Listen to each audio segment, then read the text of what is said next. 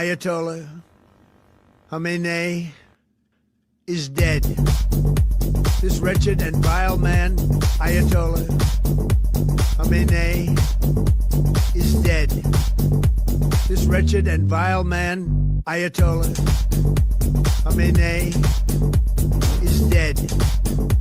This wretched and vile man, Ayatollah Khamenei, is dead. This wretched and vile man, Ayatollah Khamenei, is dead. This wretched and vile man, Ayatollah Khamenei, is dead.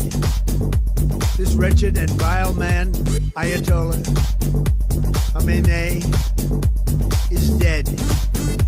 This wretched and vile man, Ayatollah Khamenei, is dead.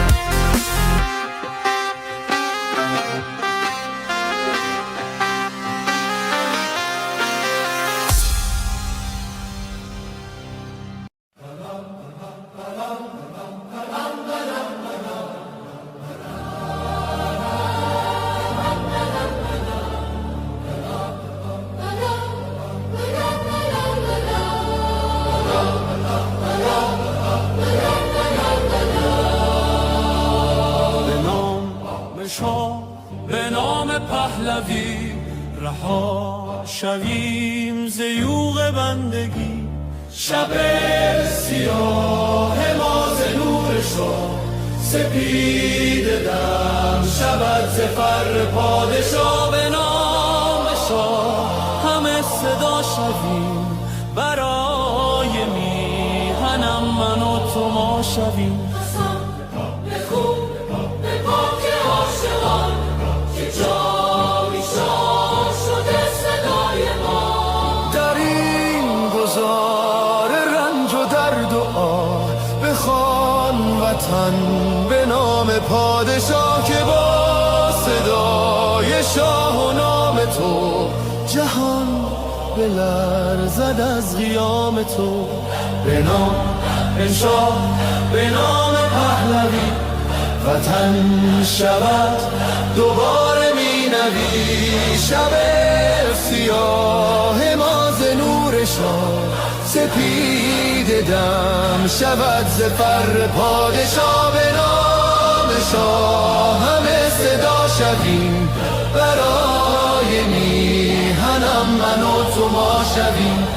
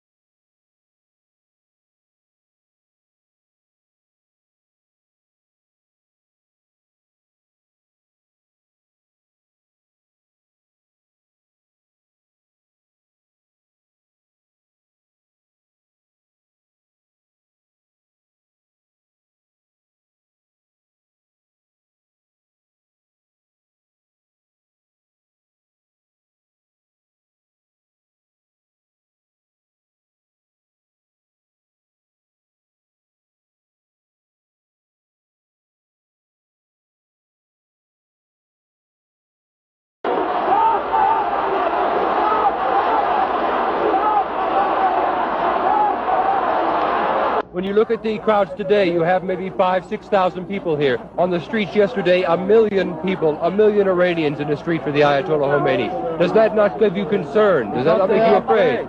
Because they are afraid, yeah, that's right. And most of the people don't say anything because they are afraid. And they are in silence, you know, they don't say anything. Is this the silent majority of Iran out here now? Yes, that's right.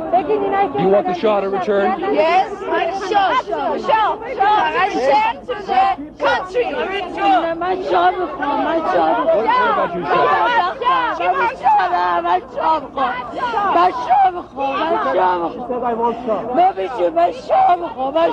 Why do you want the Shah? Why does she want the Shah?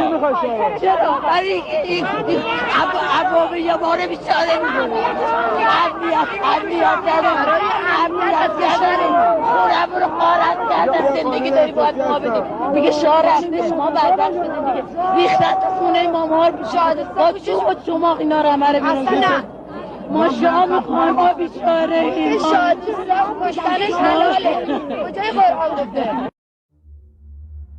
Across Iran, ordinary people took to the streets in peaceful protest.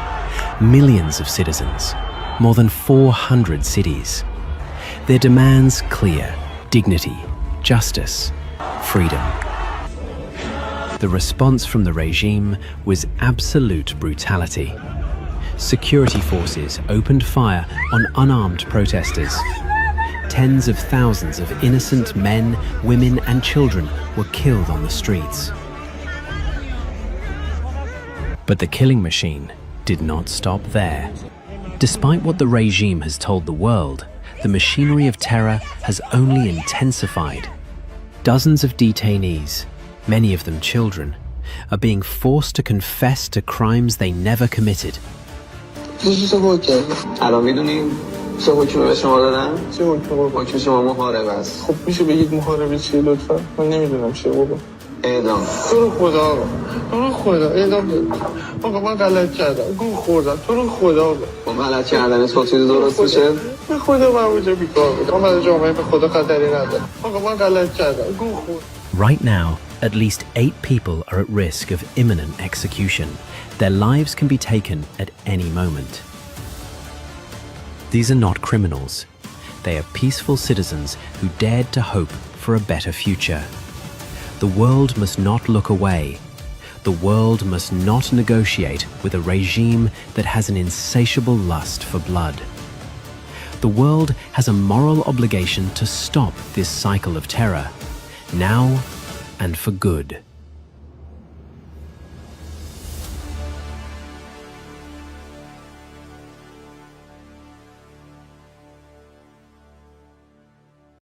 To all of our friends around the world, under the yoke of the Islamic Republic, Iran is identified in your minds with terrorism, extremism, and poverty. The real Iran is a different Iran, a beautiful, peace-loving, and flourishing Iran. It is the Iran that existed before the Islamic Republic, and it is the Iran that will rise again from its ashes the day the Islamic Republic falls.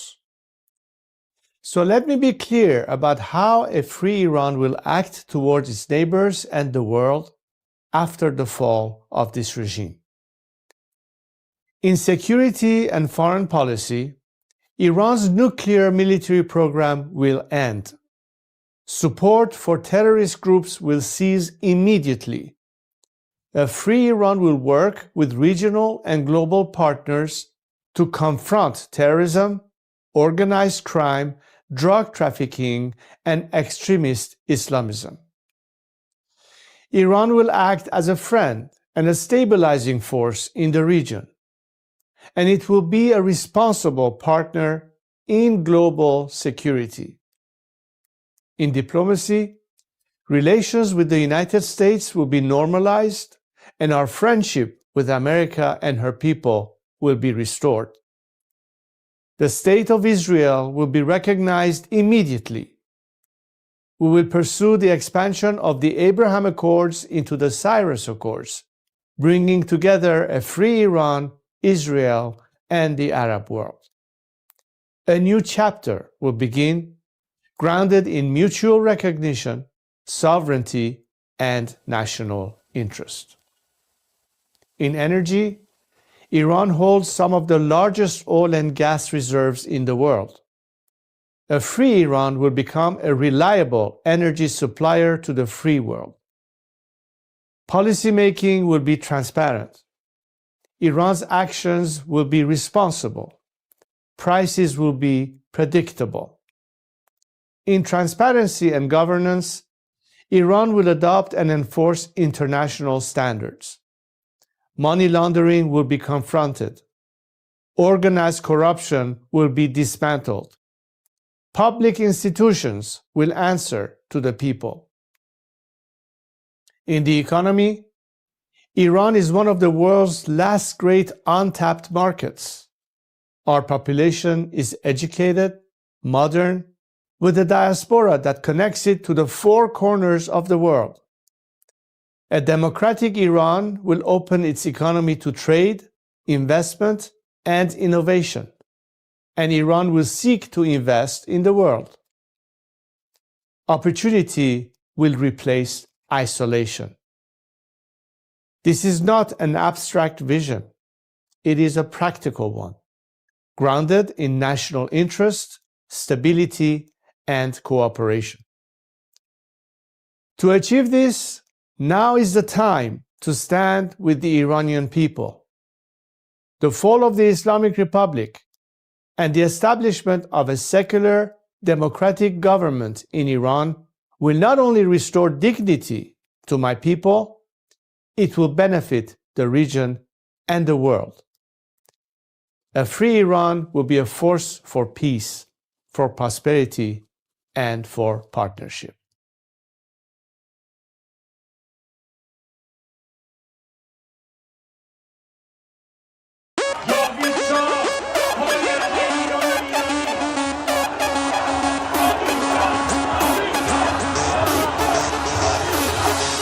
وقتی واسه غم نی گرچه قصه هامون کم نیست همه خسته این قبولم ما فرصتی واسه ماتم نیست روشن میشه فردا خورشید سرزمین ما سرم باز و سینه سپر بلند میگم جاوید شاه وقتی واسه غم نی گرچه قصه هامون کم نیست همه خسته این قبولم ما فرصتی واسه ماتم نیست روشن میشه فردا خورشید سرزمین ما سرم باز و سینه سپر بلند میگم جاوید شاه روبروم یه واژه یه هدف به نام انتقامه پشت سرم دعای مادر و تو دستم تفنگ بابامه رو زبونم اسم شاه بگین عشق بی انتهاست هر جا اسم ایران اومد اونجا صدای بچه رضاست فردا می نویسن تو کتاب قصه دیمار بگو با تیر جنگی کشتن بچه های بیگناه رو بگو از بخت مادرها چیر زنا و دخترامون بگو تنها شهید شدیم تا تنها نمونه شامون وقتی واسه غم نی گرچه قصه هامون کم نیست همه خسته این قبولم ما فرصتی واسه ماتم نیست روشن میشه فردا خورشید سرزمین ما سرم باز و سینه سپر بلند میگم جاوید شاه وقتی واسه غم نی گرچه قصه هامون کم نیست همه خسته این قبولم ما فرصتی واسه ماتم نیست روشن میشه فردا خورشید سرزمین ما سرم باز و سینه سپر بلند میگم جاوید شاه وقتی واسه غم نی گرچه قصه هامون کم نیست همه خسته این قبولم ما فرصتی واسه ماتم نیست روشن میشه فردا خورشید سرزمین ما سرم باز و سینه سپر بلند میگم جاوید شاه سلام من به تو یار قدیمی منم همون هوادار قدیم داییت سلام، چطوری مرد کلی کتلت شدین دایی بدون مدرک. سلام بسیجی قهرمان رفتی پیش توسی با پنیر و یه نون سنگک. سلام به محفل قرآنیتون، سلام به مدیرای بحرانیتون، سلام به حاجی اکبر و طوله هاش و خارج و رفقای ارگانیتون، سلام به دزدای پول ملت که تش میفتین توی تور ملت. سلام به همه شما کرکسایی که دارین نونتون رو میزنین تو خون ملت. ساکتش زیر دست و پاک و تک بخورین، حالا هی به یه بادکنک بدوین. سلام آخر تو زندان باشه وقتی قرار به این آب خنک بخورین. مرگ بر ملا متولی ننگ در دنیا، ننگ بر دوتا مجاهد چپی بعد از ملا. مرگ بر ملا متولی ننگ در دنیا، ننگ بر دوتا مجاهد چپی بعد از ملا. اینو بگذاریم به خاک میرسیم، تجزیه طلبی که به خاک بیرسیم. ایران مردمش وطن پرستن، از کرد تا بلوچ بری به فاک میرسی. توف به هر چی مرسی است، توف به هر کی در پی تجزیه است، توف به لوی و همونی که شیفته ی گل ملیگرا تو وطن خدا نستی هست. سر کردستان همه برپا شدن، بلوچستان فدای مهسا شدن. پرچم واحد که شیر و خورشید ما بقی جعلیا تنها شدن. شادی باشه واسه همه در میهن، کور بشه چه شهرچی اهریمن. رخه رو بگی تا اون 6 کلاس سواد و خبرگان و مجد سری ترجیحن. شبهای عروس و دامادی باشه برن سلامتی نوش کنن آبادی باشه. محصد کجاست میدون شهیاده به سمت اتوبان آزادی باشه. سلام به نسل ندید پدیدا، نبودیم ندیدیم قدیمتی ما. شاه بود تو شادی کل میزدین، حالا شاه بر میگرده پیک میزنین. مرگ بر ملا متولی ننگ در دنیا، ننگ بر دوتا مجاهد چپی بعد از ملا. مرگ بر ملا متولی ننگ در دنیا، ننگ بر دوتا مجاهد چپی بعد از ملا. مرگ بر ملا متولی ننگ در دنیا، ننگ بر دوتا مجاهد چپی بعد از ملا.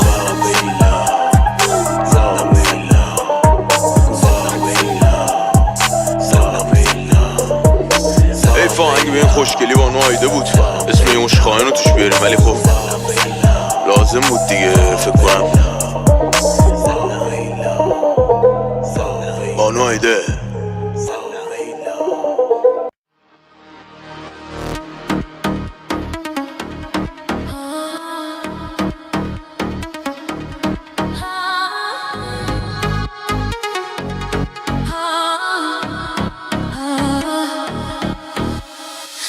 آخرین نبرده پهلوی برمیگرده، صدای ایران بلنده، حق به حق دار میخنده.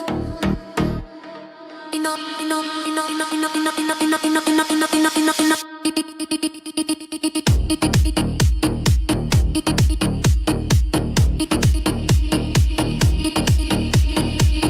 تو خیابون رکبار و شلیکه، آینده اینجا نیها تاریکه.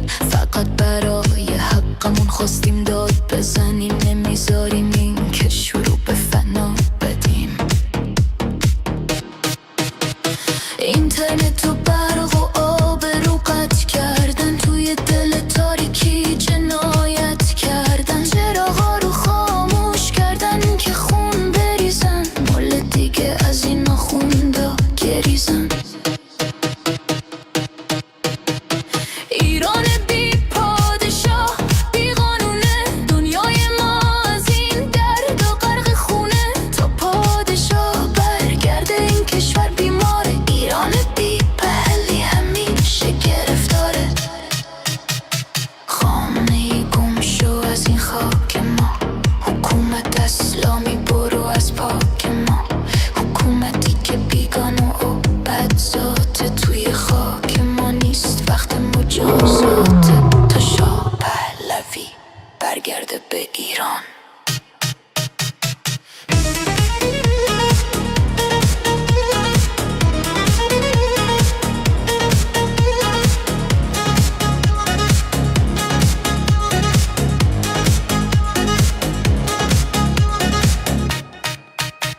شما تروریست و قاتل و دزدید، گلوی ملت رو با بیرحمی جزدید.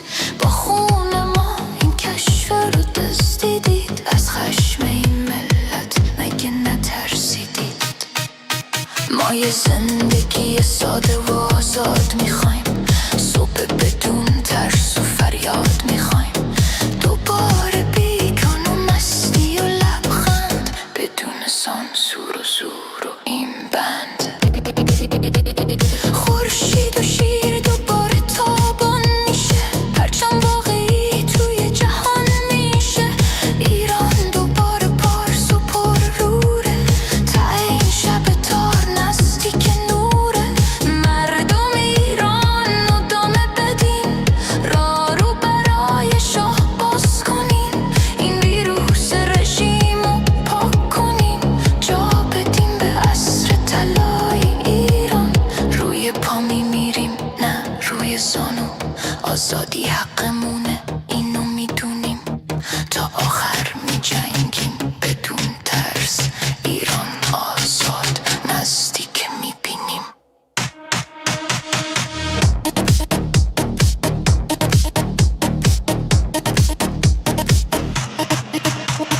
این آخرین نبرده پهلوی برمیگرده صدای ایران بلنده پهلوی برمیگرده با بازگشت ایران بهش میشه تقدیر ما از نو نوشته میشه عدالت و افتخار زنده میشه دشمن ایران شرمنده میشه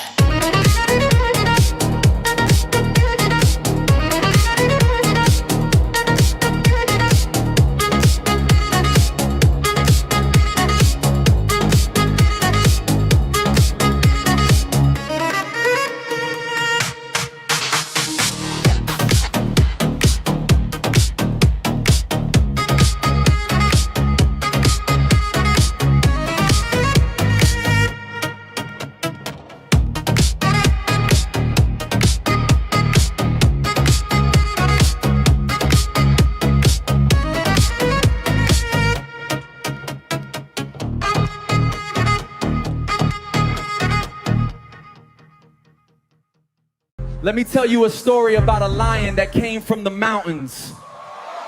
These mountains right behind you. Our lion, the lion of freedom, can only roam free and strong.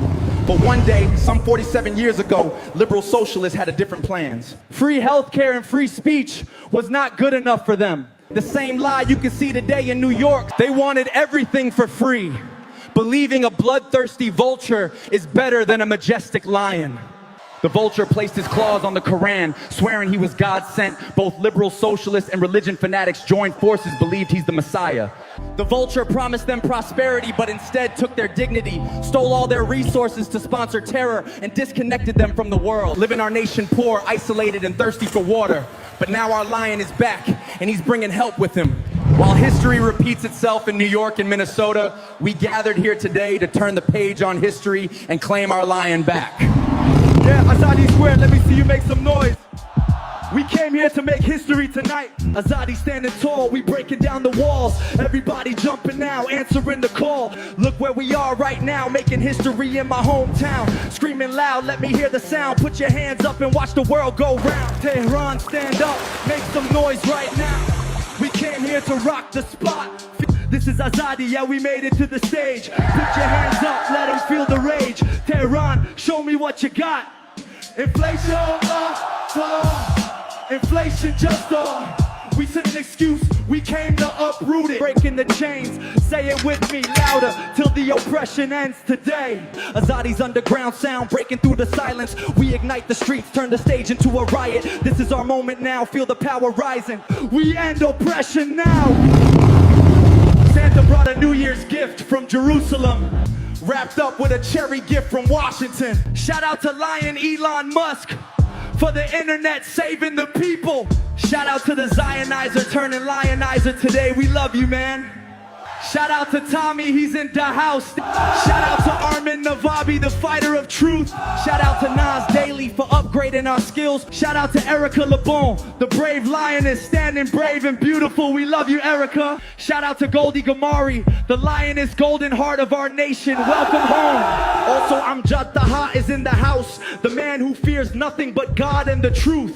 Shout out to Emily Schrader, never giving up on us. Now internet is back in the house. Let's block Bushra Sheikh and BBC, because you know what they stand for.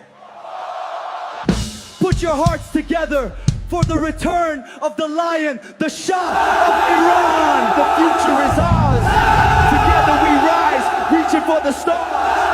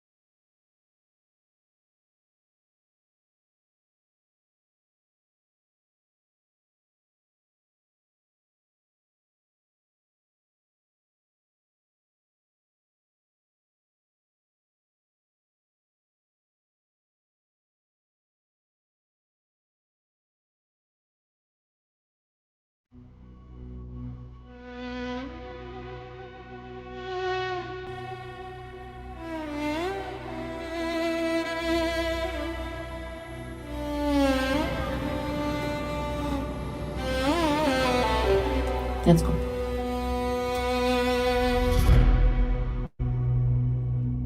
میخوام بگم از دلم، از عشق به این میهنم، به امید روز شکست دشمن شاه برمیگرده به وطن.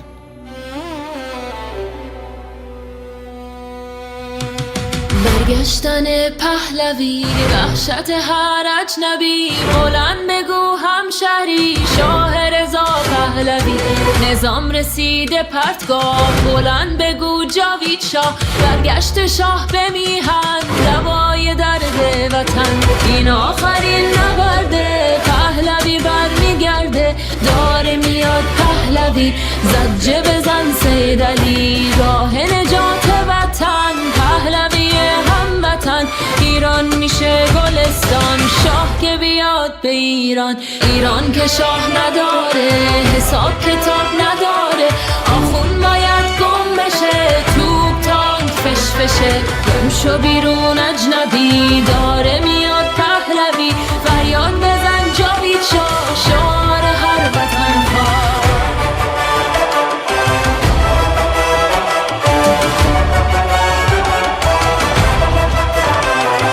ما شاه میخوایم نه ملا بذار بشنوه دنیا ایرانی داد بزن شاه تو فریاد بزن برگشتن پهلوی وحشت هر اجنبی بلند بگو هموطن شاه رضا پهلوی فریاد بزن جاوید شاه شعار هر وطن خواه بلند بگو جاوید شاه شعار هر وطن خواه فریاد بزن جاوید شاه شعار هر وطن خواه فریاد بزن جاوید شاه شعار هر وطن خواه بلند بگو جاوید شاه شعار هر وطن خواه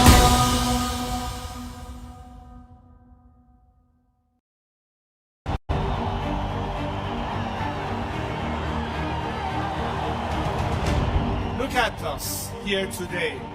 We see so many flags representing so many nations. We know we are not alone, and we thank you for being with us. For all people around the world who stand today in unity with the Iranian people, this is not just because it's good for us, and you do it out of compassion and care for our rights to liberty and justice and equality and human rights. But understand that it is in your best interest too to have, unlike this regime that has been propagating terror and radicalism, we the people of Iran are peacemakers and not warmongers. We like to be friends, especially with the free world.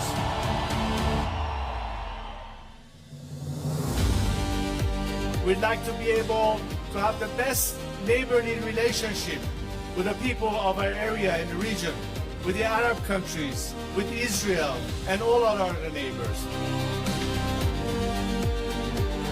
We are fighting for justice, we're fighting for human rights, we are fighting for liberty, we're fighting to put an end to all sorts of discrimination. Because as an Iranian, I stand here to tell you that I've dedicated 47 years of my life because I think that my country deserves far better than what we have right now.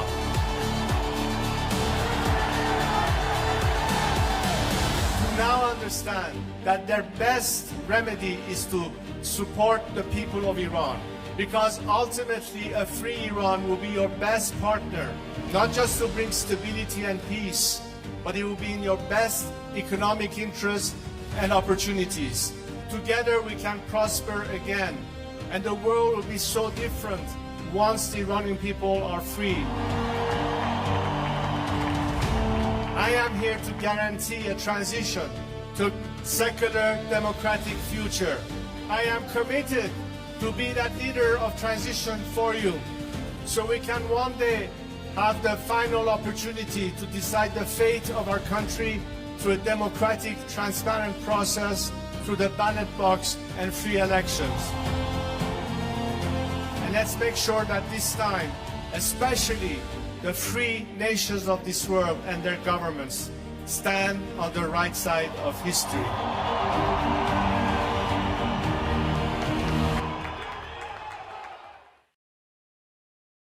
Well, Durud Patriots, good morning, good afternoon, good evening, wherever you are. Welcome to day 114 of Iran Revolution Live with your wonderful and amazing host, Mr. Armen Navabi. And your wonderful and amazing host, Goldi Ghamari. Thank you so much. Armen, how are you doing today?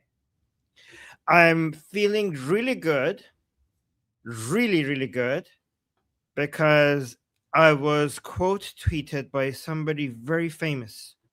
And I feel, yes. No, I was mentioned. Sorry, I was mentioned by somebody very famous. Who? Oh my gosh. Okay.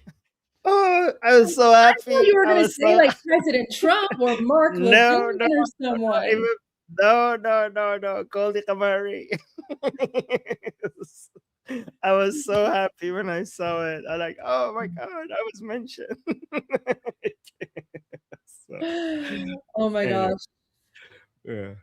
Well, do you want to explain what that's all about? Yes, let's go to that. Okay, so Goldi says, yep, this is what Armen Navabi and I have been talking about on our daily live stream. Well, let's actually look at what the first, maybe we should look at the context. Okay, let's play the video. That's Vahidi, favorite. That's Vahidi. This is a very, we told you so moments, guys. Like, remember, guys, when people were like, Kalibaf, we brought out the bingo card and we were saying, like, actually, Vahidi is like more important than Kalibaf, right? And now, finally, after so long, maybe close to a month, mainstream media has caught up to the level that Iran International, to the level that Iran Revolution Live has been for the beginning. Like, guys, this is why you're a month ahead of mainstream media if you watch Iran Revolution Live. Okay, so let's watch this. What we're happening here, we shouldn't be surprised. We had the supreme leader killed, and his son has taken over, but clearly he's got serious injuries, and he has not been able to demonstrate that he is really in charge, except for some message trafficking that's going out there. So there's a leadership vacuum for sure, and it's being filled by the IRGC leadership. And it's not so surprising. Why? Because they have the guns. And that's the reality of what has taken place here. They own the force mechanism inside of Iran. And they're forcing the political people, who are also hardliners, just as much as Vahidi is. Guys, look, they're saying Vahidi. Guys, on our show, on Iran Revolution Live, we keep on talking about Vahidi. And you guys haven't, in other places, you haven't been hearing about Vahidi. They keep talking about Kalibaf, IRGC, Mushtaba. And now you're saying they keep showing the picture of Vahidi. See? To conform to his will. And that's the reality of taking place. And what's helping Vahidi in his power grab here is the head of the National Security Council, Zolgadar. Zolgadar. Oh my God. Wait, did he confuse it with Ali's sword? Zolfagar? That's what I thought at first, but I think he means Zolgad. Zolgad. Maybe he's been listening to our live stream and confused Zolfagar with Zolgad. Oh no, you're confusing a sword with a person. Oh my God, it's okay. His supporting him, and also Kalibaf, who comes out of the speakership of their parliament, is also bending to his will. The foreign minister. Okay, so Betty-Base, is this a general? I hope you're not like maybe he's watching our show. Like, it's okay, we're not making fun of you. Okay, these words are hard for non-Iranians. If you're watching a show, okay, we respect you, sir. The names are hard. And guy, Armen, before you continue, let me just pull up the Durka bingo sheet, yes, so people can see. Here, let me just pull this up. You can see my screen. So guys, this is Vahidi, remember? So this it doesn't zoom in anymore. So this is Vahidi here, right? And Armen has been saying for the last little while that it's not like Kalibaf here. He doesn't really have as much power as people think because he's not in charge of the weapons and the guns. Vahidi is. So Vahidi is more powerful because he controls the IRGC. And then this is Zolgad. So this is Zolgad. He's replaced Larijani. So the general is talking about Vahidi and Zolgad, right? So while everyone, most people have been focused on this side of the Durka bingo chart, right? So they're focusing on Kalibaf and Araqchi, and maybe like Pizishkian or whatever, right? But what the general is saying, which is what Armen has been saying for a long time now, is Vahidi, right? Armen has always been like, he wants Vahidi next. And so now the general is finally speaking about not just Vahidi, but Zolgad on Fox News. So these are the two. There we go. Back to you. Yes. Thank you for that. And guys, for people who are new here, the reason why we call it a bingo card is because we're basically hoping to cross out more people taken out by Israel and United States. Goldi, we haven't had an update for such a long time. We're like, this has been the same. I mean, it is hopefully fire. So, but I know. But this is the jihadi boom boom bingo sheet. Yes. We've been so spoiled that. Oh, by the way, Goldi, if you want to be able to zoom even more, what you could do is you could right click on the image, copy the image address, and then paste it in the browser, and then you will be able to zoom in and out with higher quality. Oh, really? Yes. Well, here. Maybe I don't have a high quality image because this is just what I posted on X. If you have like a high quality image, if you could send it on WhatsApp. Okay. I'll do it. I send you a high quality one. But then you can pull that up now as well, and you can use that then. Yeah. So look, the one I have, for example, right? If I zoom in, look at how. Oh, that's so much better than what I have. Yeah, look. I sent you the link in WhatsApp. Look. It's thank you. High quality. Oh yeah, okay, that's way better. Yeah. Okay. So let's go back to general speaking about there. Yeah. Yep. Let's go back. Out of the speakership of their parliament is also bending to his will. The foreign minister is sidelined, and he's in the deep. Oh, by the way, just a clarification for people. You see that some of the regime officials, they have this dark spot on their forehead. Okay, sometimes you notice so many of them have a dark spot on their forehead, right? So within Shia Islam, unlike the Shia Muslims, unlike Sunni Muslims, when they pray, they don't put their forehead when they're on the ground. They don't put their forehead on the carpet. They put it on this, this mohre, which is like a clay, and they put their head there. And if the more you pray, the darker your forehead gets. And there are some people within the Islamic Republic, some people within Iran who want to virtue signal that they pray more than other people. So they take these clay stuff and they rub it on their forehead to pretend that they pray more, to make their forehead gray as a way to virtue signal that they are more religious. So that's what the gray forehead thing is on his forehead.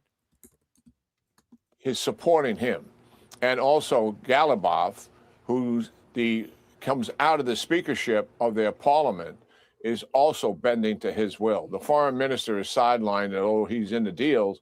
He's not really relevant other than the fact that he has relationships with our negotiating team, and he's a useful tool for them. Exactly. Perfect. All right. So now, if we go to what Goldi said, Goldi saying, yep, this is what Armen Navabi and I have been talking about on our daily live stream, Iran Revolution Live, for the last few weeks. If Kalibaf can't guarantee unconditional surrender on behalf of the Islamic regime, which he can't, I have a feeling he and his team might be the next layer of leadership to go. That's so true. Like, Kalibaf is not even just fighting for the regime, he's fighting for his own life. Right? So, and then continue. The president, then President Trump will wait to find out who the fourth layer of leadership will be, and if they don't surrender, he'll just repeat the process. And in the meantime, the IRGC will continue to collapse internally due to infighting and economic collapse. I only pray this all happens sooner rather than later, because there are a lot of innocent Iranian political prisoners who are currently being tortured, raped, and are at risk of execution by the terrorist Islamic Republic. This is Goldi. I'm so glad that you point this out every time, because for us, we're sitting here and we're like, oh, we have to trust the process. We have to wait. But it's so easy for us to say it from here. But we have to understand the Iranian people, it's justified for them not to have the patience that maybe the rest of us have, because they are watching Iranian people lose their lives and their sanity and their livelihood and everything every single day. So they don't have the luxury of having that patience. So I'm so glad that you always put that perspective, include that perspective in. So it's a really good reminder. And then last paragraph says, ultimately, Iranians want the terrorist Islamic regime occupying Iran to be eradicated, and for His Royal Highness Reza Pahlavi to lead the transition from a brutal Islamic dictatorship to a functioning secular democracy. Fantastic. Great.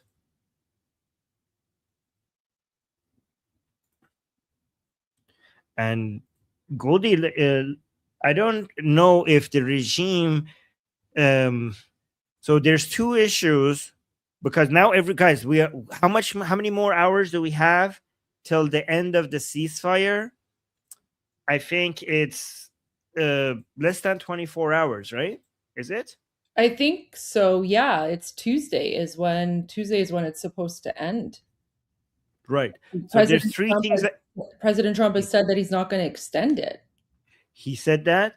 So I was going to say there's three options, but you just crossed one of them, because I was going to say there's three options: extension of the ceasefire, military operations beginning again, or somehow last minute they agree to meet again in Islamabad and the negotiations.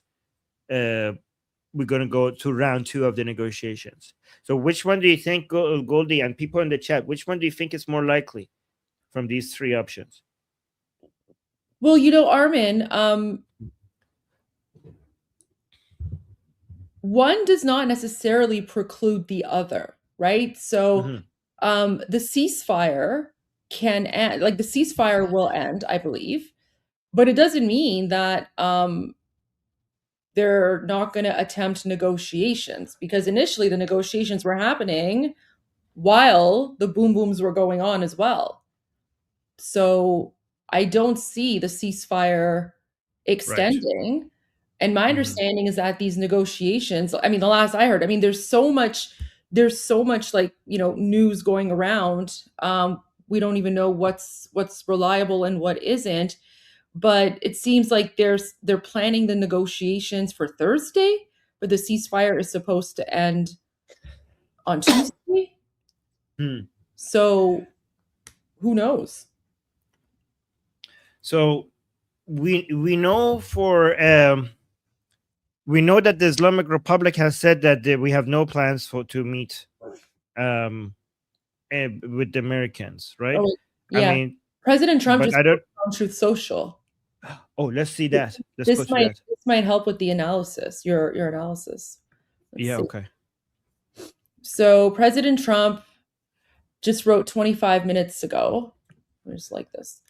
The deal that we are making with Iran will be far better than the JCPOA, commonly referred to as the Iran nuclear deal penned by Barack Hussein Obama and Sleepy Joe Biden, one of the worst deals ever made having to do with the security of our country. It was a guaranteed road to a nuclear weapon, which will not and cannot happen with the deal we're working on.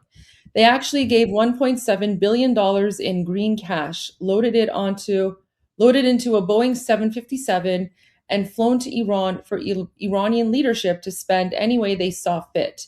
He emptied out all of the cash from banks in DC, Virginia, and Maryland. Those bankers said they've never seen anything like it before. In addition, hundreds of billions of dollars was paid to Iran. If I did not terminate that deal, nuclear weapons would have been used on Israel and all over the Middle East, including our cherished U.S. military bases. The fake news, like lightweight Washington Post journalist David Ignatius, loves to talk about the JCPOA, knowing that it was dangerous and a complete embarrassment to our country. If a deal happens under Trump, it will guarantee peace, security, and safety, not only for Israel and the Middle East, but for Europe, America, and everywhere else.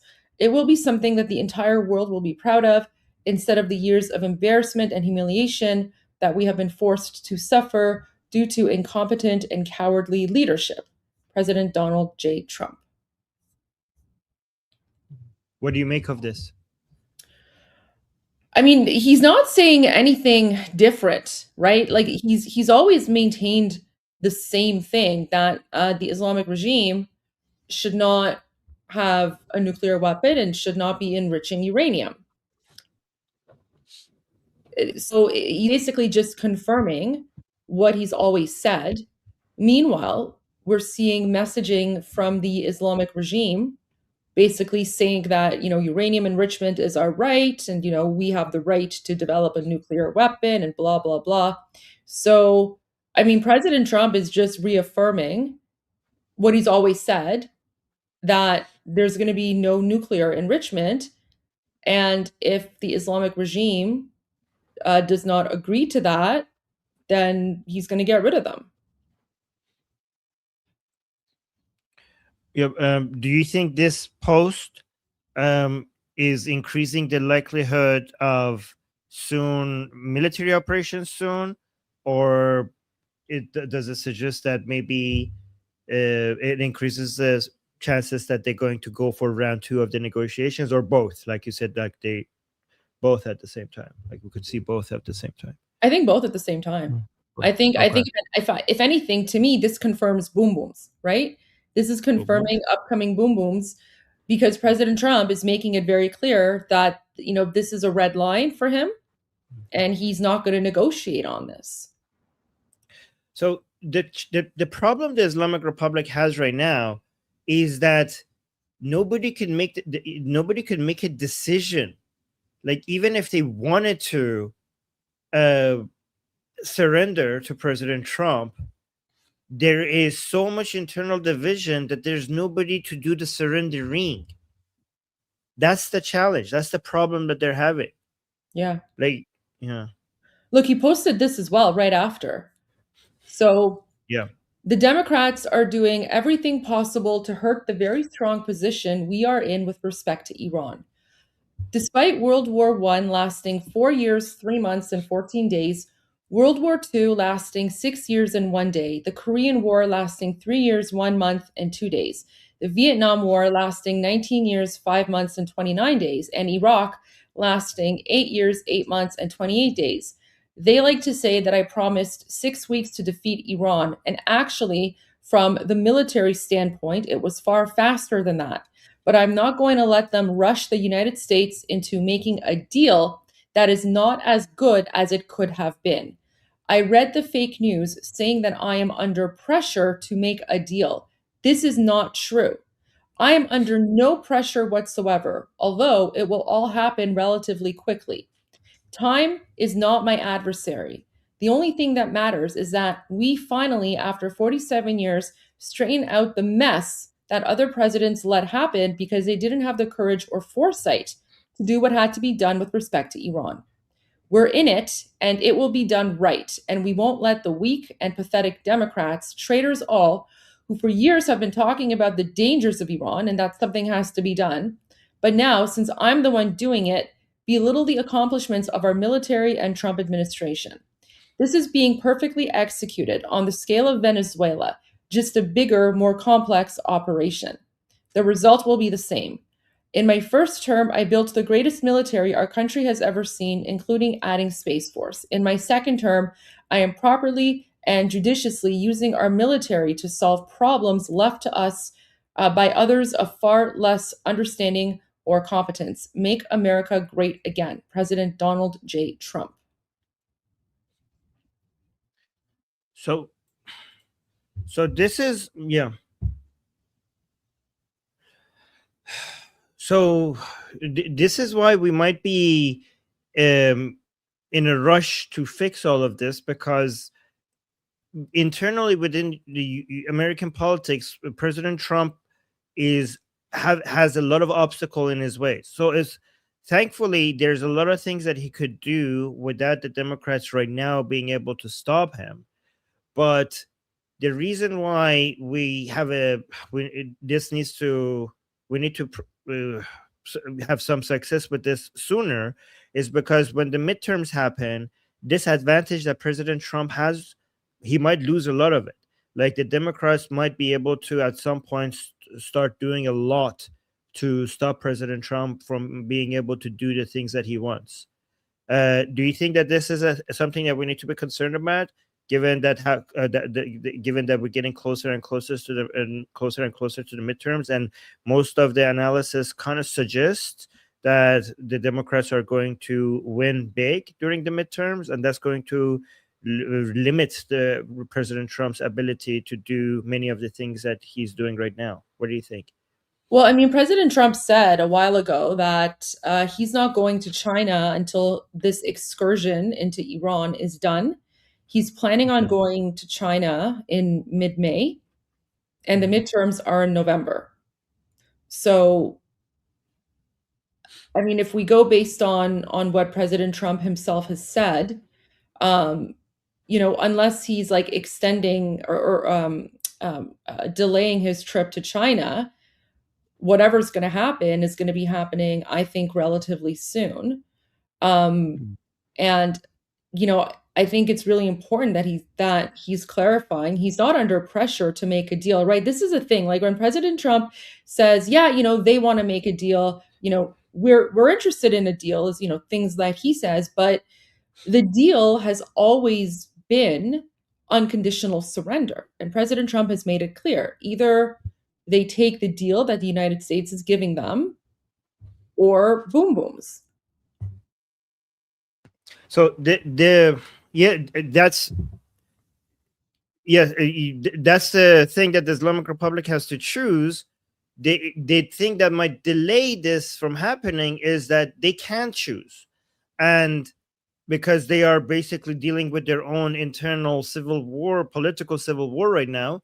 And the problem with just relying on military operations or boom booms, as you say, is that it will never be. It might destroy a lot of their, missile launching ability, and many other things. The thing, but it will never be able to completely destroy them to the point where they don't have access to enough guns to be able to, cause some problems in the Strait of Hormuz, continue to cause, issues for the Iranian people inside Iran when it comes to suppressing them, and also not make it very risky for Americans to come and take out the enriched uranium, because unless there's cooperation from the Islamic Republic with the Americans to come and take the enriched uranium, people have to understand that taking the enriched uranium in a hostile environment is not just a military operation; it's a military plus very, very complicated engineering operation, and the number of people who are experts in doing so are so limited. And this will be one of the most challenging and risky operations in history. And President Trump said that they're not going to need a ground operation to go get the enriched uranium out. What he was planning on is to basically make the Islamic Republic submit to the point where they would cooperate with President Trump. And that's why even if we go to military operations, unless we have an uprising at some pretty soon, this might take. It's just challenging to see how we could get this done soon, unless there's an uprising. Yeah. Well, there's also the U.S. the naval blockade. Right. Right. So the naval blockade is preventing the regime from delivering oil and sending out oil. And what's happened is that both on Kharg Island and on Jusk, apparently they've run out of storage for the oil. So they've now started to load up their oil tankers but the oil tankers aren't going anywhere. They're just sitting there. They're just sitting around. So eventually, at some point, they're also going to run out of tankers to fill, which means it's going like they're not going to like so President Trump is putting them in a chokehold from various perspectives, right? Militarily, economically, and remember, the regime is also losing like $450 million a day since the blockade began. So there's that. Oh, President Trump just posted. Oh, again. Okay, let's see. I'm winning a war by a lot. Things are going very well.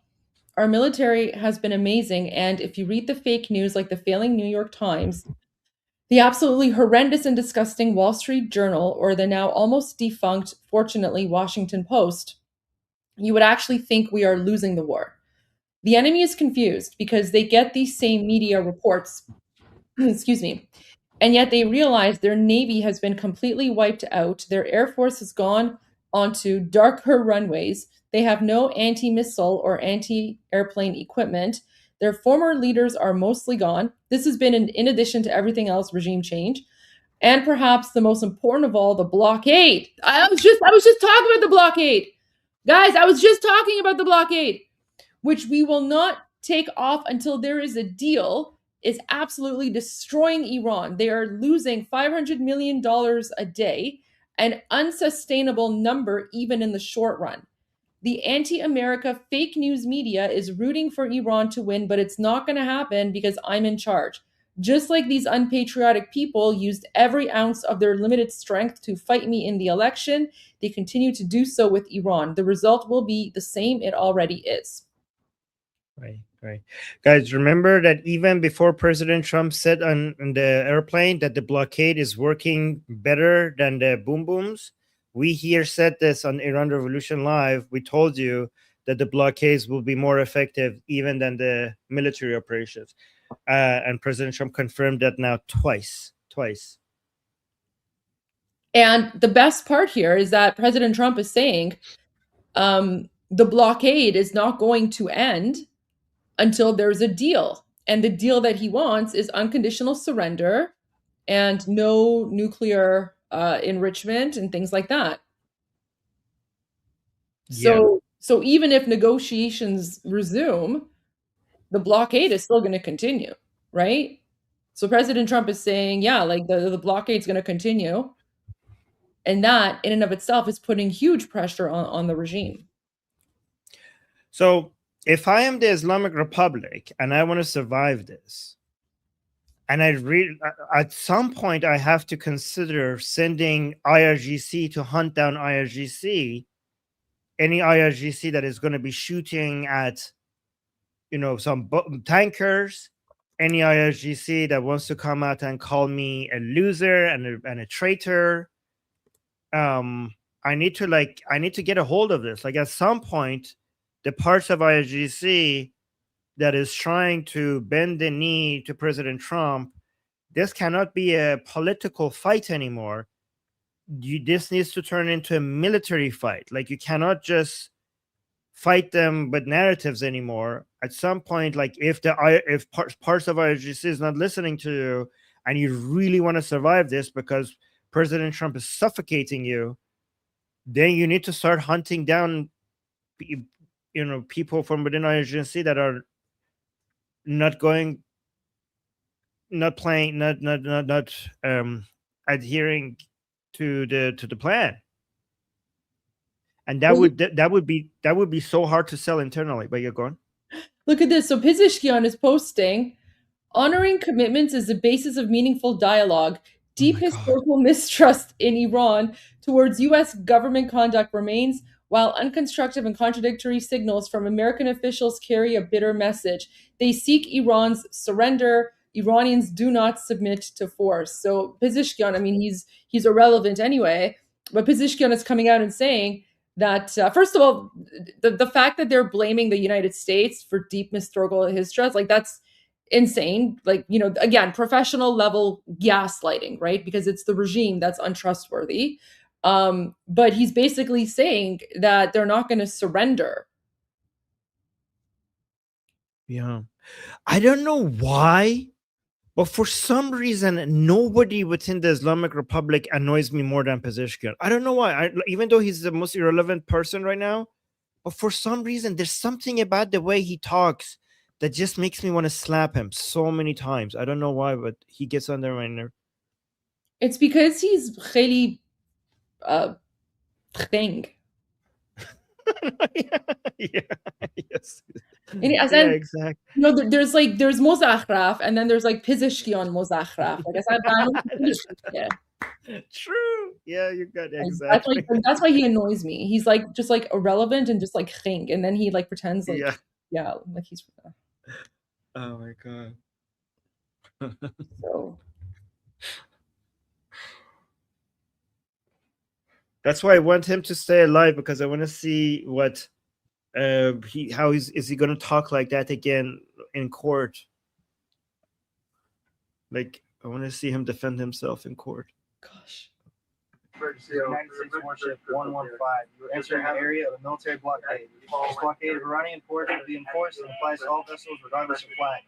Any vessel that further intends to enter or exit an Iranian port will be subject to the right of visit and search in accordance with international law. If you attempt to run the blockade, we will compel compliance with force. Over. There you go. So U.S. Navy's doing their job.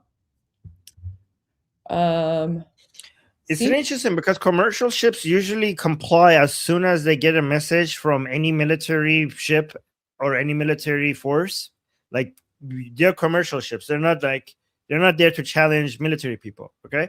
But it's a really hard, but it's very difficult if there's two military forces and each one of them is telling them something else. I'm like, what do we do?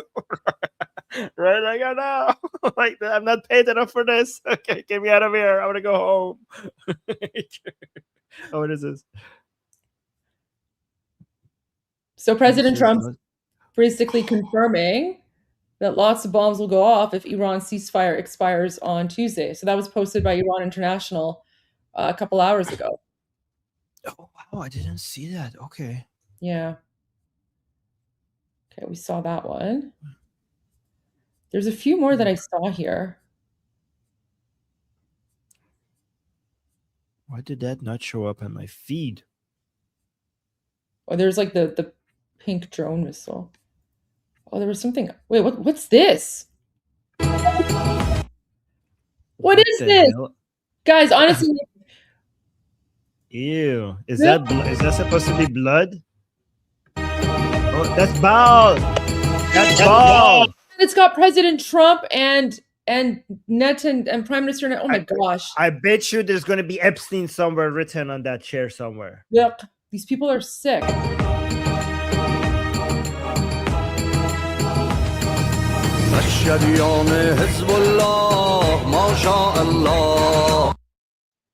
Mashallah Hezbollah. What?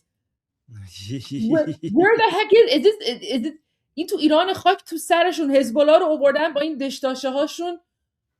سربازان روح الله نصر من الله لا فتح ولا نصرت الا بالله لا فتح ولا نصرت الا بالله بسم رب سلیمانی ای خط آتش ایرانی رسیده. Ew, look at the Durkheim Mullah wearing like military outfit. وقت نمایش موشک‌های تهرانی بسم رب ابو مهدی ماییم نقطه پایان. That's crazy. These people have gone insane. Oh my gosh, this just like showed up on my profile. Guys, honestly, like I have the weirdest like For You like feed on X. It's like the weirdest stuff. But there you go. The algorithm knows me. My gosh. This is crazy, Armen. Like these people actually believe that they're winning. Yes. And they also believe that Jews don't worship Yahweh. they lie about worshiping Yahweh, and they secretly worship Baal. So they think Yahweh is the same as Allah, and Moses was trying to get the Jews to worship Allah or Yahweh, but the Jews, because they're not good people, they pretended to worship God or Allah, but all of these years they actually have been worshiping Baal. And that's the explanation for why they're so evil and stuff like that. It's crazy. Like, this is literally insane. Or someone's regime change is the only responsible option to eliminate the threat even more. Yeah, I agree. All right, Armen, let's go to you. What videos do you have for us? All right, so I have a lot of regime stuff, but that requires some translation. But before I do that, let's go. Yeah, let's do this regime. Let's go to Baghai, the Speaker of the Foreign Ministry. So let's look at this. So no plans yet for further talks. Iran for this is Tasnim, guys. You have to be careful here because we have Tasnim and we have Fars News. They're both IRGC, but these days it's not good enough to say it's IRGC because each one of these media outlets are representing a different a different segment of IRGC. Okay, so if Tasnim is IRGC connected, it doesn't mean that it's basically whatever it says is like the views of IRGC. It might be like, and but by the way, many of the things that it posts is not even opinions, it's the news. But whenever it's posting opinions, it doesn't mean that it's representing all of IRGC, right? So Tasnim saying Iranian Foreign Ministry spokesman Ismail Baghai stated on Monday that Tehran currently has no plans for a subsequent round of negotiations. So let's play this. خب ببینید. So like, okay, look here. تا الان که من خدمتتون هستم در مورد دور بعدی برای مذاکرات ما برنامه‌ای نداریم. So like we have no plans for the next rounds of negotiations. Okay.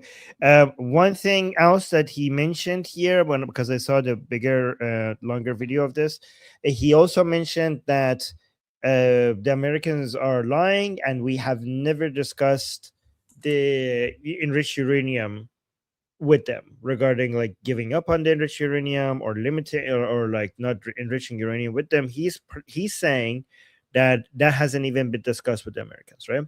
One thing you have to remember is that he is a nobody, right? He is less like he's very relevant.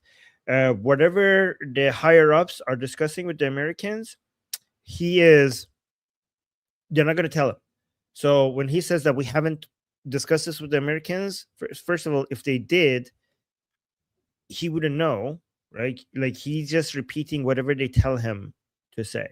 So he's not a very good source of information regarding what Americans and the Islamic Republic have or have not discussed. He's just putting out the narrative that the IRGC has determined is the most important thing for him to say. And guys, it's very difficult right now to figure out who is ordering the people who we're hearing from, right? So for example, who's in charge of IRGC? Who's in charge of the IRIB? Like some days I see certain stuff in the Islamic Republic State TV that makes me think like, oh, Kalibaf seems to be controlling this narrative. And then other days I was like, oh, somebody else seems to be controlling this narrative. It does seem like there is not even the state media in the Islamic Republic is basically giving the same narrative, and there seems to be conflict. Like some days some people have influence over state media, and some days some other people have influence over state media, which is really good because that will make it easier for us to cause a collapse, right? Within the regime. All right, so let's go. Let me share this clip first. See what we have here. If the deal isn't done, the deal that we made, then I'm going to take out their bridges and their power plants. He went on to say, if they don't sign this thing, the whole country is going to get blown up. Now, Iran's foreign ministry spokesperson today held a press conference saying the Iranians have not yet agreed to talks on Tuesday and that they are currently reviewing U.S. proposals. Guys? So there's a chance, Trey, that we have a vice president going 18 hours to Pakistan to meet with an empty room. Yes. At this point, the Iranians say they've not yet agreed to attend these talks on Tuesday. And overnight. Oh, guys, there's two problems that Islamic Republic right now is having when it comes to going to talking to Americans in Islamabad, right? One problem that they have is that they haven't, the reason why they haven't come to an agreement to go to Islamabad or not is because they don't know what to say. They don't know what to tell the Americans. They don't know how flexible they can be because there's the infighting. But there's also another reason. The first time that the Islamic Republic delegations went to Islamabad, they thought that they had a winning card. The winning card was the Hormuz blockade. They thought that gave them some leverage, so they felt a little bit confident that they have a card to play with when they went to Islamabad. But right now, they feel like they don't have that advantage because now that the Americans have that card to play.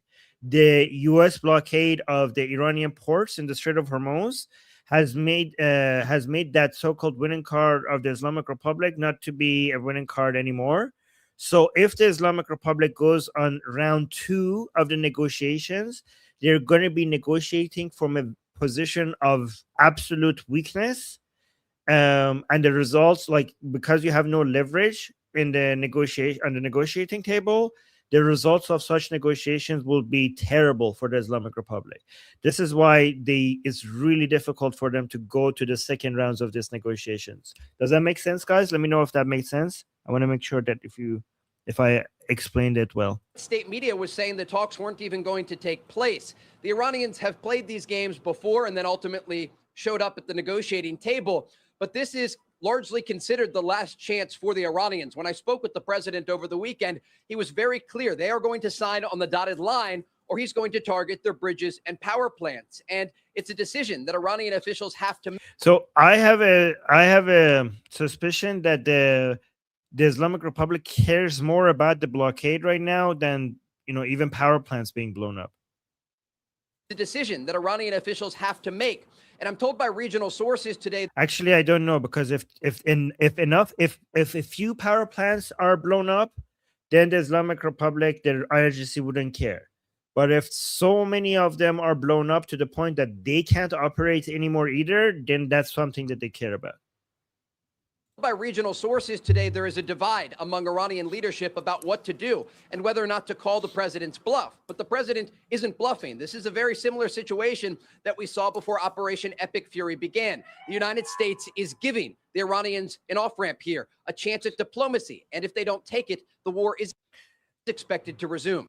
So, guys, all the Americans who were complaining about all the cost of military operations and stuff, this blockade is very easy to hold. Like, this is one of the cheapest ways that you could make a regime tap out. So any Americans who are complaining about the cost of military operations, they should be very impressed by this method that President Trump is now using against the Islamic Republic. Let's look at this. This is interesting. So we're going to see the weekend activity through the Strait of Hormuz with verified vessels crossings highlighted. Transit increased early on Saturday, the 18th, but have since stalled again after vessels were attacked. So you could now visually see what that looks like. This is interesting. Okay. So this is, okay. So it starts at April 17th. This is 3 p.m., 4 p.m. Anybody going through? Oh, so some people went through. So now we're on 18th. Oh my God, go look at this, guys. So look at from here to here, nobody's going through. And then all of a sudden, boom, so many went through. Look at this. 18. Oh, somebody went through. Go. You have limited time. Oh, stop. Oh, no. You saw? Oh, you guys missed it. These people over here missed it. You should have hurried. You see the one ship and then it comes back. Green arrow. Look at the green arrow there. Oh, no. You see the green arrow? The last Yeah. one? One went through. One went through. Yes. My Oh, God. two. Nope. Go back. See, guys, every time you see this, this guy is going, and turning back. They're like, nope, back. Nope. Oh, this guy tried 3 times. Oh, poor guy. This guy tried 3 times, and he had to turn back 3 times. Like, 1. Try again. Nope. Try one more time. Oh, you made it! You made it! Good job! You did it! Oh, the 3rd time's charm. Okay, you did. Try the 3rd time. You made it. Good job. Okay, that was funny. That was good. Oh wait, hold on. Let me put this over here.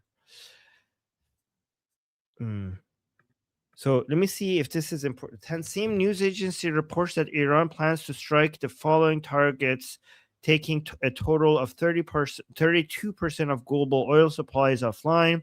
So this is what they're claiming they will be able to do. The Yanbu pipeline in Saudi Arabia. The Yanbu pipeline is the east-west pipeline. Yeah, because it's the east-west pipeline in Saudi Arabia. It ends at the Yanbu port, so some people call it the Yanbu pipeline. The Yanbu pipeline in Saudi Arabia. So the Yanbu is the port in western Saudi Arabia on the Red Sea, right? Used to bypass the Strait of Hormuz. The Fujairah facility in the UAE, which is used to bypass the Strait of Hormuz. So that would be this one over here. Yep. Okay. And then a complete closure of Bab el-Mandeb Strait by Houthis. That is, I don't know if you could do that. I don't know if you could pull that off. Let me actually try to make this bigger. So these are the 3. The Islamic Republic is going to try to retaliate. And these are the 3 things they want to do. Okay. So they're going to say this is the pipeline. Oh, here. Let's go zoom in. So this pipeline, this is the east-west pipeline. You can see if this is the Strait of Hormuz over here. So you could basically bypass the Strait of Hormuz through this pipeline and just bring it to the Red Sea. The problem with this pipeline has saved Saudi Arabia a lot, but the problem with it is that it could only go as up to 7 million barrels per day. That's the capacity. If you look at the capacity of Strait of Hormuz, guys, the capacity of Strait of Hormuz is 21 million barrels a day, but the capacity of the east-west pipeline is 7 million barrels a day. And the capacity of the port itself, the Yanbu port, is 5 million barrels a day. So even though this has really helped Saudi Arabia, it is not a replacement for the Strait of Hormuz, right? Then we have the Abu Dhabi pipeline with 1.5 million barrels a day. Where's the other? Oh, wait, is that the... What is this capacity of? Like there was a... Okay. Then we have... If you bring the oil to the Red Sea, you could either go through the Suez Canal with 5 million barrels per day capacity, or go down the Bab el-Mandeb with another 5 million barrels per day capacity, right? So, and also, guys, Iraq also has some pipelines that could take their oil up north, right? I don't know what the capacities of these are, though. But I know it's not. Oh, here, Iran, Turkey, Kirkuk, Ceyhan. Okay, that Ceyhan pipeline. That capacity is 1.5 million barrels a day. And there's another pipeline over here. Okay, so the Islamic Republic wants to attack 3, is basically threatening that we will attack 3 areas, right? We will we'll attack this pipeline. This is the most important. This is the most important pipeline, the east-west pipeline of Saudi Arabia.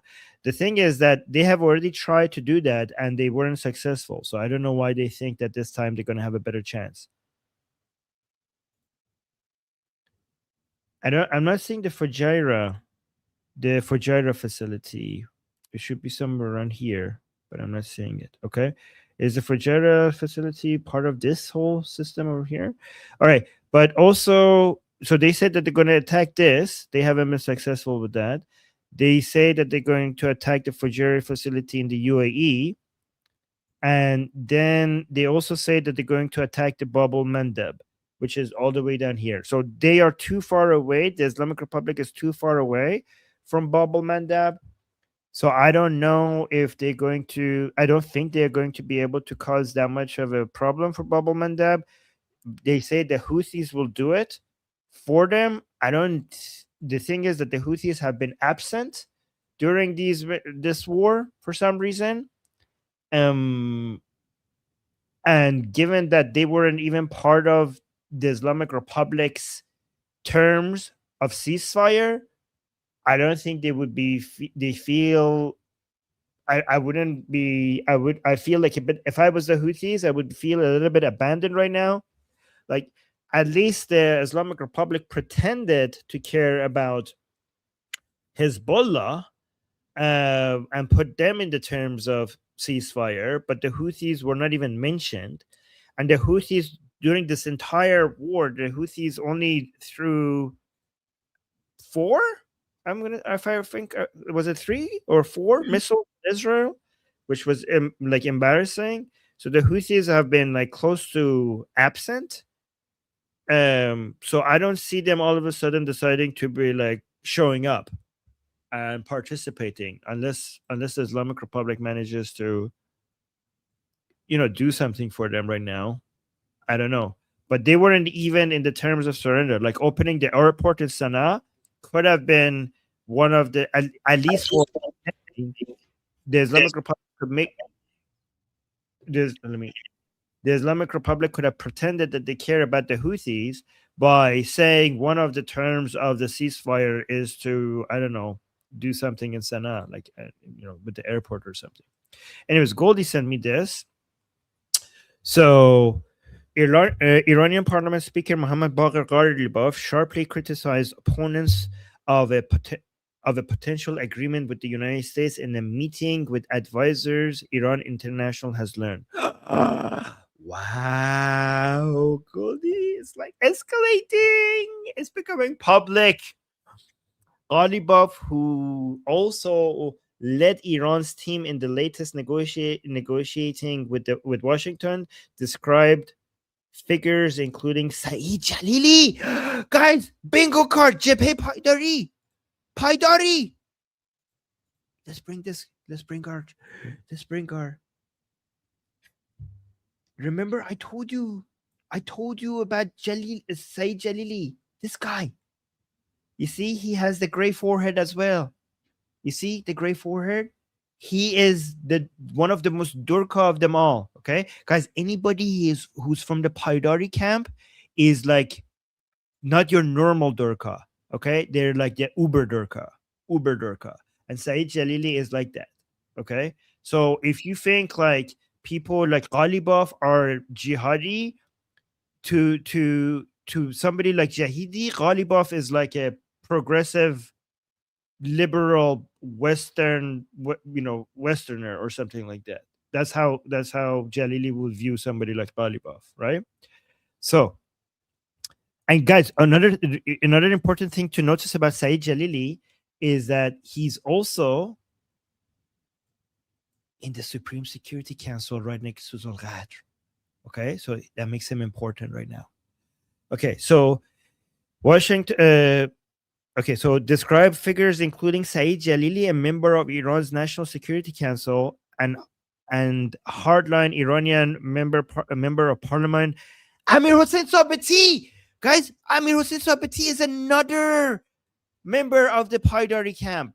He has historically denied being an official member of the Paidari camp, but he's very much seen as aligned with them.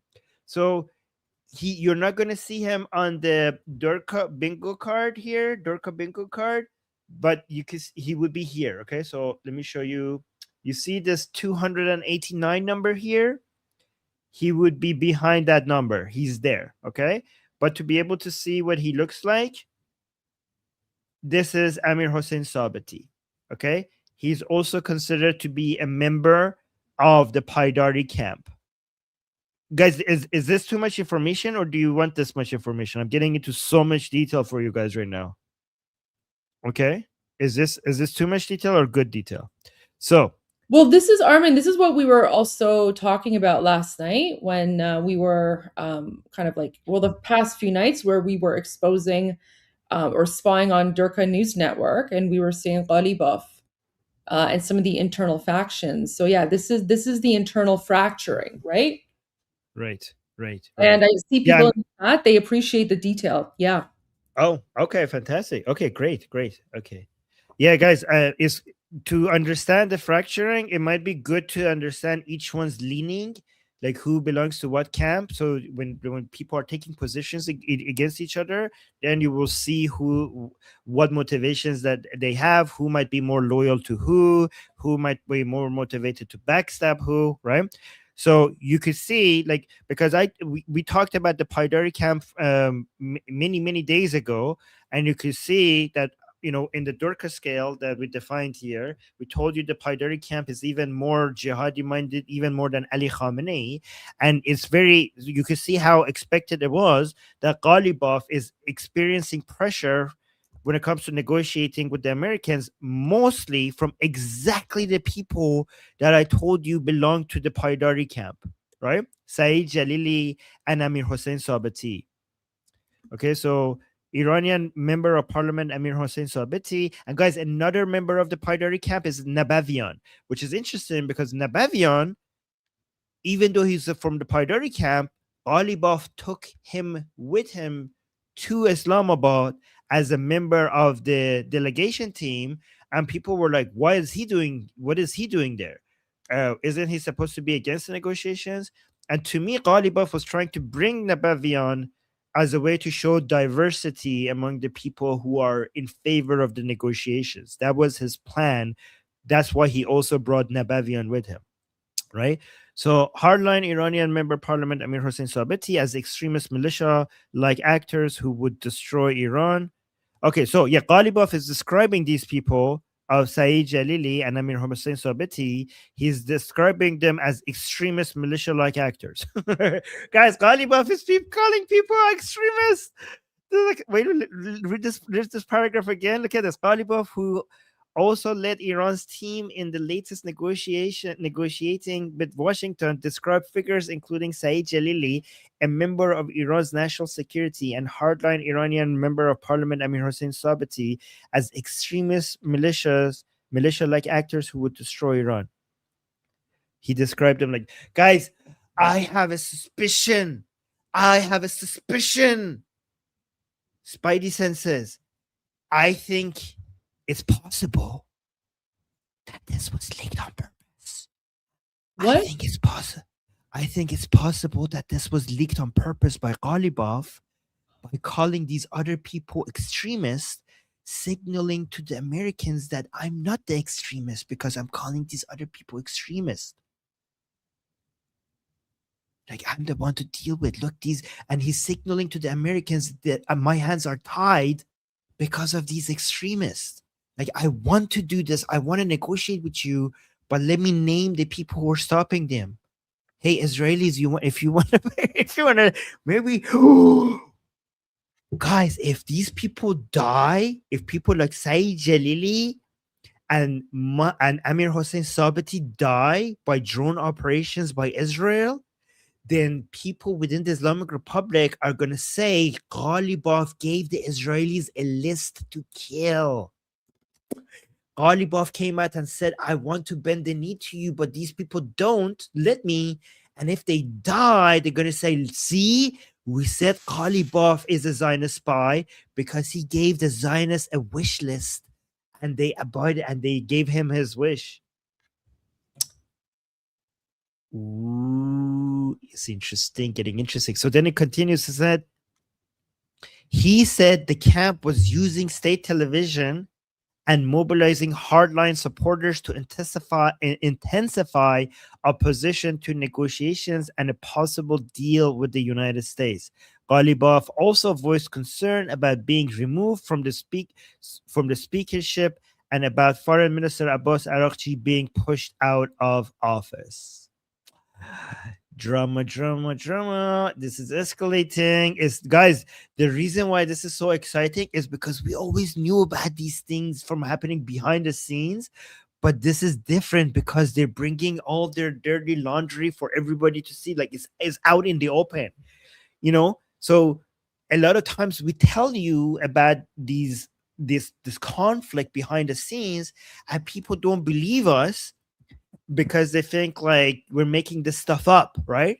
But now that all of it is being exposed, you could see that the conflict is exactly happening as we described it, between the people that we told you that this conflict exists, and it confirms that we were right. But it's also new, somewhat new, because sometimes we have seen these things being exposed. Because historically, the conflict that gets exposed on purpose within the Islamic Republic is between the so-called hardliners and the so-called reformers. Those they put it out in the open for all of us to see, right? But this conflict between so-called hardliners and other so-called hardliners, because Kalibaf is traditionally seen as a hardliner, right? That is supposed to be secret and behind the scenes, and now it's being put in front of all of us for all of us to see. You guys, okay? And then Goldi sent me another update. Well, let me actually see here. Exclusive: Kalibaf lashes out at opponents of U.S. talks, and then here's a new update.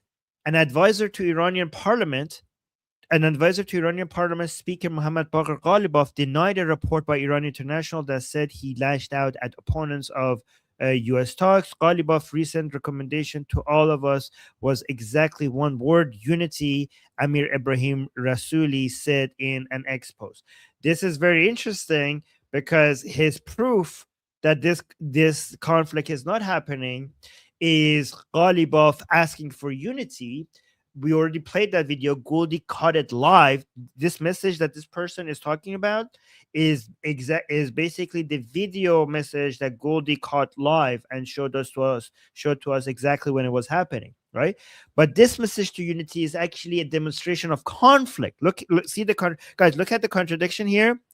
Rasooli is saying like, no, we're not having conflict. My proof is that Kalibaf asked for unity. But why would you need to ask for unity? The fact that you're emphasizing a need for unity is actually a demonstration of conflict. You guys understand what I'm saying? The fact that Kalibaf had to come on TV and say that we need unity right now means that you don't have unity right now. So this actually confirms what's happening. Does that make sense, guys? This is really interesting. Oh, let me actually, guys, I'm going to be discussing these things in my discussion group in about 10 minutes. So let me put the link in the chat to it so that you guys could come to the discussion group and talk to me about it and ask me any questions you might have. I'm going to pin it on top of our YouTube channel, Liberty Politics, in case somebody needs to find it later. And the link is in the chat right now in case you want to come there and talk to me about all of this. Guys, this is really getting really interesting. Guys, remember we told you that the ceasefire is hurting the Islamic Republic more than the military operations. So if I think about it, the blockade is the worst for the Islamic Republic. Second is the ceasefire and the negotiation talks that is dividing the regime from the inside. And the third is the military operations. Unless the military operations also includes hitting the infrastructure that has dual use by the regime. And in that case, it will also hurt them financially. So in that case, it will be also very devastating to the Islamic Republic. Anyways, that's what I had. Wow. Goldi, things are escalating. Interesting. Okay. Yeah. Do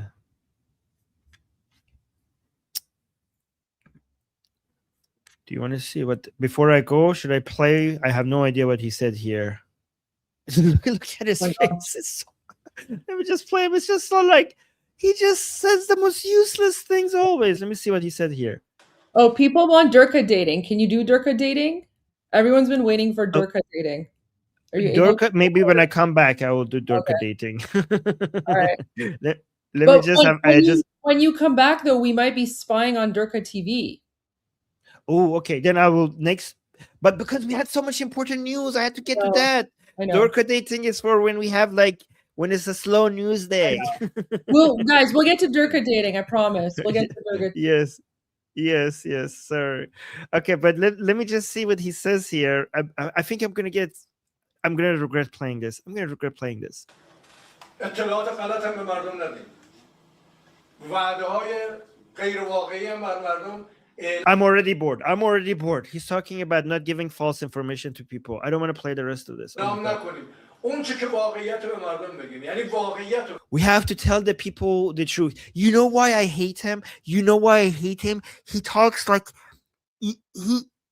every time he speaks, I feel like he's going to tell us like it's important to brush your teeth before you go to bed. Make sure you go to the washroom.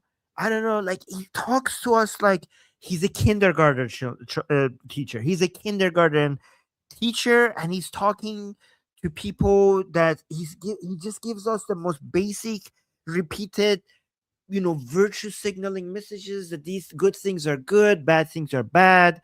We have to, oh my God, like I hate him so much. At least with the other people, we were like, oh my God, that's evil. Look at this. Oh my God, there's so much political analysis here. But Pezeshkian, he just repeats the most mundane, boring, feel good, irrelevant messages that I just want to slap him. I just want to slap him. Condescending. Like he's saying we have to tell people the truth. رسانه‌های ما این پیام باید به گوش همه برسونن. نظر من در صدا و سیمای ما و در رسانه‌های ما و در مجامع ما باید I can listen, guys. I could listen to the most extremist mullahs and jihadi minded people and analyze them. I have a hard time with Pezeshkian. Like it's like torture. Yeah, right. I'm gonna stop. I can't do this. I can't do Pezeshkian. I'm sorry. Okay. All right, Goldi. I'm gonna go. Wait, before you go, I want to play the Morad Vaisi meme. Oh yes. Goldi, did you make that? No, I just saw it on Instagram. Okay, that is. Oh my God, I was dying laughing when you shared. I knew you'd appreciate it because you're an atheist. Yeah. Yes, I didn't show it on the channel because I thought people might get offended by my celebration of it. Why? No, okay, then show it. Okay. I love this. Yeah. Okay. So, guys, Armen will translate after, but it's got English subtitles, so you can follow along with the captions. But Armen will read it out after. آیا خدایی هم وجود داره که جلوی ظلم آخوند رو بگیره؟ حالا کسایی که معتقد به خدا میگن خدا وجود داره، کسایی که معتقد نیستن خدا ناباور چیز. ولی آمریکا وجود داره.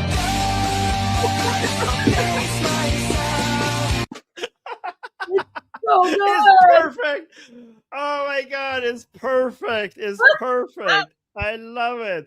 This was my absolute favorite. Oh my God. I like this better than even the Tom and Jerry one.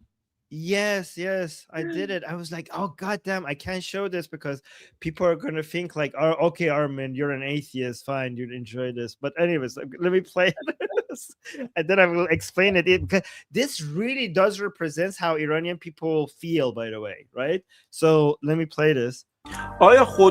So I remember the question. The question here. So he's reading one of the questions. Like give some context. So guys, this is his live stream, and at the end of the live stream, he does like a question and answer. Q&A. Yeah, he's reading the question from one of the Iranian viewers on his live stream. And the thing I love about it because a lot of Iranians who used to believe in God in Iran, because of this hardship, they're doubting the existence of God. Okay, even if though they're not Muslim, many Iranians are not Muslim anymore, and they still believe in God. But now, because of all this hardship, they're They're questioning God. And when somebody in the chat asks Morad Vaisi if there is a God, given everything that is happening, the reason why I love Morad Vaisi's answer is he didn't even think. He just answered it right away. So the reason why people are questioning God is because they're wondering like why God will not come help them, right?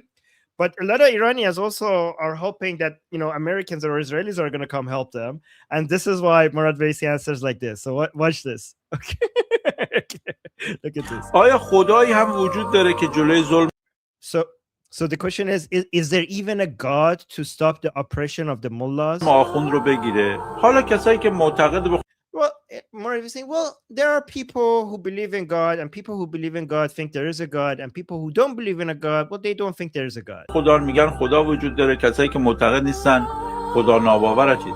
ولی آمریکا وجود داره. He's like, however, America does exist. America exists. Okay, for God, some people believe there's a God, some people don't believe there's a God, but there is America. Yes. So there's no doubt there. There's no doubt there. So if God might not come help you. Okay, so someone's like, I don't get it. Okay, so I'll explain it again. So someone in the live stream is asking, so Morad Vaisi is a geopolitical analyst. Someone in the chat is asking Morad Vaisi, does God exist? Like how could a God exist that isn't stopping the oppression of the Islamic regime, right? So they're referring to like the 47-year oppression, right? So the person's asking him like, how could a God exist that isn't stopping what the mullahs are doing? And then Morad Vaisi responds, well, people who believe in God say God exists. People who don't believe in God say God doesn't exist. Then he's like, however, America exists, right? So he's basically saying that regardless of whether or not God exists, the United States does exist, and he's basically implying that the US is going to destroy the Islamic regime.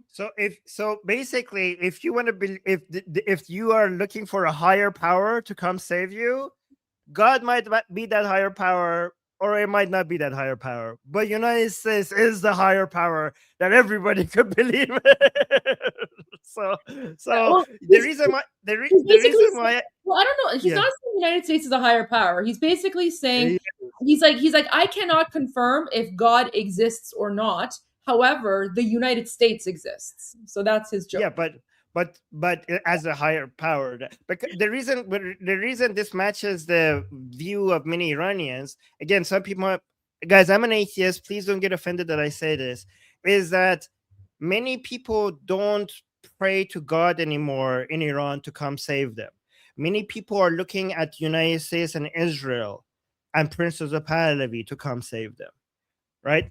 Again, please don't get offended by me, but I'm just telling you what's happening in Iran. So this is why it matched that attitude. Okay, yes.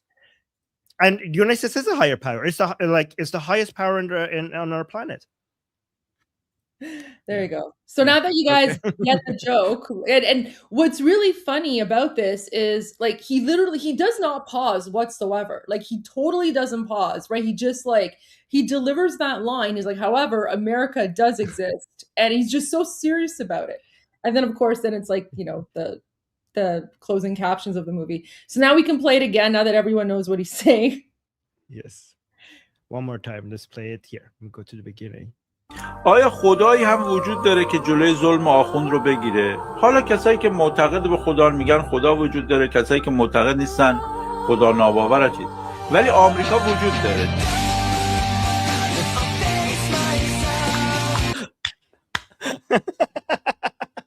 Perfect. I love it. So good. So good. Oh my God. Definitely better. I like this one more than the Tom and Jerry one.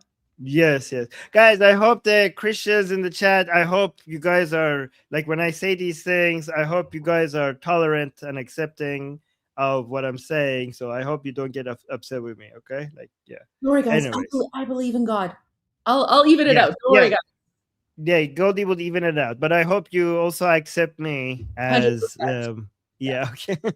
Well, no, because all right. All right. we're fighting for, in Iran anyway, we're fighting for freedom of religion, but also freedom from religion, and we respect Yes. everyone's views. So Thank we you, accept Goldi. you in all I know you do, Goldi. I really appreciate that. All right, guys. I need to go to the discussion group, and I'm gonna see you guys there. Oh, but we got this. Somebody just messaged. I'm just gonna read this before saying, "God or not, Trump is currently holding the last feather of Seymour." Well, let's say Princess of Pahlavi. We Iranians say the last feather of Seymour is Princess of Pahlavi, but I do appreciate you knowing that. So thank you for that, and I appreciate the support. All right, guys. I'll see you guys soon, and come to if you want to talk to me again, here's the link to our group discussions. I'll see you guys in about 2 hours, and I join Goldi, and Goldi, I'll see you soon. Okay, bye guys. Bye. Guys, I have so many Morad Vaisi memes. If you guys appreciate and enjoy Morad Vaisi memes, I have so many. So many. I'll see if I can find one in a little bit, but I just want to go through some of the super chats here first before we continue. So Aaron Berger says, tonight is the start of Yom HaZikaron. May we remember all those who gave their lives in defense of Eretz Israel. Thank you for that. May their memory be a blessing. We're praying for you and everyone. Wyatt says Trump will hit them, then start a new set of talks, and then repeat the cycle until they surrender. Trump prefers them to give up with less deaths. I agree. The only, the concern that Iranian people have is that, in the meantime, innocent Iranians are being murdered, right? So that's why there is this sense of urgency from the Iranian people, because every day more and more Iranians are being murdered. But we do appreciate and understand that. Tab 102268 FlightAware shows AF2 SAM 2236 heading back to the United States. Comrade Shifty, this video killed my Durka meter. Oh, are you referring to the Baal? Oh, yeah. The jihadi Baal burning video. It's messed up. Okay, and then Hezi just said that. Armen just and then we have a super sticker from Robert and another super sticker from Sam Wright. Okay, thank you guys. Thank you so much for that. All right. So I want to find the one from there was a really, really good one that Morad Vaisi had. Let me see if I can find it. Give me one moment. Where is it?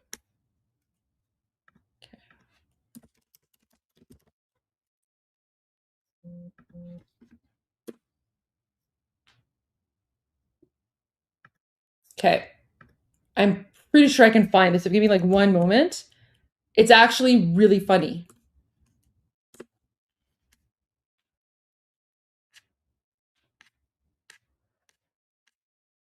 Where is it?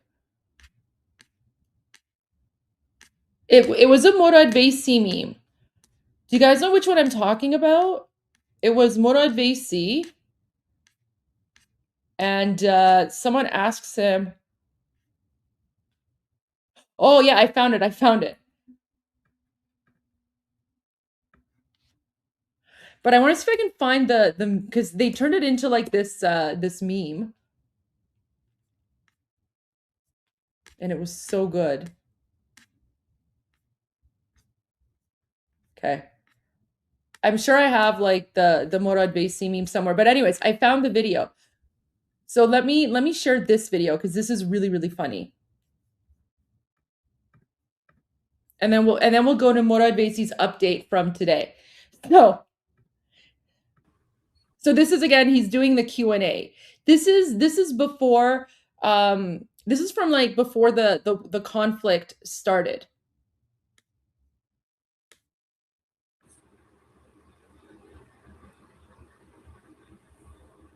So this is when Khamenei is still alive, by the way. ممکنه خامنه ای در لحظه آخر سیانور بخوره؟ Okay, so someone is asking him in the Q&A of his live stream, he's like, is it possible that in the last moment of his life, Khamenei could take cyanide? Okay, so he's asked. So the person in the chat is asking Morad Vaisi, he's like, do you think Khamenei would rather take cyanide as opposed to being captured? Now remember, guys, what's the nickname that we have for Khamenei? Remember what we called him? Remember what we called him? Mush Ali. Remember? We called him Mush Ali, right? Rat Ali. And then remember? Yeah, Mush Ali. Exactly. Right. So there you go. So remember, back when he was still alive and he was hiding in a bunker like a rat, we would call him Mush Ali, which means Mouse Ali. So this is a live stream, again, from when he was still alive. This is before the United States and Israel attacked. So the person is asking, do you think Khamenei will take cyanide in the last moments of his life rather than being captured? ممکنه خامنه ای در لحظه آخر سیانور بخوره؟ And then now he's going to respond. I'm going to play the response and then I'll translate it. منظورتون احتمالاً مرگ موشه.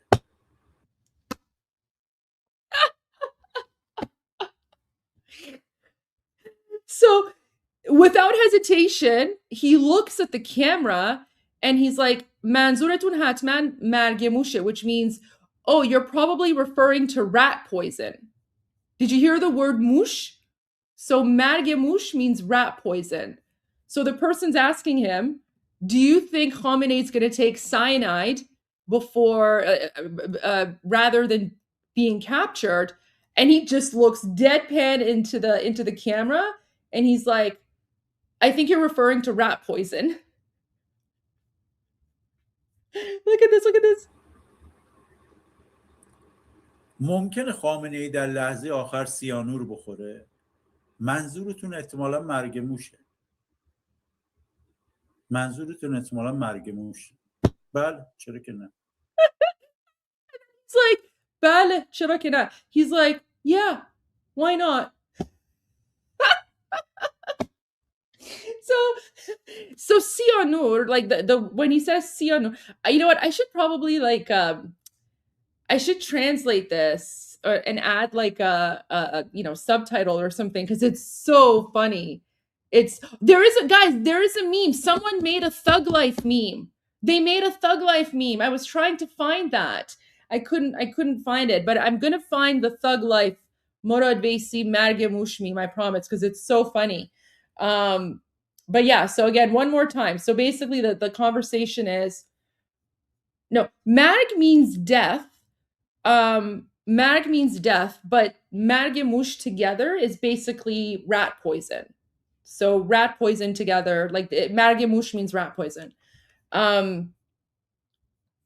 So again, I'll explain it and we'll watch it. And just like look at his reaction, because he's deadpan. So he's reading the question. Someone's like, do you think Khamenei is going to, take cyanide in his final moments? And then he looks at the camera and he's like, I think you mean rat poison. I think you mean rat poison. And then he's like, yeah, why not?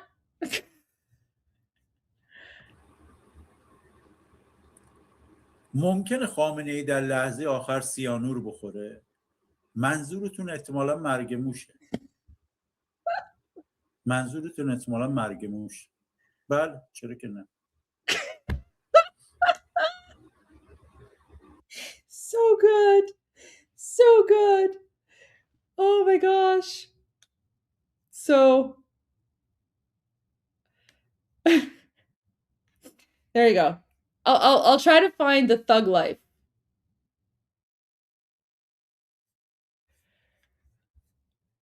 Because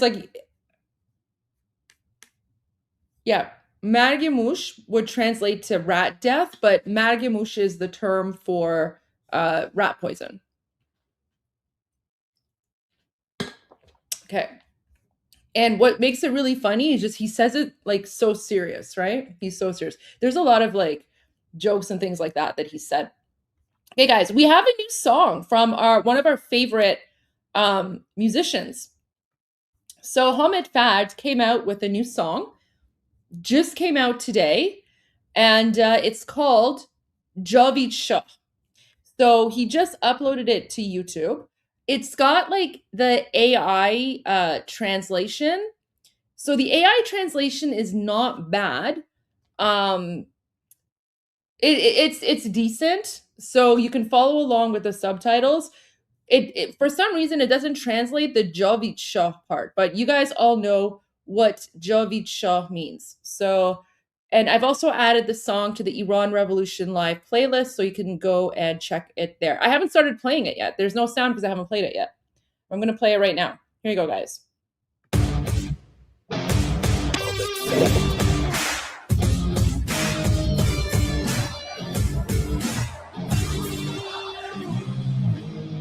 در و دیوار شهرم بزرگ نوشتم جاوید شاه شیر و خورشید پرچم سفید قرمز سبزم جاوید شاه روی ضربان قلبم میزنه بم بم بگو جاوید شاه سرباز ایران اردم بلندتر بگو جاوید شاه من که ایرانیم ادامه دارم سر میهنم ایرانم هرچی مدال دارم در پی آزادیم و اینه امضای کارم نماد شیر و خورشید و شمشیر سلاح با من خونایی که ریختم نمیره همواره یادم واسه تک تک مزدوراشونم در واقع دارم خاک ایران ارث پدریمه سرمایه دارم میری میپرسی من کیم ببین سرباز شاهم ایران مادرم منم پسر ایرانم توی هیچ شرایطی کم نمیشه یه ذره ایمانم هستم همیشه روی دوشم یه سر بیدارم ببین منم زیر سایه پدر ایرانم 57 سراخمه راه و جا میخوان همونا بچه هاشونم این روزا پادشاه میخوان حالا که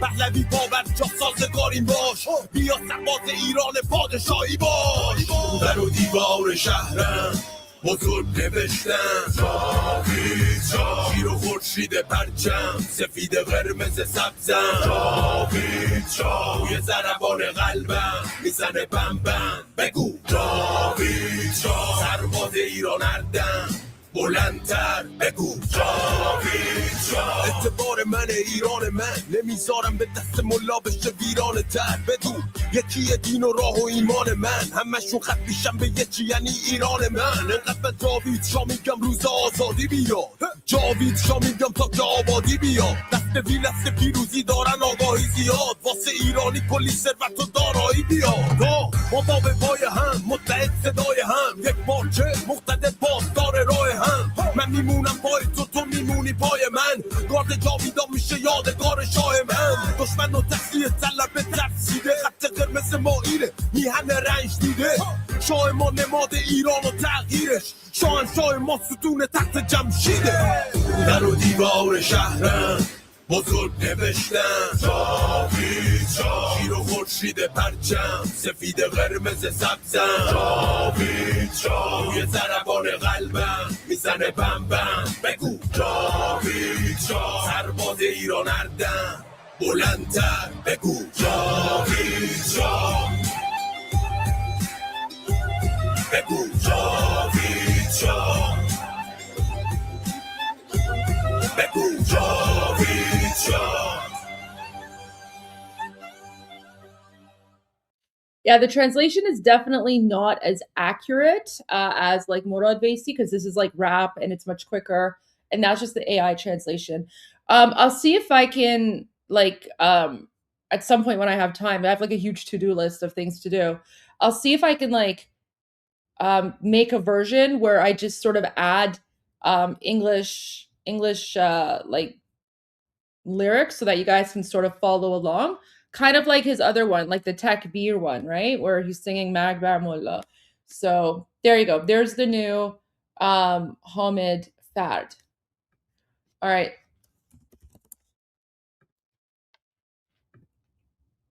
Okay. Guys, it is Amu Murad time. It's Amu Murad time.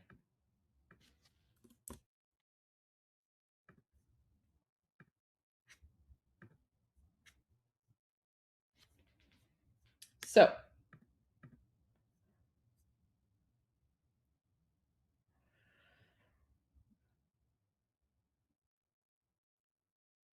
oh yeah, this is the one from last night. So let's watch the one from last night for a little bit, and then we can go to the one today as well. But this is the one where he's speaking about the ship and everything. Okay. درود بر شما. بامداد دوشنبه.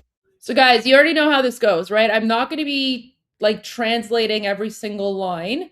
But if there's like something in the interpretation from the AI that's like if there's something in the AI interpretation that's like totally incorrect or something, I'll let you guys know.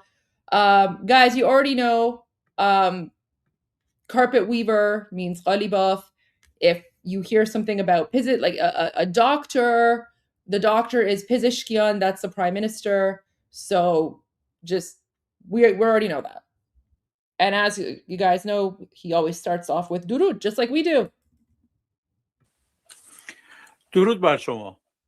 بامداد دوشنبه 31 فروردین 2585 در ایران. Yeah, it's not actually, so guys, it's not actually April 31, 2585. That's the Iranian date. So it's 31 of the month Farvardin. شنبه 31 فروردین 2585 در ایران و 19 آوریل 2026 در شرق آمریکا.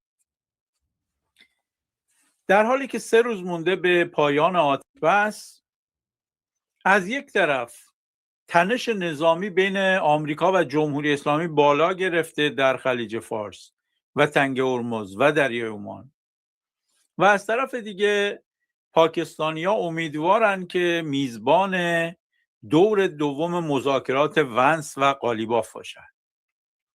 خیلی وضعیت سیالیه. یعنی هم ممکنه برن در پاکستان بنشینن و یک توافق به دست بیارن، هم هر لحظه ممکنه در دریای عمان درگیری شروع بشه و درگیری به کل منطقه کشیده بشه و دوباره جنگ از سر گرفته بشه. در ساعات گذشته آمریکایی‌ها اعلام کردند که یک کشتی تجاری جمهوری اسلامی رو که خواسته محاصره رو بشکنه توقیف کرده. کشتی توسکا تحت تحریم بوده، میخواسته محاصره دریای آمریکا رو بشکنه. یه ناوشکن آمریکایی بهش اخطار داده، وای نایستاده، بهش شلیک کردن، موتورخونه کشتی رو از کار انداختن و تفنگدارای آمریکایی پیاده شدن و کشتی رو به کنترل در آوردن. الان کشتی در کنترل آمریکایی هست. و در مقابل قرارگاه خاتم الانبیا، مهمترین قرارگاه جنگی جمهوری اسلامی، گفته به سرعت تلافی میکنیم. حالا اینی که چه تلافی بتونن بکنن خودش یه بحثیه. زیاد امکانی نداره جمهوری اسلامی. آیا میخواد مثلا بره به جنگ ناوشکنای آمریکایی و این کشتی رو آزاد کنه؟ بعیده. نیروی دریایی سپاه و نیروی دریایی ارتش الان چنین توانی ندارن برن به جنگ نیروی دریایی آمریکا، جنگ ناو به ناو، کشتی به کشتی، و بخوان کشتی تجاری رو از دست آمریکایی آزاد کنن. اگر برن احتمال غرق شدنشون خیلی بالاست.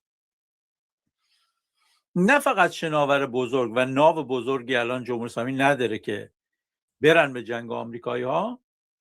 مسئله دیگه اینه که اگر برن به جنگ، معمولا جنگ دریایی حمایت هوایی هم میخواد. خب جمهوری اسلامی الان حمایت هوایی نداره.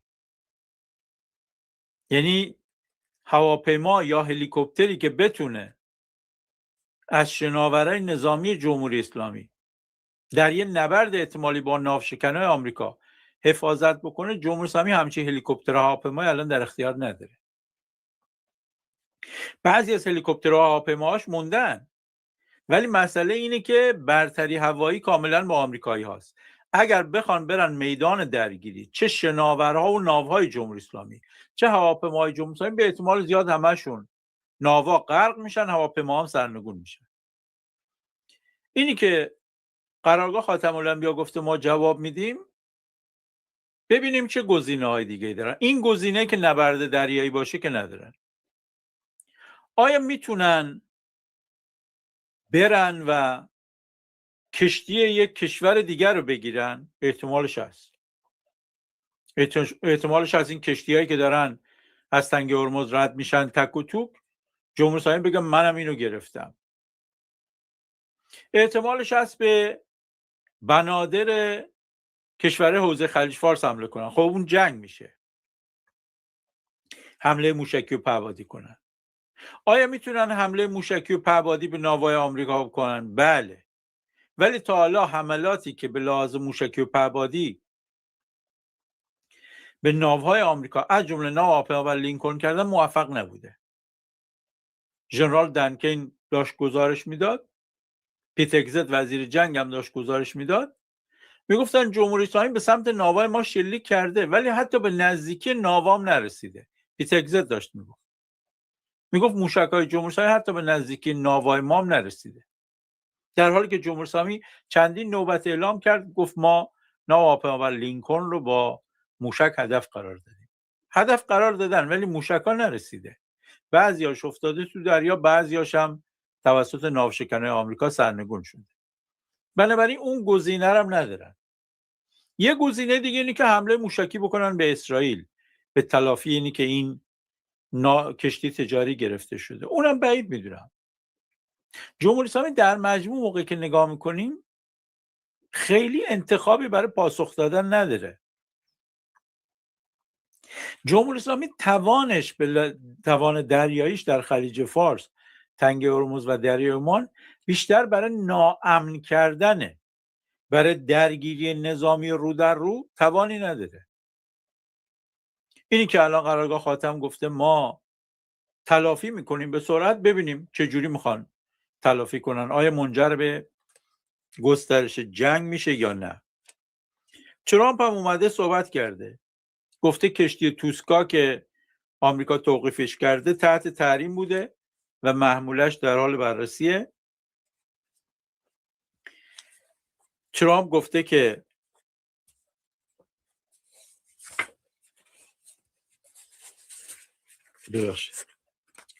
ما ترامپ 2 تا پیام دیگه هم داده که اونام پیام‌های مهمی هستند و حتی بوی جنگ ازش میاد. یکی اینی که اومده ویدیو معترضان ایرانی رو در سراسر جهان بازنشر کرده و اونجا روی اون ویدیوها گفته میشه که یه کار بزرگ میخواد انجام بشه، کاری که همیشه نیست، فرصتش گاهن پیش میاد و یه رئیس جمهوری باید این کارو بکنه. ادبیاتش برگشته به سمت ادبیات حمایت از مردم ایران. تو ویدیوهاش هواپیما از رو عرشه داره بلند میشه. اینی که رئیس جمهور آمریکا همچین چیزی رو داره منتشر میکنه میتونه معنی تهدید به شروع حمله نظامی هم باشه و تهدید هم کرده، گفته ما حاضریم دیپلماتامون رو بفرستیم اسلام آباد مذاکره کنن، این آخرین شانس برای جمهوری اسلامیه.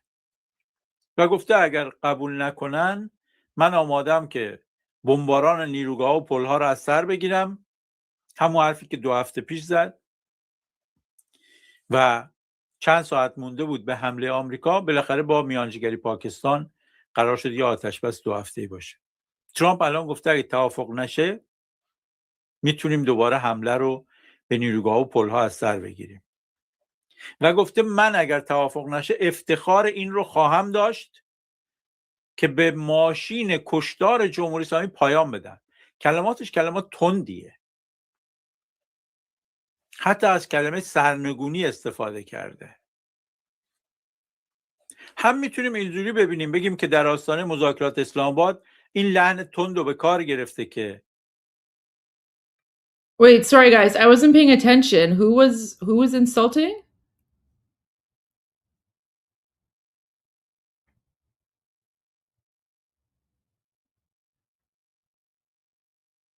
Who was insulting Armen?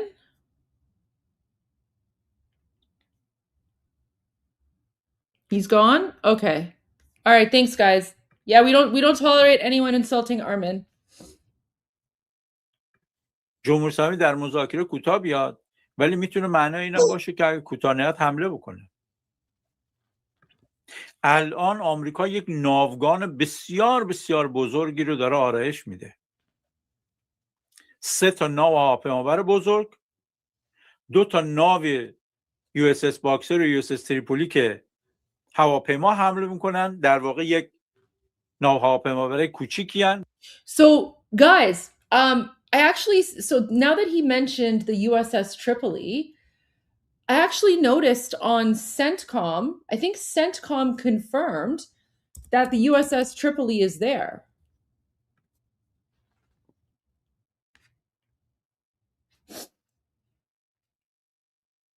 Yeah, right? So look at this. So CENTCOM confirmed yesterday U.S. Marines depart amphibious assault ship USS Tripoli by helicopter and transit over the Arabian Sea to board and seize MV Tuska.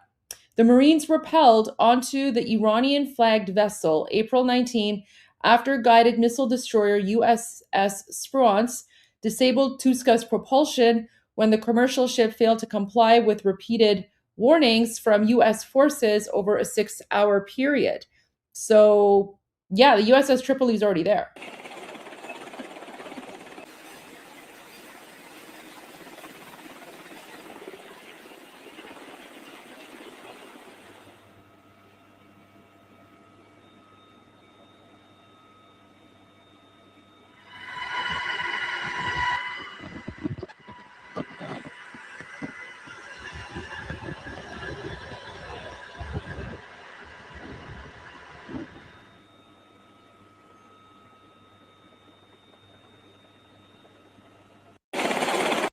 Yeah, so it seems like the Marines were having a lot of fun. But yeah, so USS Tripoli is there.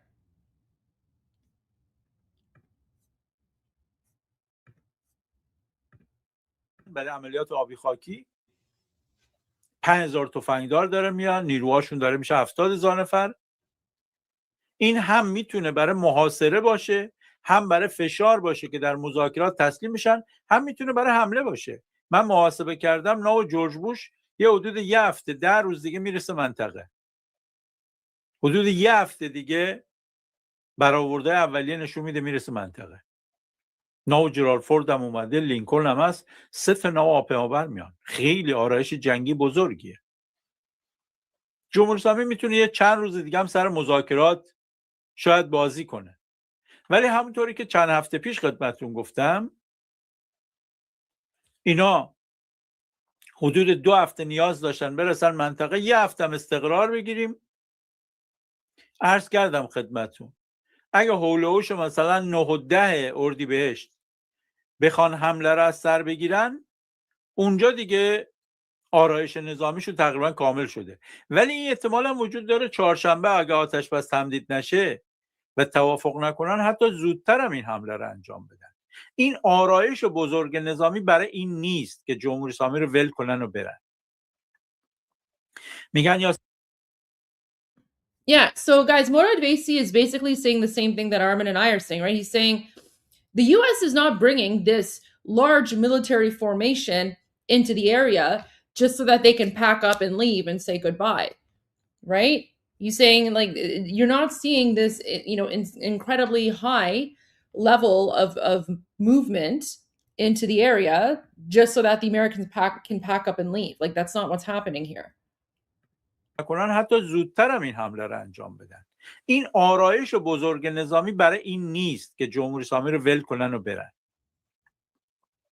میگن یا سر میز مذاکره تسلیم میشی، تسلیم سیاسی. Right? So guys, this is exactly what Armen and I have been saying, right? Who's saying why ban face your accusers? Who are you, weirdo? Accusers of what? Like, if you're weird, I'll just ban you. Go away, loser. All right, anyway, so ban that person. So Morad Vaisi here is basically saying there's only two possibilities, right? So he's saying the United States is saying to the Islamic regime, either you come to negotiations and you surrender politically, right? Like unconditional surrender, or we're just going to exterminate you, right? Like those are the two options. So either way, the Islamic regime is going to surrender. It's just a matter of, are they going to surrender peacefully, or are they going to surrender with boom booms?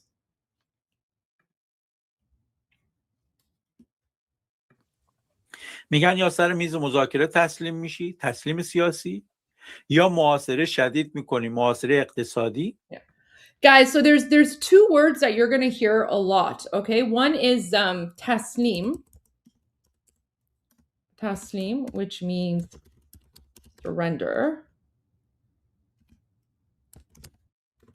And then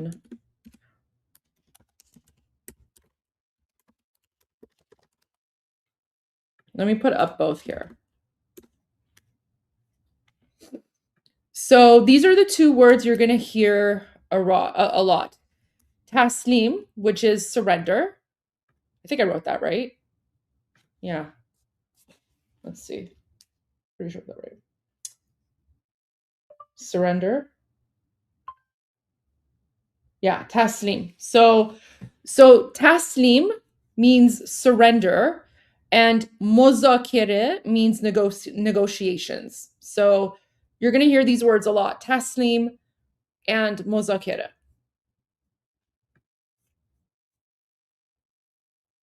Tasnim is different though. That's with an N. This is with an L. Tasnim is with an N. This is taslim with an L. L. Different word. کنن و برن. میگن یا سر میز مذاکره تسلیم میشی، تسلیم سیاسی، یا محاصره شدید میکنی، محاصره اقتصادی، یا اینی که بهت حمله میکنیم. و آرایش جنگی بسیار بزرگی دارن در اطرافش میگیرن. لیندزی گرام سخنگوی سناتور ارشد جمهوری خواه به ترامپ گفته که در دوره ترامپ نباید توافقی مثل برجام امضا بشه. گفته حمله سپاه به کشتیرانی بین‌المللی نشانه استیصال جمهوری اسلامیه و به ترامپ گفته کنترل تنگه هرمز رو به دست بگیر و محاصره رو ادامه بده تا همه برگای برنده رو در دست خودت داشته باشی.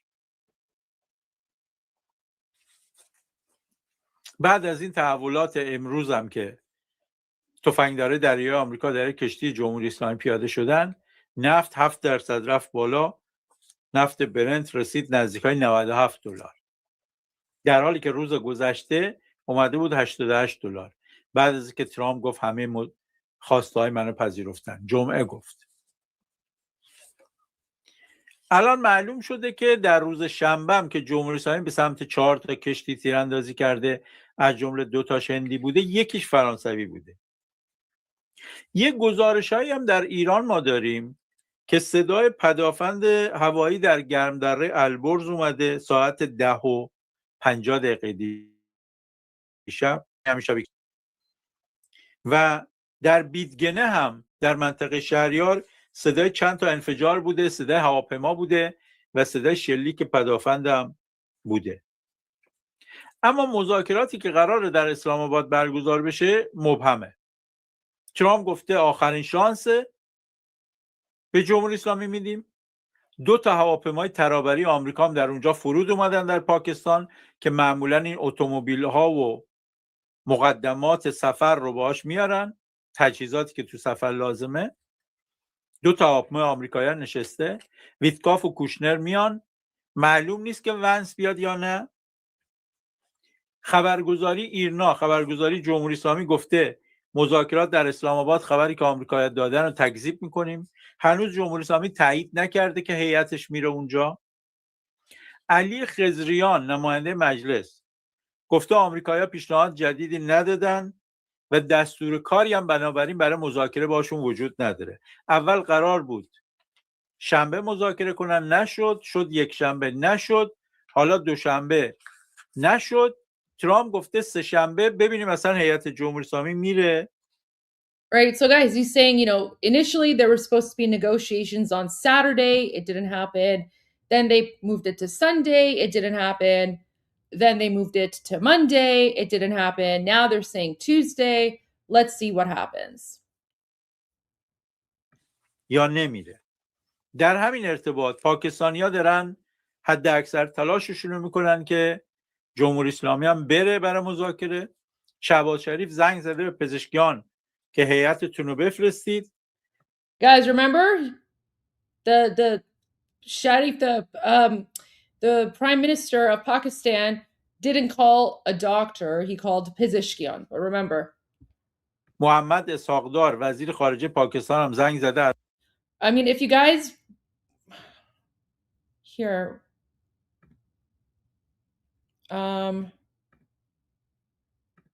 I can make the captions bigger. Like, I'm more than happy to make the captions bigger if that's going to help with the reading. Is that better?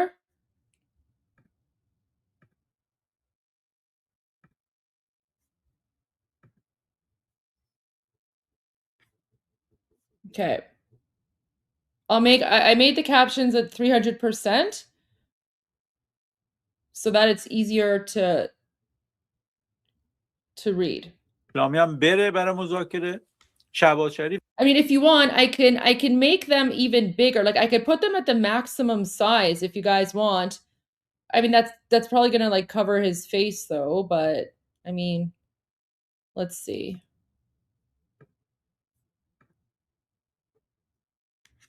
Let's see how this would work. The only thing with making it too big is that then it's gonna go by quicker. زنگ زده به پزشکیان که هیئتتون رو بفرستید. محمد اسحاقدار وزیر خارجه پاکستان هم زنگ زده عراقچی که هیئتتون رو بفرستید. یه منبع ایرانی به تلویزیون الجزیره گفته که ما با فریب دشمن مواجهیم و در آستانه یک دور جدید از تنش‌ها هستیم. یعنی ارزیابیشون اینه که کاری که داره آمریکا میکنه فریبه و آمریکا داره آماده حمله میشه. Yes. So if Armen was here, Armen would say that, oh no, I'm so sorry. I'm so sorry that you can't read and drive. I apologize. I'll try to summarize. The most important parts here. So basically, what Morad Vaisi just said is that and a source within the Islamic regime told Al Jazeera that they believe the United States is using these negotiations as a deception and basically preparing and essentially the United States is just preparing to attack the United States. The United States is preparing to attack the Islamic regime, and they're using these negotiations as like just sort of a deception. And so that's what the Islamic regime is saying. And you know what? That's Armen and I would actually agree with the Islamic regime on this, because we also believe that these negotiations are just a stalling tactic from the United States, and the US is actually getting ready to attack. تصمیم وابسته به بعضی از باندهای قدرت در سپاه گفته استفاده آمریکا از این که گفته ما آماده مذاکره ایم و آخرین شانس و اینا، گفته استفاده آمریکا از این تحرکات برای فشار روانی است. گفته 2 تا آمریکایی احتمالاً کار میکنن. تصمیم گفته یا میخوان با این کارا فشار روانی به ما بیارن، یا اصلا نه، میخوان غافلگیر کنن ما رو و حمله نظامی سریع بکنن به جزایر ما. Oh, guys, right? So basically, so this isn't Tasnim. This is Tasnim news. Remember, Tasnim means surrender. So the AI got it wrong. But so he's saying Tasnim news is now saying that, what is it? So Tasnim news is basically saying, the Islamic regime is now admitting that the United States are basically either, like they're trying to put pressure on us, some sort of psychological pressure, which is what Armen and I have been saying. I mean, guys, maybe the Islamic regime is watching Iran Revolution live. Who knows? So, and they're saying that, so the Islamic regime is basically saying the United States is putting, psychological pressure on us with these so-called negotiations, but really what they want to do is to surprise us and launch a quick military attack on our islands. Remember, guys, Kharg Island. That's what Morad Vaisi is saying here. So the regime is worried that these, negotiations are basically just the United States getting ready to prepare for the second round of military attacks. در این شرایط در خلیج فارس هم اماراتی‌ها موضع تندشون رو نسبت به جمهوری اسلامی ادامه دادن. سلطان احمد جابر مدیرعامل شرکت ملی نفت ابوظبی. Oh, someone's asking about the woman in Southern California arrested. Yeah. Guys, I'm telling you, these Islamic regime people are everywhere, right? They're everywhere. She was an arms dealer. It's crazy. I commented about that. I commented about that on my X. Here, let me pull it up really quick. Yeah, it's wild, guys. I'm telling you, like all these people came in under the Obama and Biden administration, right? Look at this. Look at this crazy woman. So she was arrested at Los Angeles International Airport. Her name is Shamim Mafi, 44 of Woodland Hills, was arrested at LA International Airport for trafficking arms on behalf of the government of Iran. She's charged with violation of 50 USC 1705 for brokering the sale of drones, bombs, bomb fuses, and millions of rounds of ammunition manufactured by Iran and sold to Sudan. She's an Iranian national who became a lawful permanent resident of the United States in 2016. Thank you, Biden and Obama, for this, right? Like, it's insane. You know what it is? The vast majority of Iranians, like, our families escaped the Islamic regime, right? In like the, 80s and 90s. And, we came to places like Canada and the United States to get away from all these terrorists. And now in literally like the last 10 years, Canada is even worse than the United States. Canada is full of these Islamic regime terrorists. So like, we left to get away from their jihad, terrorism, Durka garbage nonsense. And then they're following us. They're following us. It's not enough. It's not enough for these Durka jihadis to have taken over Iran and destroyed our birth country, our homeland. They're now coming to the United States and Canada and bringing their jihad with them. Garbage people. Look, get rid of them all. Get rid of them all. And guys, I'm telling you, you have no better ally than Iranians in your countries in terms of identifying who's with the Islamic regime. Because we have been trying to sound the alarm on so many of these people, and no one pays attention. No one pays attention because they're like, oh, conspiracy theories and blah, blah, blah, right? But you ever want to know who like the Islamic regime terrorists are? Believe me, within our own circles and our own communities, we know exactly who they are. They all need to be deported. Wow. But yeah, we heard about that. So that's great. Marco Rubio is also on a roll. And he is revoking like the green cards or permanent residencies of a whole bunch of like people in the United States who are affiliated with the Islamic regime or are children of these terrorists and stuff. So yeah, like kick them out, kick them all out. Get rid of them. They shouldn't be in the United States. گفته طی 50 روز بسته بودن تنگه هرمز صادرات تقریبا 600 میلیون بشکه نفت مسدود شده از منطقه. گفته اقتصاد جهانی گروگان باجگیری جمهوری اسلامیه. Wait, oh my god, this comment is so funny. Let's go back. Oh my gosh. Guys. So this comment says Harumzade Shabie Gerinche. So basically the comment reads this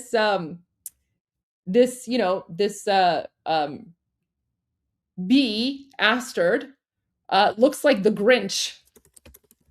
You know what? Kind of does.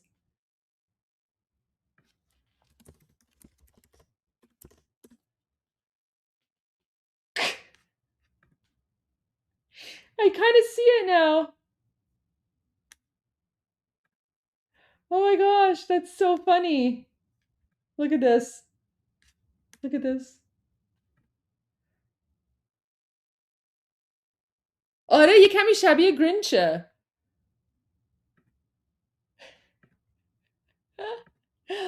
Oh my gosh. Let's go back. So that's the terrorist. That's the terrorist. And then this is the Grinch. Yes, so we would pronounce it, so in Persian we wouldn't say Grinch, we would say Grinch. Because remember, it's the two consonant rule, right? When you have two consonants, you have to put a vowel in there somewhere. So we wouldn't say Grinch, we would say Grinch. Grinch. There you go. But yeah, she does look like the Grinch. I see it now. I do see that for sure. Yeah. Oh man, I can't unsee that. That was such a funny comment. ظرف این 50 روز گاز، نفت، سوخت هواپیما و انواع کود شیمیایی که در این منطقه تولید می شده به بازار جهانی عرضه نمیشه و جمهوری اسلامی داره باجگیری میکنه. گفته تنگه هرمز متعلق به جهان. Okay, that's not secret passage. That should be the Strait of Hormuz. I have no idea why the AI on YouTube translated Tangea Hormuz to secret passage. That should be Strait of Hormuz. و باید به جهان بازگردانده بشه، مال جمهوری اسلامی نیست. و گفته دقیقاً همونطوری باید بشه که قبلش بوده و گفته کار جمهوری اسلامی باجگیریه و ما تحمل نمی‌کنیم. اماراتی‌ها خیلی موضعشون تند شده. الان تندترین موضع رو نسبت به جمهوری اسلامی در کشور حوزه خلیج فارس امارات داره. حق هم دارن، چون بیشترین حملات به اینها شد. 530 و خورده‌ای موشک بالستیک به اینا زدن که عدد زیادیه. 530 تا موشک بالستیک به سمت امارات شلیک شده. 250 خورده پهپاد شلیک شد و یه تعداد موشک کروز. در مجموع حدود 1000 تا موشک و پهپاد جمهوری اسلامی فقط به امارات زده که من قبلا توضیح دادم. دلیلش این عقده امارات دیگه، عقده دبی رو دارن که چرا مردم دبی بعضشون خوبه، چرا حاکماشون رو دوست دارن، چرا مردم ایران دبی رو تحسین میکنن، چرا دبی رو میزنن تو سر مقامات جمهوری اسلامی. اینا همش باعث شده جمهوری اسلامی یه عقده از دبی داشته باشه. در اسرائیل هم بنیامین نتانیاهو نخست وزیرشون صحبت کرد، گفت کار ما و آمریکا با جمهوری اسلامی هنوز تمام نشده. ایال زمیر فرمانده ارتش هم گفته ما آماده ایم. نتانیاهو به مناسبت این داشت صحبت میکرد که دارن نزدیک میشن به 78 ساله که اسرائیل تأسیس شده. در 16 می 1948 تأسیس شده. یه حدود 20 روز دیگه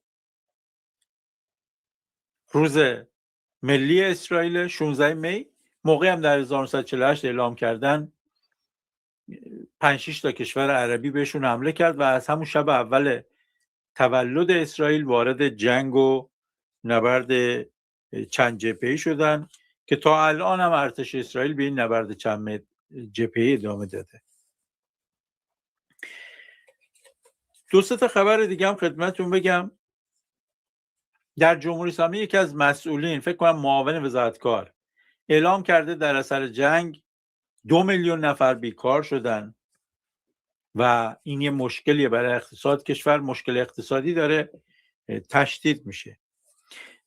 زلنسکی رئیس جمهور اوکراین هم اومده گفته توافق 10 ساله پهپادی با عربستان، قطر و امارات بسته شده و 11 کشور در خاورمیانه پهپادای ما رو میخوان.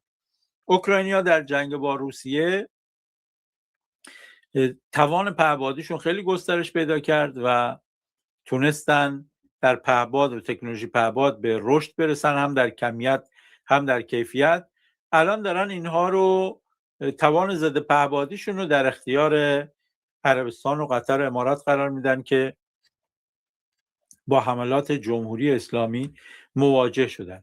اجازه بدید آخرین خبرها رو هم یک چکی بکنیم، بعد خدمتتون برای خوندن اسامی جاویدنامه خواهم بود و بعدم پرسش و پاسخ.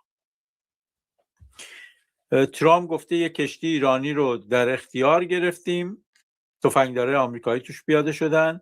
سخنگوی خاتم الانبیا، قرارگاه جنگی خاتم الانبیا، گفته این نقض آتش بسه و ما جواب میدیم. همطور که عرض کردم باید ببینیم چه جوابی میدن. پاکستانیا شهباز شریف با پزشکان صحبت کرده، وزیر خارجه‌شون هم با عراقچی که هیئت ایرانی بره برای مذاکرات در اسلام آباد.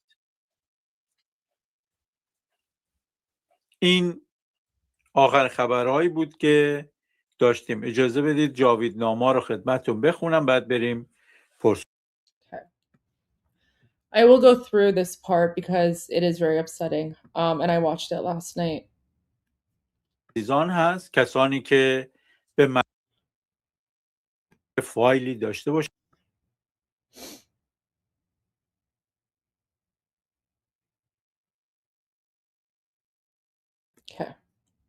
دوستان.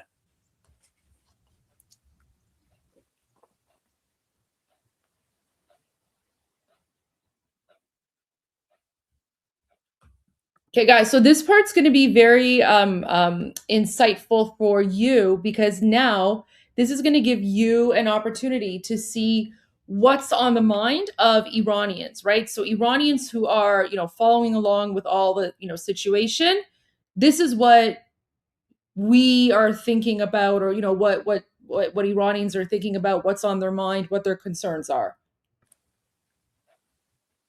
به نظر تو ترامپ می‌خواست پیام به مردم ایران بفرسته با ویدیو اخیرش؟ بله.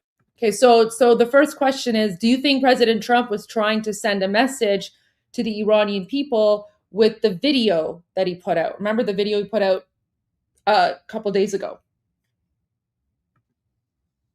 دوباره تاکید کرد روی اینی که من کمک میکنم به شما. تظاهرات ایرانی‌ها رو پخش کرد. و اینی که یک کاری که تاریخیه و فقط بعضی از رئیس جمهورهای آمریکا میتونه انجام بدن، من میخوام اون کارو بکنم. آیا تسلیم کردن جمهوری اسلامیه در مذاکرات؟ من فکر میکنم نه، چون برای مردم ایران هسته‌ای و موشکی و نیابتی مهم نیست.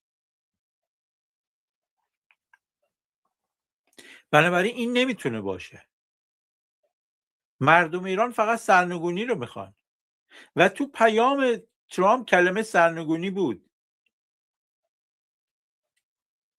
و اینی که یه کار تاریخی میخواد بکنه. آیا میخواد بیاد جمهوری اسلامی رو سرنگون کنه؟ باید ببینیم. فعلا حرفش نزدیک به اونه، باید ببینیم عملش چی میشه. ترامپ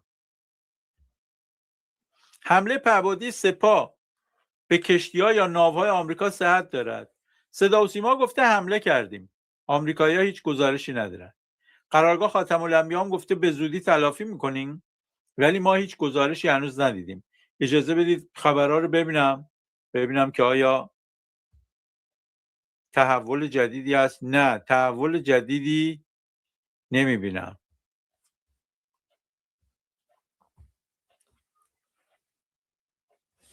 اردوغان چی میگه این وسط؟ میتونه تاثیرگذار باشه. ترکیه، مصر، پاکستان دارن تلاش میکنن که بین آمریکا و جمهوری اسلامی آتشبس تمدید بشه و بتونن با هم توافق کنن. ترکیه دوست نداره جمهوری اسلامی سرنگون بشه. وجود جمهوری اسلامی برای ترکیه منافع بسیاری داره، از جمله اینی که سالانه 3,300,000 توریست ایرانی میرن ترکیه، 3 میلیارد دلار به اقتصاد ترکیه تزریق میکنن.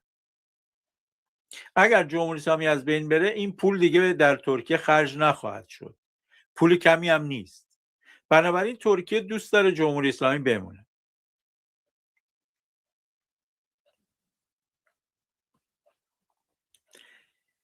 وصیت‌نامه خامنه‌ای رو چرا نمیخونن؟ قدیمی‌ها میگفتن آخه دفنش کنن بعد دفنش بخونن. این که هنوز دفنش هم نکردن. باید دفنش کنن. Oh my gosh, guys, that's another good one. So someone asked him, why haven't they like read Khamenei's will? Why haven't they read his will yet? And then Morad Vaisi's like, well, usually you have to bury someone and then you read their will. They haven't even buried him yet, so how can they read his will?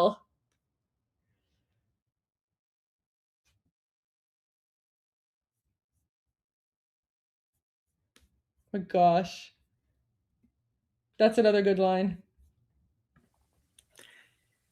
وصیت‌نامه خامنه‌ای رو چرا نمیخونن؟ قدیمی‌ها میگفتن آخه دفنش کنن بعد دفنش بخونن. این که هنوز دفنش هم نکردن. باید دفنش کنن بعد وصیت‌نامه‌شو بخونن. به سختی و گرونی وصل میشیم، شما تحلیل میکنین.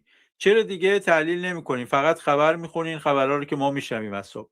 من روشم این بوده که دوستانی که میان اینجا بتونن یک ترکیبی رو. Oh, look, so someone's criticizing him on how he runs his show. That's familiar, right? Armen and I, right? Some people come in and just criticize us. So this person's like, why are you giving the news? We already get the news elsewhere. We just want to hear like analysis, interpretation and stuff. And then now he's going to basically explain like this is how he runs his show. داشته باشن هم خبرها رو بشنون، یعنی موقعی که وقت میگذارن مهمترین خبرهای 24 ساعت گذشته رو بشنون و موقعی که خبرها رو میشنون نکات تحلیلی که در اون هست رو هم بشنون، نکات تاریخی که در مورد اون واقعه هست اگر وجود داره بگم. اگر رو به جلو پیشبینی ممکنه انجام بشه اون رو هم خدمت دوستان بگم. تحولاتی هم که در اطرافش هست بگم. من راجع به هر خبری اینجوری نگاه میکنم. اصل خبر رو میگم چون معتقدم مردم باید اصل خبر اول بشنون. این مدل جمهوری اسلامیه که خبر رو نمیگه تحلیلش میکنه. من میگم اول خبر رو بگیم، اجزای خبر رو خدمت دوستان بگم که این خبر هر بازیگری چی گفته راجع به آمریکایی‌ها، چی گفتن اسرائیلی‌ها، چی گفتن جمهوری اسلامی، چی گفته، و بعد از اینکه خبرها رو دادم نکات تحلیلی که راجع به اون دارم عرض کنم، نکات تاریخی هم بگم، اگر پیش بینی هم هست بگم. من به این شکل فکر میکنم مفیدتره. حالا دوستان هم نظرشون رو بنویسن. اما He's so polite. If that was me, I've just been like betoche. سوالات دیگه دوستان. من خوشبین هستم با آینده فردا آزادی ایران، ولی نظر شخصی شما آیا میتونیم به اسرائیل و آمریکا اعتماد کنیم برای کمک به مردم؟ سوال خوبیه. آمریکا و اسرائیل دنبال منافع ملی خودشونن. طبیعی هم هست. اونا که دنبال منافع ملی ایران نیستن. اونا دنبال منافع ملی خودشونن. نتانیاهو به طور طبیعی باید دنبال منافع ملی مردم اسرائیل باشه. ترامپ باید به طور طبیعی دنبال منافع ملی آمریکایی ها باشه. ولی این منافع ملی که اونها دارن یک جایی همسو با منافع مردم ایرانه. Guys, that's exactly what Armen and I have been saying as well, trying to explain, right? Like, guys, the president of the United States, he must be America first, and he must prioritize the interests of America. Same thing with Prime Minister Netanyahu. He must be Israel first and prioritize the interests of Israel. Same thing with Iranians. You know, in this fight, His Royal Highness, King Reza Pahlavi, he is Iran first, and his priority is Iranians. But what Morad Vaisi is saying is that at this moment, the interests of all three nations have now aligned, right? So right now, it's in the interests of all three to get rid of the Islamic regime. So that's what he's explaining to his viewers, to the Iranian viewers. اون اینی که اونها میخوان جمهوری اسلامی رو تضعیف کنن، مردم ایران هم میخوان جمهوری اسلامی تضعیف شده رو ببینن که بهش غلبه کنن. اسرائیل به خاطر منافع ملی خودش دنبال سرنگونی جمهوری اسلامیه، مردم ایران هم دنبال سرنگونی جمهوری اسلامیه. بنابراین ما کمکی رو که میتونیم در چارچوب منافع ملیمون باشه میتونیم بپذیریم. آیا آمریکا و اسرائیل دنبال منافع ملی خودشونن؟ بله. آیا ممکنه تا یه جایی با ما بیان یه جای دیگه نیان؟ بله. ممکنه از تا آخر با ما بیان. ما منافعمون در سرنگونی جمهوری اسلامیه. اولویت مردم ایران هم سرنگونی جمهوری اسلامی. ممکنه اولویت آمریکا هسته‌ای و موشکی و نیابتی باشه. برای اسرائیل هم هسته‌ای و موشکی و نیابتی مهمه. منتها اسرائیلی‌ها مثل مردم ایران میگن کل جمهوری اسلامی رو باید از بین برد که دیگه اون تهدید دیگه هم از بین برده بشه.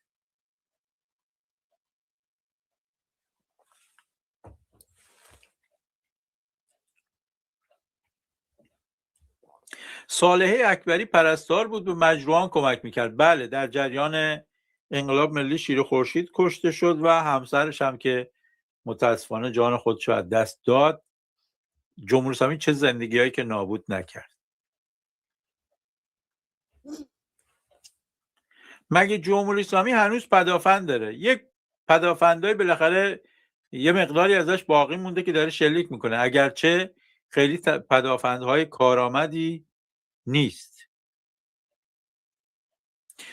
همسرش زنده است گفتن، چون خبر من شنیدم که گفتن حادثه‌ای براش پیش اومده. خوشحالم که نجاتش دادن، خیلی خوشحالم که نجاتش دادن. اصلاح میکنم و امیدوارم که بعد از این آسیبی که بهشون رسیده آرامش و سلامت خودشونو به دست بیارن. مگر آمریکا این جنگ و سرنگونی از ماها قبل برنامه‌ریزی نکرده؟ اصلا این مذاکره ها حاشیه نیست؟ نه، آمریکا به روش های مختلف میخواد جمهوری اسلامی تسلیم کنه.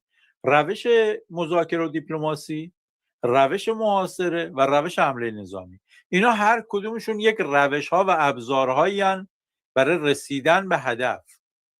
الزاما خود اون روش اصالت نداره. مذاکره میخواد باشه، محاصره باشه یا حمله. آمریکا از این طریق میخواد به اهدافش برسه.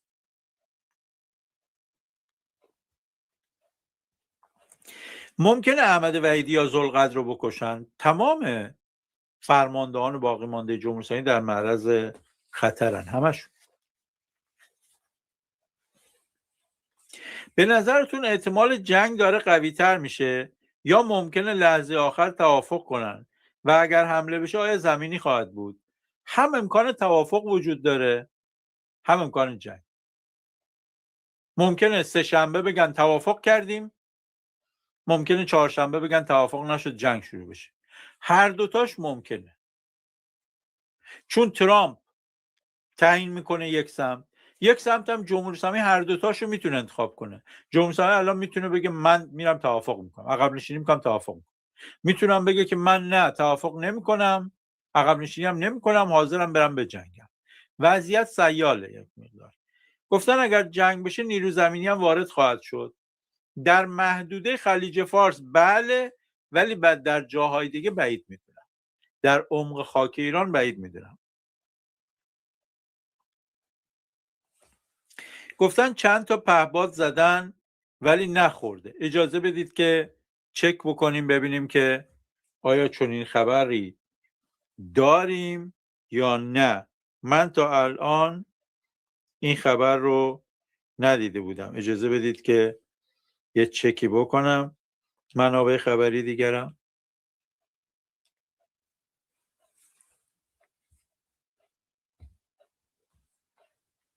خبرگزاری تسنیم نوشت به دنبال شلیک رزمناو آمریکایی به کشتی ایرانی توسکا و در اختیار گرفتن آن از سوی ارتش آمریکا، نیروهای نظامی جمهوری اسلامی هم به سوی برخی از کشتی‌های نظامی آمریکا پهپاد شلیک کردند. اینو صدا و سیما هم گفت، خدمتتون عرض کردم.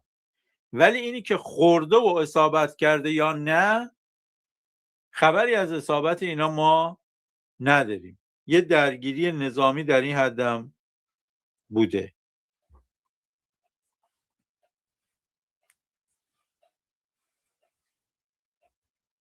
دیگه خبر خاصی در مورد این ندیدم. همین رو تسلیم. Okay. So that gives you guys sort of a little bit of an understanding into what people are asking of Morad Vaisi.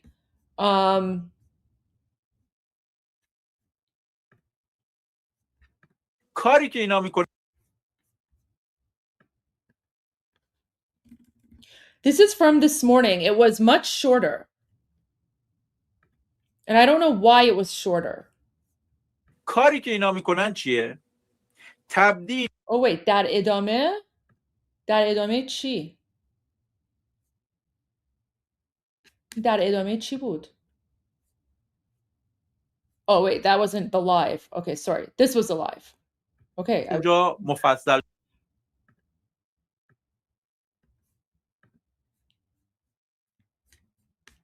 Okay. I wonder when Tusi's gonna go.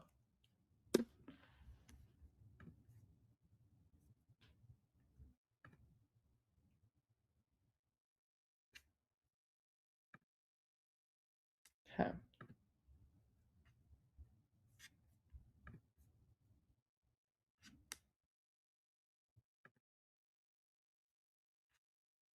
Let's see what we can find. That crazy show comes on around like 5 p.m. But let's do some snooping and see what we can find.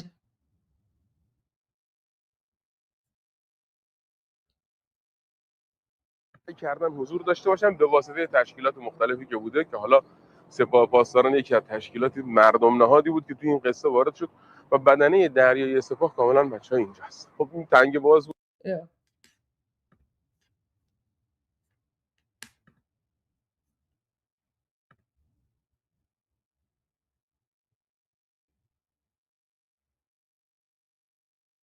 Is it not working?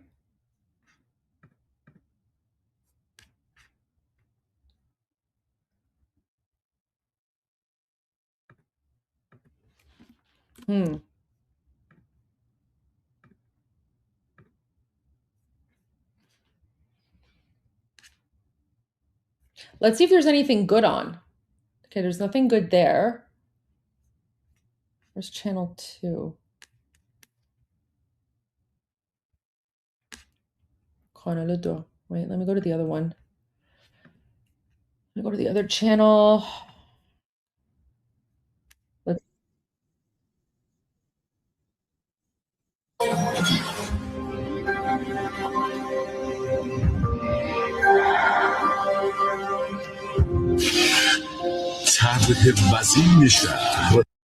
Nope. Where's that weird one? Okay, let's check this one. Oh my gosh.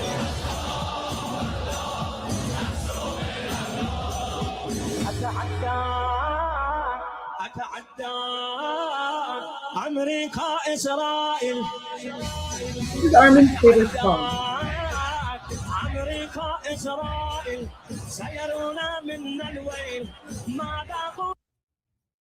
It's Armen's favorite song.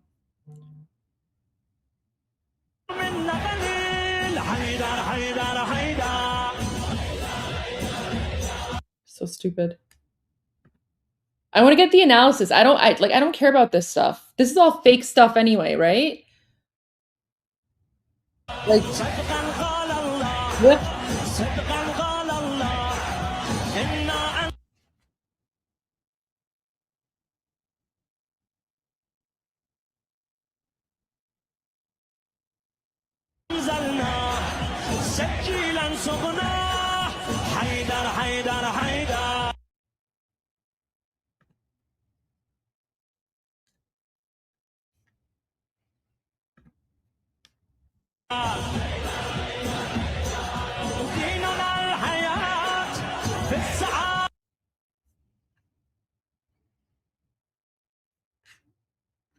شبکه یک.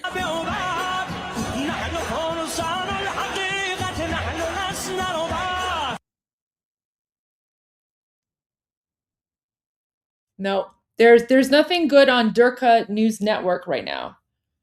There's nothing good on Durka News Network right now, and the live stream isn't the greatest. So, yeah, we'll tune in again around 5 p.m. So we'll tune in again in about 45 minutes, because in about usually around 45 minutes. So in about half an hour, that's when things start getting spicy. So, and this feed isn't good. This feed keeps on freezing. Wait, let's see. Wait, what? Okay. I got a message from Petito. He's doing well. He says hi. And his message is, we are winning. Here, let me get to the screen. Could you imagine someone tunes in to Iran Revolution Live and they've never been here before, and they just tune in and they just see all the Haydar jihadi stuff. Look, so there you go. They would be totally traumatized. All right, let's listen to a little bit of Morad Vaisi. I'll keep an eye on the news as well. درود بر شما. امروز دوشنبه 31 فروردین 2585 در ایران و 20 آوریل 2026 در شرق آمریکا. موضوع اصلی که برای امروز در نظر گرفتم راجع به معرفی جلاد اینترنت در ایران، رسول جلیلی. دیدم آقای دکتر علی شریفی که از اساتید دانشگاه شریف بودن از این عنوان برای رسول جلیلی استفاده کردن در توییتر، جلاد اینترنت ایران. این عبارت رو آقای علی شریفی استفاده کردن. منم از ایشون قرض گرفتم. Guys, so just really quick, I'll interrupt with breaking news here and there. So this is important. Kalibaf is under a lot of attack right now. So basically, he's now trying to defend the indirect talks with the United States in a televised interview Saturday. Guys, remember? That was the interview that I played for you guys and then Armen translated. Remember? That was the televised interview that we caught on Durka News Network. And then we played the interview for you guys and then we were translating it. So, yeah, so apparently now he's being criticized over that interview. And hardline critics are accusing him of betrayal and even hinted at a coup over the negotiations in Islamabad, Pakistan. So things are not going well for the Islamic regime right now. Not going well. Okay, so Morad Vaisi is going to talk a little bit about the internet situation. بدم که چرا اینترنت در ایران به این وضعیت افتاده و پشت این وضعیت چیه و چه تجارت بزرگی پشت سر این قطع اینترنت وجود داره و به اعتقاد من اینترنت در ایران دیگه به وضع سابق بر نمیگرده. Yeah. یعنی دوستان که میپرسن که قطع اینترنت تموم میشه، اینترنت دیگه هیچ وقت به دوره قبل بر نمیگرده. اینا مبنا رو بر این میگذارن که یک اینترنت ملی با استفاده از الگوی اینترنت ملی چین ایجاد میکنن، دسترسی به اینترنت بین‌المللی رو قطع میکنن. So basically he's saying that the Islamic regime is never going to turn the internet back on. They want to keep the Iranian people permanently cut off from the rest of the world. And they're basically just going to continue using this like internal intranet that has been developed by China. And that internal intranet is just another layer of monitoring people. So it's just going to be even more dangerous, because the reason that they want everyone using the intranet is because that way they can prevent people from organizing to overthrow the Islamic regime. So they've basically gone full North Korea. Except the Islamic regime is even more dangerous than North Korea, because North Korea doesn't have this expansionary mindset, doesn't want to take over the rest of the world, but the Islamic regime does.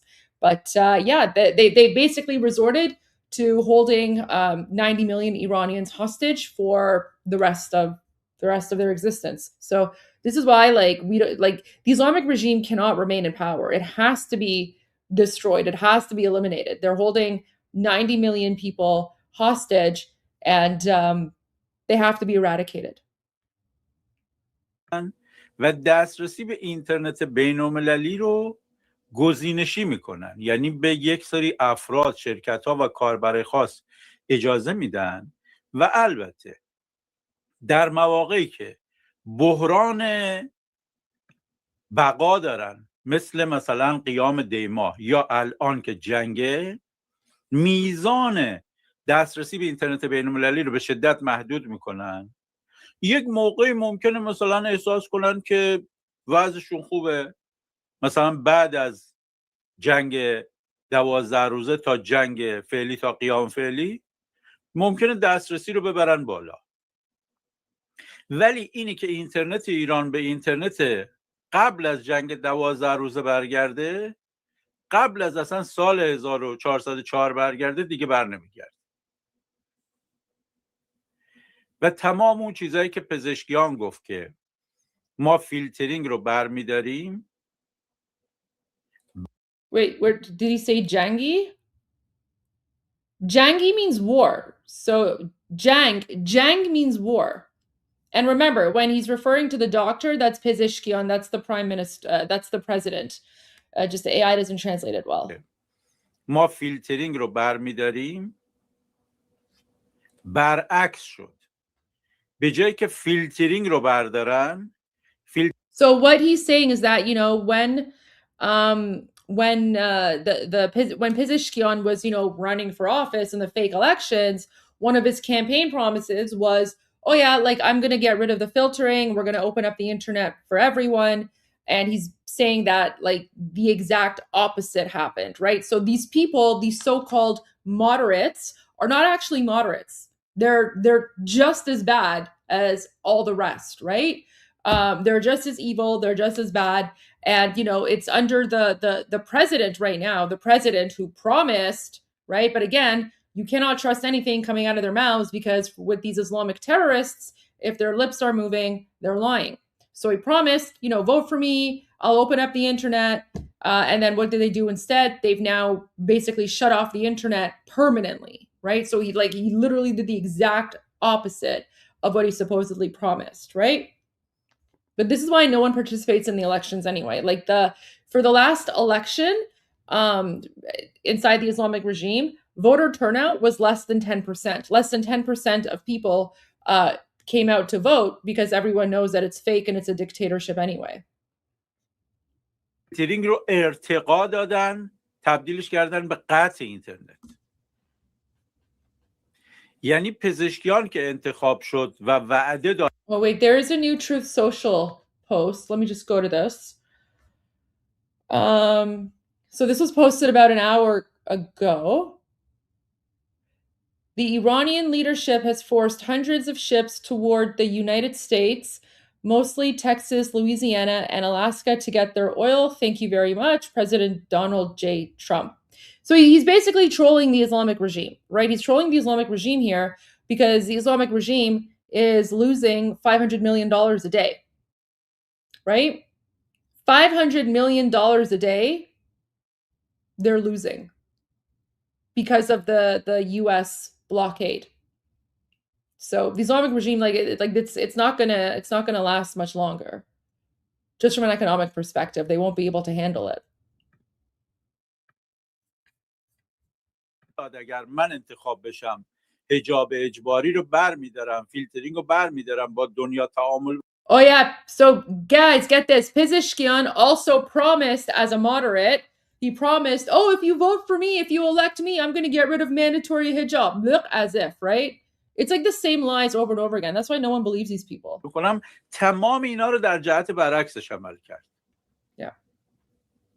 فیلترینگ یعنی قطع محدود اینترنت تبدیل به قطع کامل اینترنت شد در دولت پزشکیان. تعامل با جهان نه فقط صورت نگرفت، 2 تا جنگ در دولت پزشکیان رخ داد و حجاب اجباری اینا هم که دولت هر موقع احساس قدرت میکنه. That's not This Is Rome. I have no idea why this Rome reference keeps on popping up. I don't even know what this is supposed to be referring to. But what he's saying is like, so he promised to get rid of mandatory hijab, and obviously that didn't go through either. So I don't know what the Rome is.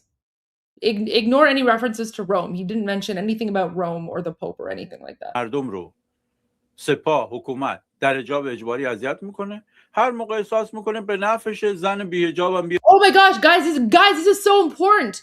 This is so important, right? So here, remember how like Armen and I have been showing you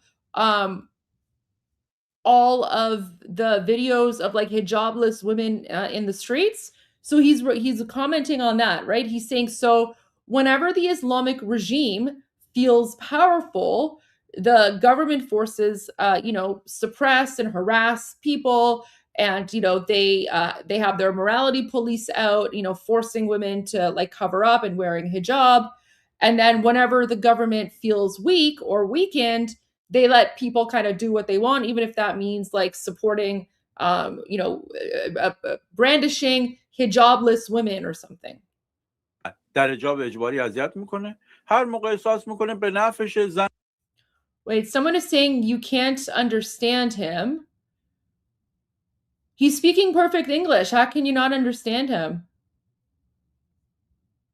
No, I'm joking. He's speaking Persian, but that's why you have to follow along with the subtitles. Guys, I'm trying to like provide I'm trying to summarize like the key parts here, but this is the analysis and info and insight that you get on Iran that you won't get anywhere else, right? Like guys, this is the kind of stuff that makes you all experts, because now whenever you watch the news, and you see something about Iran, you guys already know what's up because you already have the input and the intel, right? So he's saying whenever the government is strong, government forces harass people with mandatory hijab. Whenever it feels it's in its interests, it brings a woman without hijab and like parades her around. And you've seen all the videos, right? You've seen all the videos we've shown you. It's just how the propaganda works. میدون انقلاب تهران. Oh, is Tusi going live in 34 minutes? Nice.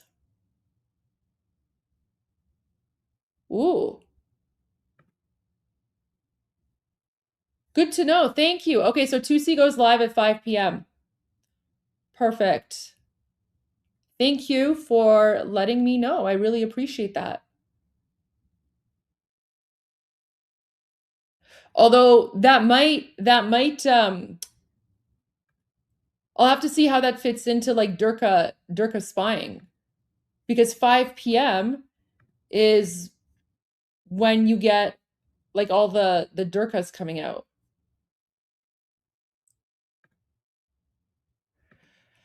All right, let me check Islamic regime TV really quickly. Let's see if you can find something. Do some snooping.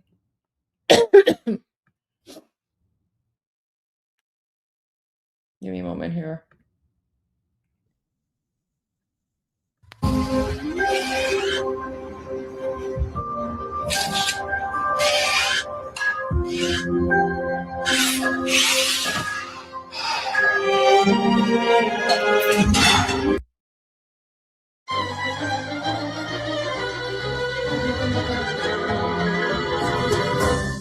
آنان که برای رهایی گروگانهای خود دست به حمله پنهانی زدند با اراده الهی متوقف شدند، چرا که نمی‌دانستند درخت نورسیده انقلاب اسلامی ایران از امدادهای آسمانی ریشه گرفته است. اما ما می‌دانستیم خداوند برای مکر آنها تدبیر و چاره‌ای بالاتر دارد. آملفیلی دیگر در جریان بود.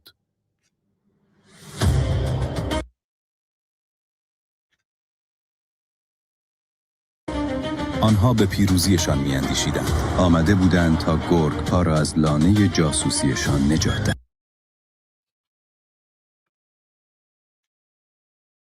What channel is this? That is this. Talking about the American hostages. اما معجزه‌ای آمد. شیطان سقوط کرد. سرزمینی که به اذن الهی استوار است، خداوند آن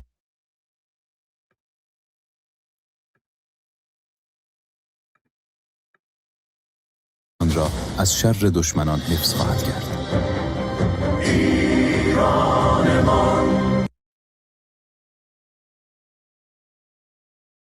سرزمین نور و امید. هوش مصنوعی بله تو مدرسه و توی خونه محل کار. I found a better version. Let's go back a little bit. Oh my gosh, guys. They were speaking about the American hostage situation and how like they were so successful. They were bragging about the American hostage situation on the sports network. They're bragging about the American hostage situation on their sports network. آملفیلی دیگر در جریان بود. آنها به پیروزیشان می‌اندیشیدند. آمده بودند تا گرگ‌ها را از لانه جاسوسیشان نجات دهند. اما معجزه‌ای آمد. شیطان سقوط کرد. سرزمینی که به اذن الهی استوار است، خداوند آن را از شر دشمنان حفظ خواهد کرد. سرزمین نور و امید. هوش مصنوعی بله تو مدرسه و توی خونه محل کار و هر جایی که بهش نیاز داشته باشی کنارته و برای پرسیدن سوال و انجام تحقیق و پروژهات میتونی روش حساب کنی. چطوری؟ کاری نداره. بله رو باز میکنی، وارد هوش مصنوعی بله میشی و Guys, they're advertising jihadi AI. So they're like, you don't need Grok or anything. So they've created their own jihadi AI. bad news. Right? So they basically want people to ask their own jihadi AI questions. They're like, oh, whatever question you have, ask this app because this app will give you the answer. Why? Because their own AI is going to be pure propaganda, right? So it's going to be like fake news or whatever. از دمقس بدون پیش پرداخت. خرید ویژه برای تمامی بازنشستگان عزیز از شهر لوازم خانگی، شعبه مرکزی تهران میدان آزادی و شعب اصفهان، شیراز، ساری، رشت و مشهد. بسم الله الرحمن الرحیم. ملت عزیز و بزرگ ایران، سلام. که بزرگترین پل خاورمیانه است، درسته؟ ایرانی‌ها برای ساخت کشورشون منتظر کسای دیگه نمیشن، خودشون نیست. کاملا ایرانی اغراق میشی. من یه زمانی دفاع تیم ملی بودم، الان دفاع خاک. من ایرانم. شبکه نسیم. وقتی نیاز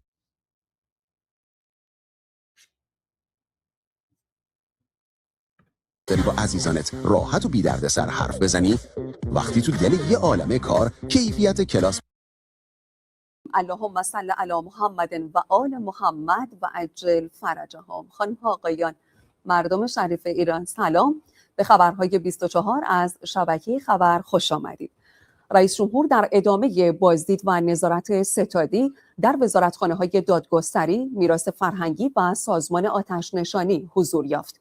آقای پزشکیان در جمع مدیران وزارت میراث فرهنگی، گردشگری و صنایع دستی بر تسریع در مرمت آثار آسیب دیده، حمایت هدفمند از فعالان گردشگری و تقویت زیرساخت‌های این بخش تاکید کرد.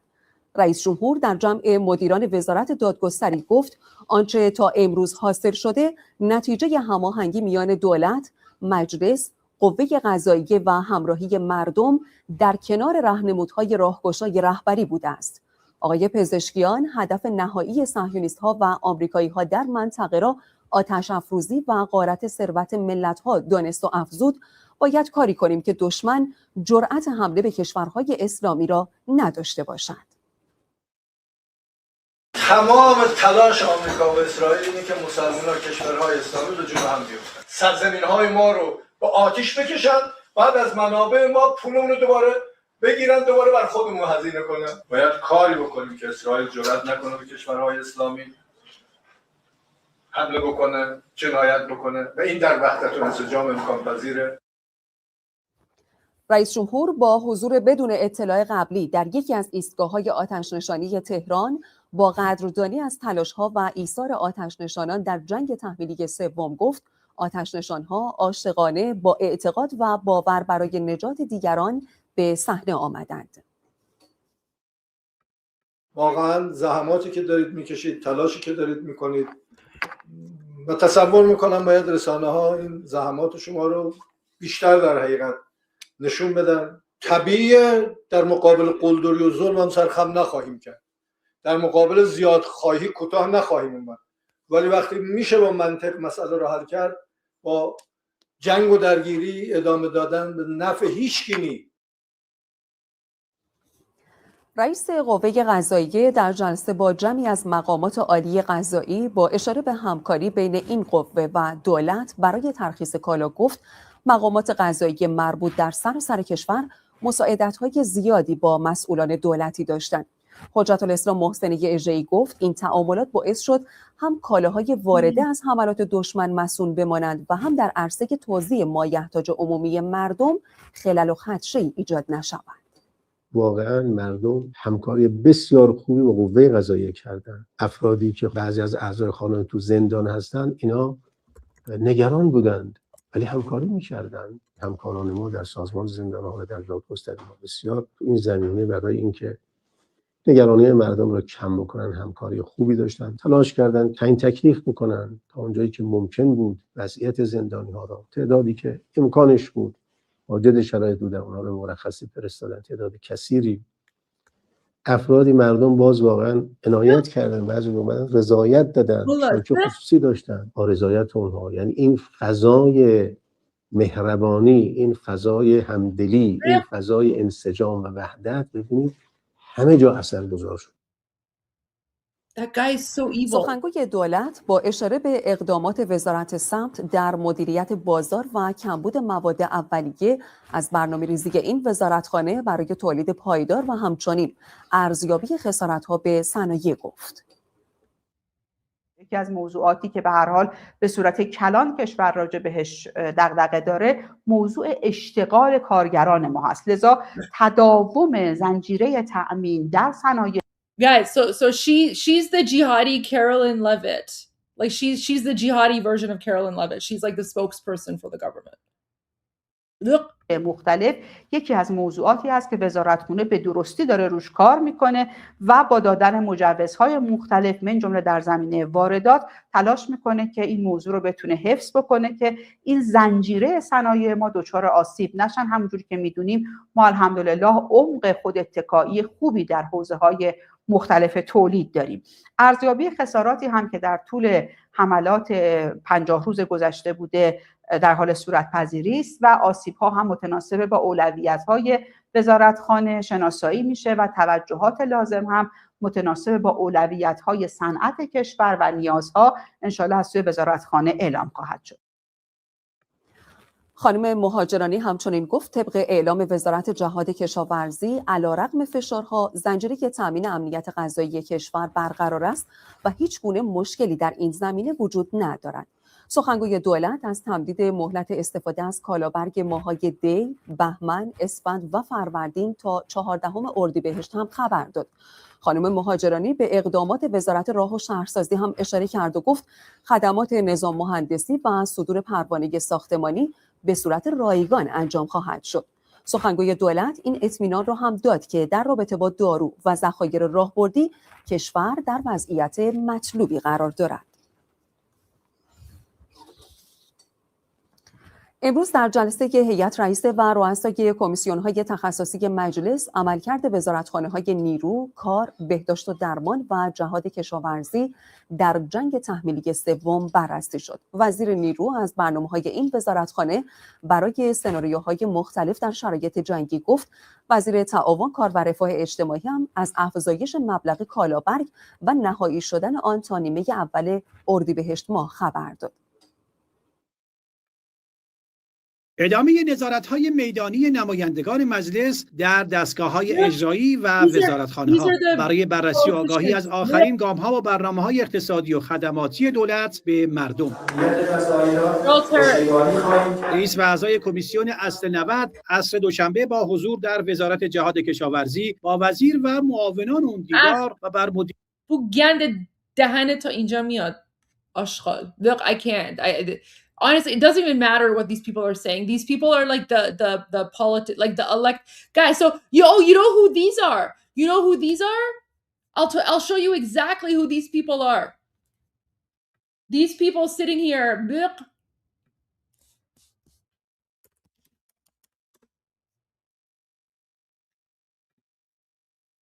This is who they are. This is who they are. That's them. See all these people, all of these like Durka jihadis, and they're like death to America. That's them. This is them in the parliament here, and they're all wearing IRGC suits. That's Kalibaf.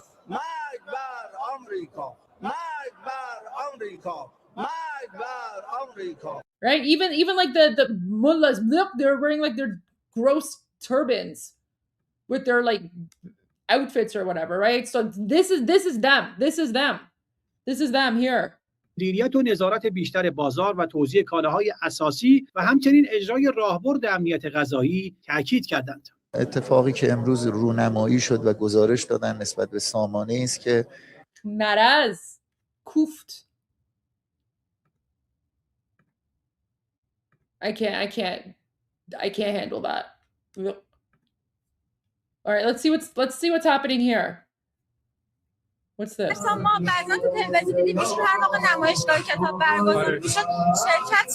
Guys, I found the Durka version of me and Armen. Oh, guys, I found this is Jihad Revolution live. This is Durka Jihad live, guys. It's the jihadi version. It's the Durka version of me and Armen. We found our jihadi doppelgangers. Look at this. کردن صحبت می‌کردن با نویسنده‌ها. میدم که ایشون یه سری کتابایی رو برمی داشتن نگاه می‌کردن و راجبش توضیح. Guys, yes. It's Kulsum and Zulfaq Armen. Guys, we found Kulsum. I can't pronounce that name. What is it? I'm just gonna stick with Sakina. Sakina is easier for me.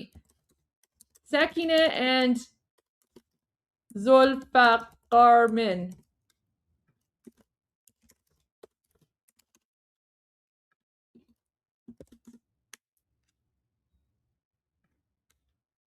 Guys, we found Sakina and Zulfaq Armen. Okay, let's see what they're saying. میدونن که اصلا ما تعجب میکردیم این آقای خامنه‌ای واقعا این کتابا رو خونده، اصلا انتظار نداشتیم اون رمانا رو آقای خامنه‌ای خونده باشه. اصلا فکر نمی‌کردم آقای خامنه‌ای بخواد داستایوفسکی بخونه یا دون آرام بخونه، نمیدونم. این که ایشون توی هر زمینه یه نگاهی داشتن یه دستی داشتن خیلی برای من جالب بود که حواسشون به همه چیز بودش. اینه که این درد رو برای ما بیشتر میکنه که ما همچین کسی رو از دست دادیم و تاسف میخورم واقعا برای کسایی که هنوز نتونستن ایشون رو بشناسن.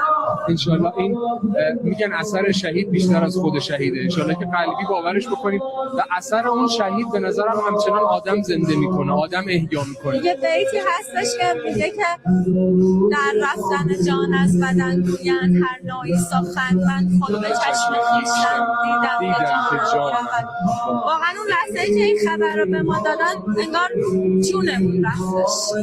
واقعا همینطوره.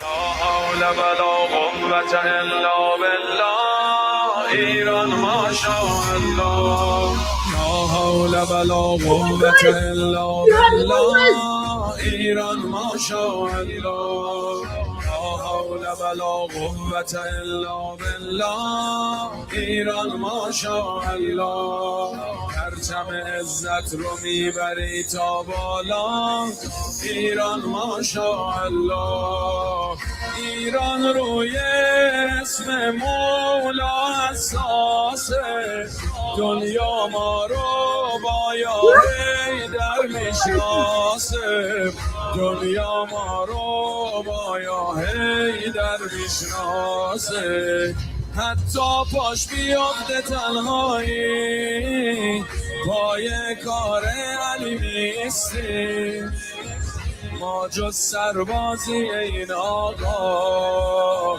کار دیگه ای بلد نیستیم یا حیدر علی علی مولا یا حیدر علی علی مولا یا حیدر علی علی مولا یا حیدر علی علی مولا لا حول ولا قوة الا بالله ایران ماشاءالله راه تو شده راه حضرت زهرا ایران ماشاءالله خیره شد به تو چشم مردم دنیا ایران ماشاءالله ما جای ترسیدیم از دشمن کافر عالم میچرخه رو دستای حیدر عالم میچرخه رو دستای حیدر و محکم با همدلی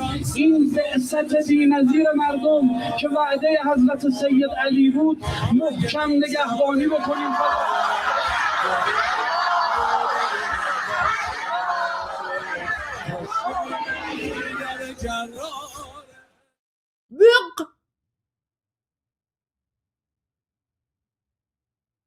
Ew, that was so nasty. That was so nasty.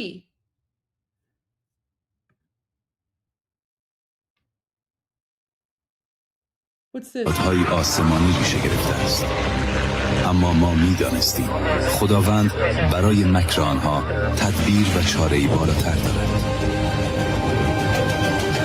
آمل فیلی دیگر در جریان بود. آنها به پیروزیشان می‌اندیشیدند. آمده بودند تا گرگ‌ها را از لانه جاسوسیشان نجات دهند. اما معجزه‌ای آمد. شیطان سقوط کرد. سرزمینی که به اذن الهی استوار است، خداوند آن را از شر دشمنان حفظ خواهد کرد. سرزمین نور و امید. در این روزهای متفاوت مهمه بدونیم تنها نیستیم. تو شهر تهران شهرداری متولی جبران خسارت‌ها شده و خوبه بدونیم چطور میتونیم خسارت‌های احتمالی رو جبران. Do you see how insane these commercials are? Like, look, the commercials are like a bunch of like jihadi mullahs waving AK-47s, riding motorcycles, and then it goes to like American hostage propaganda, and now it's like, are you feeling lonely? رام کنید. اگر خونتون آسیب دیده، مثلا در و پنجره ها، اول از همه از خسارت پاکسازی دارید. یادتون باید سخت شون منتظر. بسم الله الرحمن الرحیم. ملت عزیز و بزرگ ایران، سلام. که بزرگترین پل خاورمیانه است، درسته؟ ایرانی ها برای ساخت کشورشون منتظر کسای دیگه نمیشن، خودشون نیست. کاملا ایرانی اقراق میشید. من یه زمان jihadi commercials.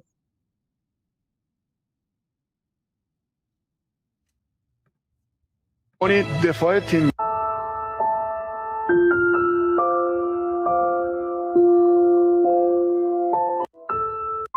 یه مثلا زنگ میزنم یه دست پیامک نمیگه، خاموش اصلا نمیگه، هم دیگه شهید میشه بازاتش. بیت قرار بده خدایا مرگ ما رو در آشورا قرار بده. در به رابطه البته این شرایط که خب اون بدون میکنه. Yep. Don't care about you people. Wait, what channel was that? شبکه what channel? Oh, شبکه یک بود فکر کنم. Yeah, that was شبکه یک.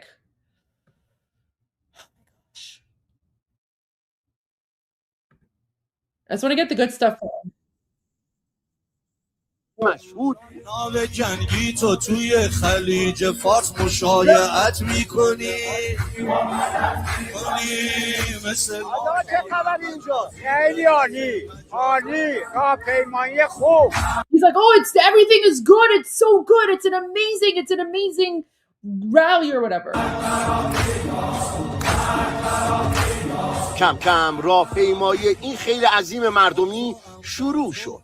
بعد جمعیت که به افتاد دیگه مشاهده کنید. He's like, look at the crowds. Yeah, the vast majority of the people in those crowds aren't Iranian. To said it. They're imported from like Iraq and Pakistan and Afghanistan and you know like they're Hezbollah jihadis from Palestine wherever. ایرانه کشور شیرانه اینجا ایرانه کشور شیرانه خاک دلیرانه برای ما جانه تنها شاهشم شاه خراسانه تنها شاهشم شاه خراسانه مرگ بر آمریکا جمعیت ادامه دارد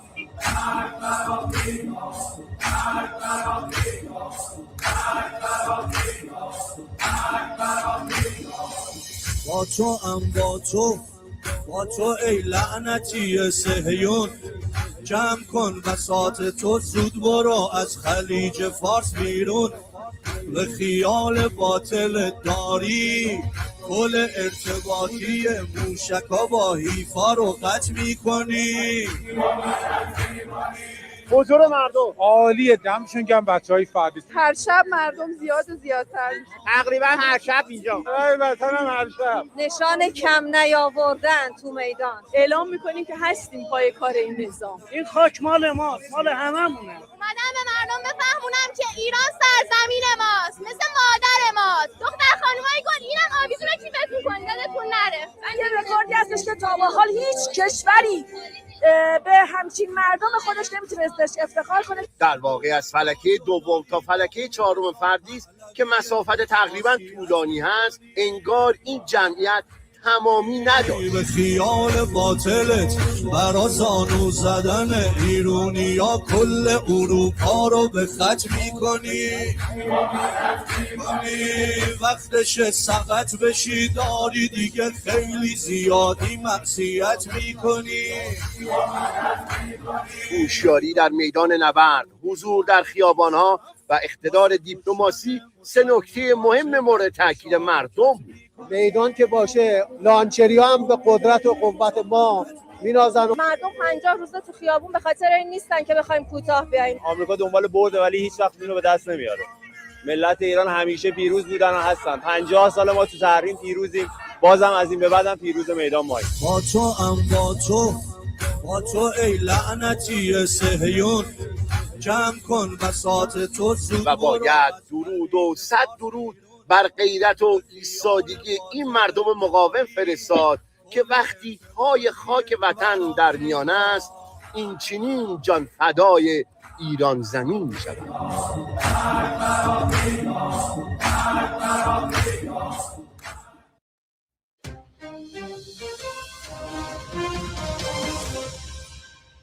They're taking our words. کمک ناخواسته ترامپ به صنعت گردشگری ایران.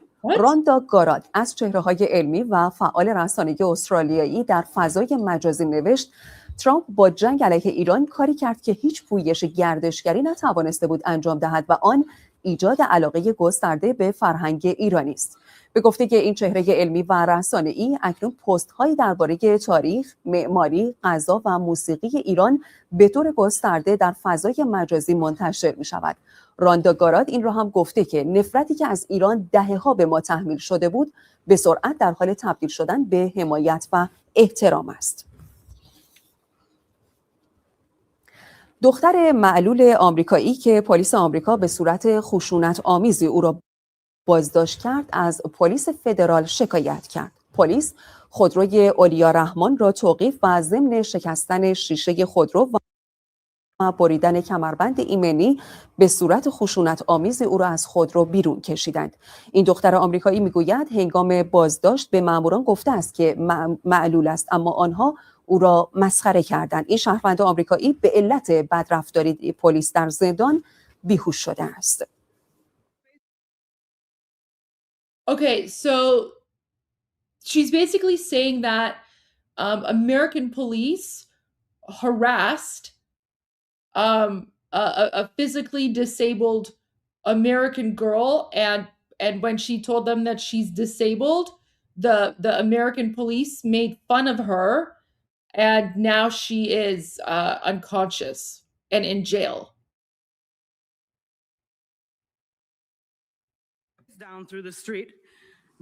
من را در حالی که صورتم به سمت زمین بود با دستها و پاهای دستبند زده از خیابان کشیدند. در حالی که فریاد می‌زدم آسیب مغزی دارم و ناتوانم. حالا دیگر نمی‌توانم دستهایم را به طور عادی بلند کنم. هیچ وقت از من کارت شناسایی نخواستند. هیچ وقت نگفتند بازداشت هستم و هیچ وقت هم به ارتکاب جرمی متهم نشدم. مشاور و دستیار مقام معظم رهبری با حضور در منزل شهید ستوان دوم مهدی رحمانی از پرسنل Do you see, guys? Do you see how like the Islamic regime just takes like these random news stories and then they flip it around and then they just like put out like crazy propaganda? Like wasn't that woman was obstructing ICE? Like that woman was not allowing ICE to do their job. Like she was part of Antifa or something. راهبر فراجا که در نخستین روز حملات آمریکایی صهیونی وقت نگفتم با حضور در منزل هیچ وقت هم به ارتکاب جرمی متهم نشدم. مشاور و دستیار مقام معظم رهبری با حضور در منزل شهید ستوان دوم مهدی رحمانی از پرسنل راهبر فراجا که در نخستین روز حملات آمریکایی صهیونیستی در تهران به شهادت رسید با خانواده این شهید معظم دیدار و گفتگو کرد. آقای مخبر با بیان اینکه و حالا هم به مزد سال 1400 3.45% سایر سطوح مزد مشخص شده با مشکل برخورد میکنن در شورای عالی کارفرمایان استان و شوراهای کارگری میتونن تشکیل جلسه بدن و اگر درخواستی در مورد سایر سطوح دارن اون رو مصوب بکنن. شورای عالی کار بر اساس اون تشکیل میشه و سایر سطوح. Ew. All right. I think I'm pretty much I'm done. I've had enough. Look, Durka. That's enough Durka. That's enough Durka for me. Jeez. That's crazy. These people are insane. Don't worry, Armen will translate everything. I'm just recording right now.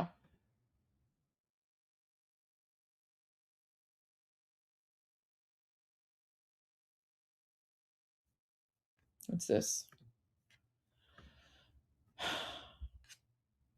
God, there's only so much of this like jihadi nonsense. در واقع برای که در یک استان کارفرمایان استان و شوراهای کارگری میتونن تشکیل جلسه بدن و اگر درخواستی در مورد سایر سطوح دارن اون رو مصوب بکنن. شورای عالی کار بر اساس اون تشکیل میشه و سایر سطوح در واقع برای واحدهای خاصی که در یک استان آسیب دیده اونو میتونه مورد تجدید نظر قرار بده. اون چیزی که در بخشنامه اومده اینه که آسیب دیدن. این آسیب در واقع یک موقع کارخونه مورد حمله قرار نگرفته ولی مواد اولیه‌ای که از he's not even saying anything important. Wait, what's this? Let's go to the next thing. شامل اونها هم که رئیس جمهور و رئیس سازمان حفاظت محیط زیست از آخرین وضعیت دریاچه ارومیه و سایت تکثیر و پرورش گوزن زرد ایرانی بازدید کرد. بعد از بارش‌های مناسب بهاری و حال خوب دریاچه ارومیه، معاون رئیس جمهور از پارک ملی دریاچه Oh my gosh, so stupid. All right. It's literally all just pure propaganda. Man. Crazy, crazy stuff. Okay. Don't worry, Armen will translate. I tried not to interrupt too much and try not to speak too much when I was recording, but we're going to go to 2C. He's starting in a few minutes. So, jeez. All right. And where's the banner here? There we go. So 2C starting in a few minutes. Let me go to some of the super chats here before 2C starts. So Evan Christensen says, Salam, from last time I've talked with someone I know in the Foreign Affairs Committee about Iran. He said he couldn't do much since the Labour Party controls the government, but he have given a speech. Amazing. Thank you. I appreciate that. That's very thoughtful and very kind of you. Aaron Berger, he's talking about the secular date, Yom Ha'atzmaut, the date on the Hebrew calendar starts tomorrow night. Get a helmet. Yeah, the Durka, you know what? No. We don't want the Durka jihadi mullahs to get a helmet. We don't want them to have helmets, right? Good. I'm glad they're not wearing helmets. Let them, let the Darwin's theory take its course. All right, 2C's starting soon. So we're going to go to 2C and then I'll be back in about like half an hour. And then when I'm back, we'll go to Armen translating Durka News Network. There were some crazy things in there.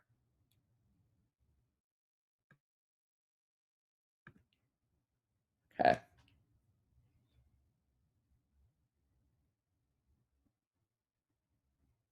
I'll be starting soon. Oh my gosh. Honestly, it is really rough. Like, guys, I don't watch those things. The only reason I watch it here with you guys is because at least you guys are here. Like, you guys are like my support, like my therapy. I can't watch Durka TV on my own. It's like, look, right? Especially when like a mullah comes on, the mullah is just like, it's like seeing the Antichrist, right?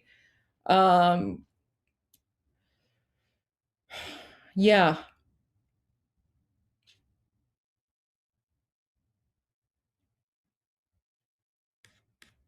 Yeah, see, because at least when you guys see it, you guys kind of like laugh, and then the laughter makes me feel better because I'm like, all right, well, at least some people are, having some fun watching the Durkas.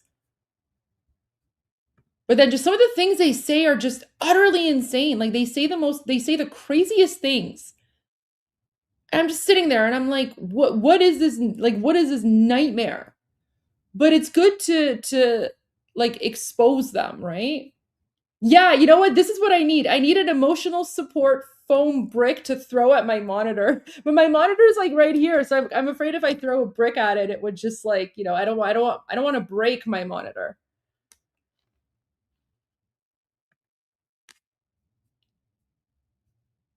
Yeah.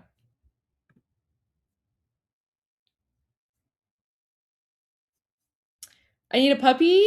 I had a puppy for 15 years and he passed away back in August. So still haven't gone over that because He was my soul dog. He was my soul dog.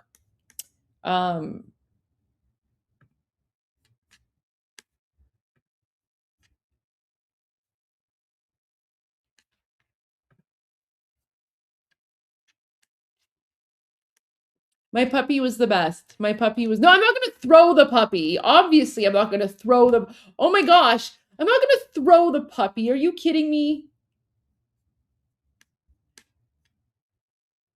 Guys, my dog was the kind of dog where like he trusted me unconditionally, right? To the point where like, do you guys, I don't know if you remember, this was like years ago. There was like some sort of TikTok meme. You know, let me see if I can find it while we're waiting, unless Tusi comes on, but like one of the first like TikTok videos I ever did was, it was the one where like it was the one where like you know, you stomp around your dog and basically like it's tried to like get a reaction out of them, because apparently the meme was like, if you like dance like that around your dog is gonna like freak out and they're gonna react to you, right? So I tried doing that with my dog, and obviously it didn't work because he literally trusts me. Oh, here we go. So wait, let me pause this. All right. So literally, this is from like 4 years ago.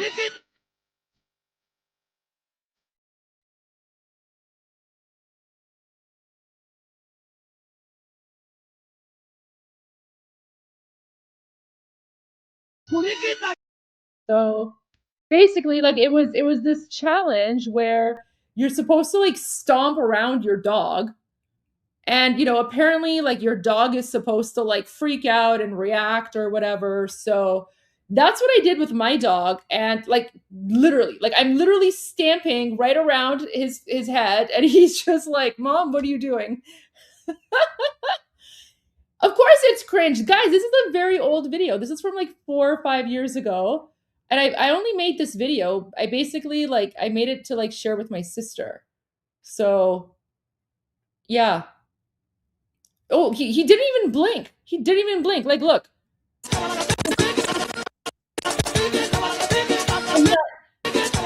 I know you guys are saying it's cringe. That's how the dance was, right? But like my dog is just like, nope.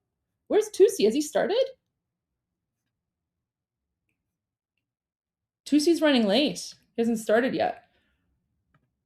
Yeah, so that was my dog. And like he was so good.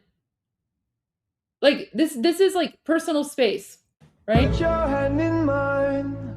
You know that I won't. So apparently the personal space challenge is like if you go in your dog's bed, they don't like it and they would get up and leave or something. But I could just like, I could lay on Baxter for hours and to be with you all the time.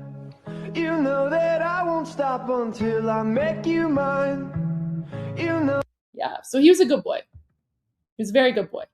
I had a lot of fun with him. So yeah.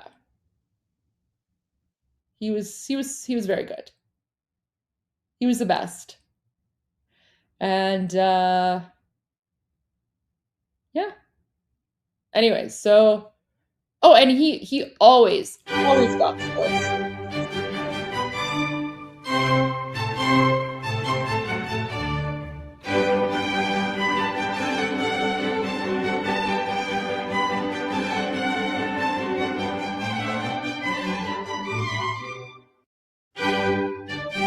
Yeah, so there you go.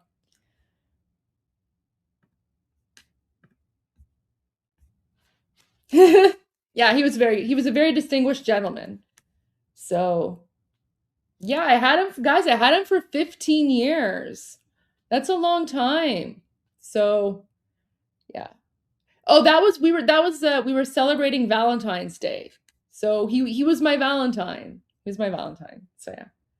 Where's Tusi? Why is he running late? What's going on here?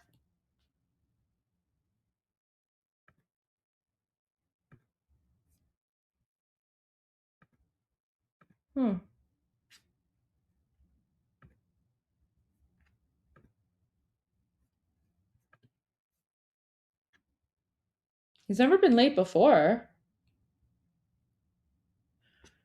New Trump post? Did he post something again?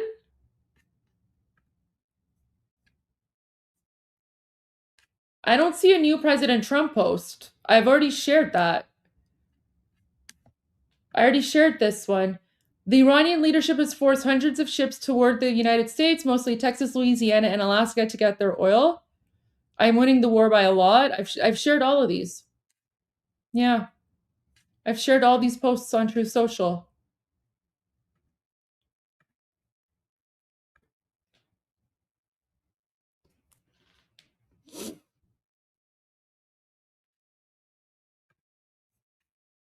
Oh yeah, my dog was great. He was a very good boy. He was so patient. He was so patient with me. Guys, one time I snuck him into the Ontario legislature for Halloween. Do you want to see that while we're waiting for Tusi? Here you go. Here comes the boy. Hello, boy. Welcome. Here he comes. There he is. Here comes the boy. Welcome. There he goes. Here he comes. There he is. So when people ask me, did you ever abuse your power as a politician? Yes, I did. I snuck my dog into the Ontario legislature for Halloween. All right, Tusi's on.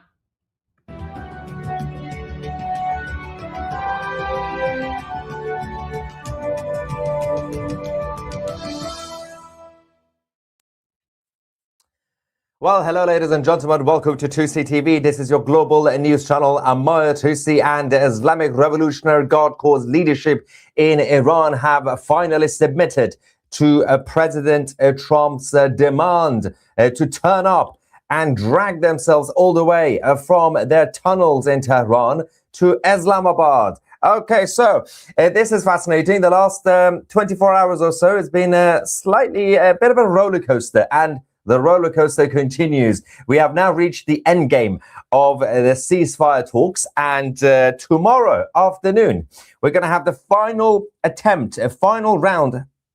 There is a but coming, of course. But the Islamic Republic, we're going to talk about this because the Islamic Republic have spent the last day or so saying that they're not going to turn up. They're not coming. They're not going to do any negotiations until the U.S. Navy decides to stop the blockade of Strait of Hormuz. And they had a couple of other weird demands, including the Israeli Defense Forces leaving Lebanon, which is not happening. So all the demands that they had, not happening, and they're still turning up. The U.S. Navy have also managed to catch the Chinese Communist Party sending weapons to the regime in Iran. We're going to talk about that. And of course, the Israeli Defense Forces that remain in southern Lebanon. And finally, the U.S. Embassy in Iraq is now going to be targeted by the IRGC militias near Baghdad. And all this will be covered. And of course, we're going to get your reaction live on this show. First things first, let's talk about the situation with the Strait of Hormuz and what the U.S. Navy discovered yesterday. Of course, we reported that the U.S. Navy managed to intercept an Iranian vessel that was not obeying the orders. They were ignoring the blockade, and the Americans managed to seize that. There is an update on this. Firstly, we have some information from the U.S. Marines. So the U.S. Marines departed. This is the video that we've now finally received from the operation. They went on the assault ship USS Tripoli by a helicopter, and they transit over the Arabian Sea to board and seize Tuska, the Iranian vessel. The Marines then went onto the Iranian vessel, and of course, after this, they also managed to capture IRGC officials, including the main person in charge of their vessel. This is the fascinating part, because we reported something yesterday, and 2CTV was the first to report this. And now we got the rest of the establishment media catching up on that. There's a quick video from the US on this. This is an update saying that since the commencement of the blockade against the ships entering or exiting Iranian ports and coastal areas, US forces have directed 27 vessels to turn around or return to Iranian ports. Emergency, United States warship 115. You are entering the area of a military blockade. This blockade of Iranian ports will be enforced and applies to all vessels regardless of flag. Any vessel that further intends to enter or exit an Iranian port will be subject to the right of visit and search in accordance with international law. If you attempt to run the blockade, we will compel compliance with force. Over. Yeah. So also on the issue of the talks, the negotiations, we're going to dive into that in a second. It's important to mention that this is still an ongoing situation. So if you are watching this live, obviously, just a heads up, because everything could change in the next few minutes or few hours. If you're not watching this live, it's probably changed already. So keep your eyes on the date and the time zones as well. But on the issue of what the US Navy discovered, the Chinese Communist Party were using that vessel, Tuska, to transfer weapons to the regime in Iran. They have been supplying military equipment. This is despite the fact that China repeatedly assured the Americans that they are not supplying weapons to Iran. The US Marines have also confirmed, according to the security sources in the United States, that we've had Chinese dual-use military components on the vessel. But the one thing that has now been confirmed by the rest of the legacy media, which was initially reported on 2CTV yesterday, is that the captain of the Tuska, the Iranian vessel that was seized by the US Marines, was in fact an IRGC operative leader who intentionally ignored the warnings. The reason that we had the IRGC on board was, as I mentioned yesterday, number one, they don't trust their own people. They have to be basically visible everywhere, present everywhere. Number two, well, it's quite obvious why.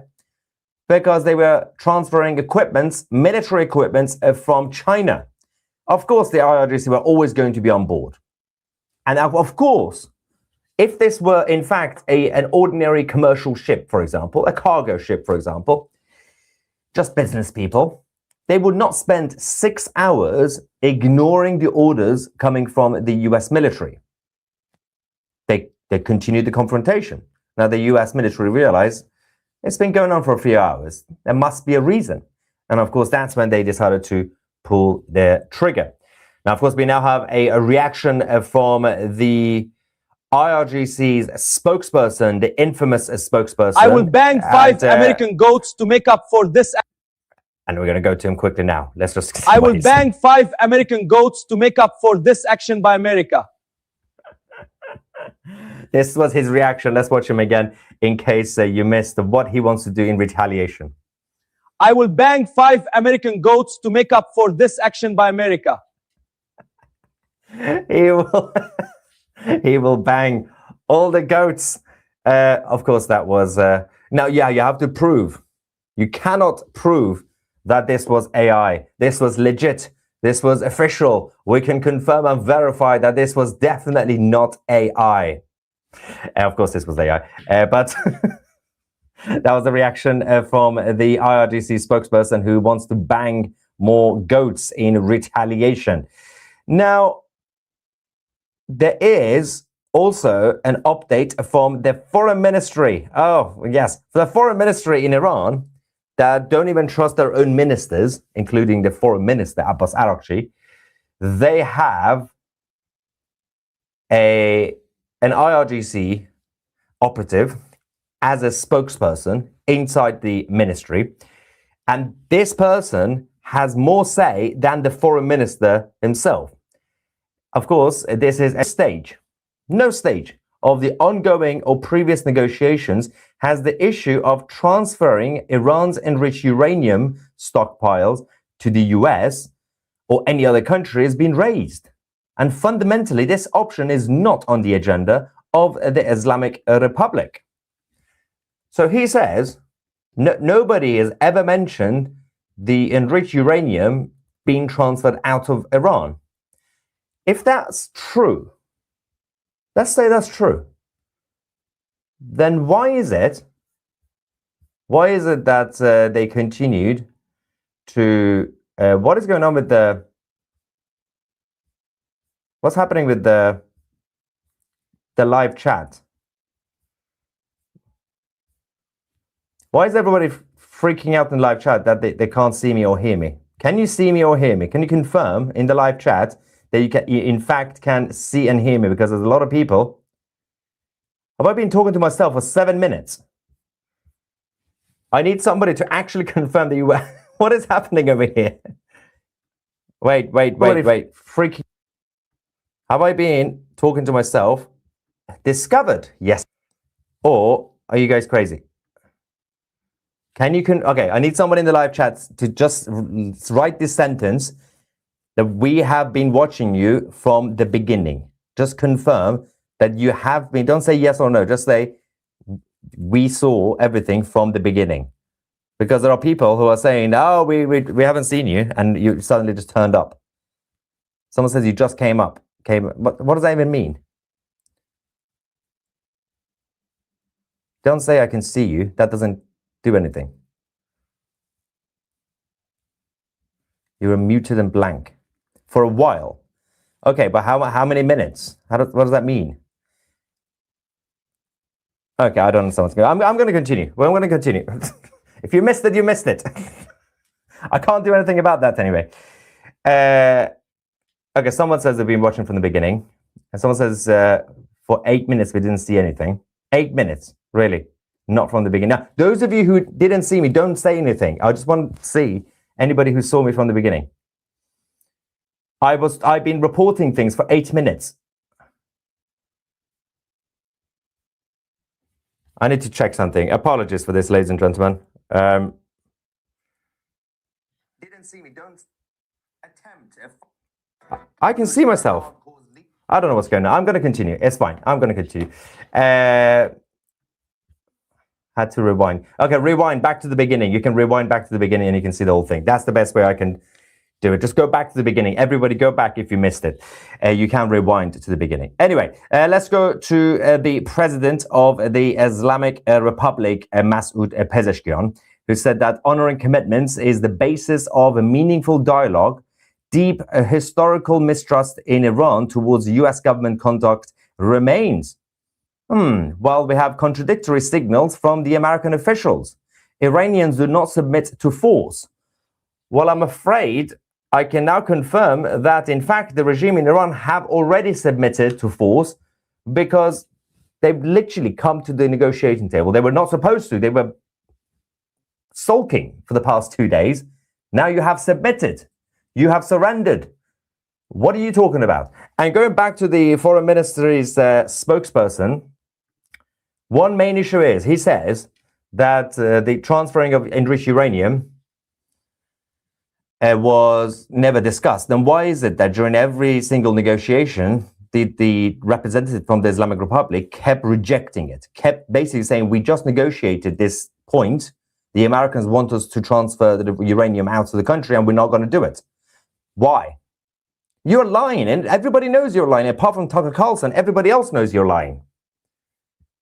Now, speaking of lying, we have also this weird beauty. Also, those of you who missed the beginning, apparently, for some reason, we can also show you the reaction from the IRGC spokesperson, just in case.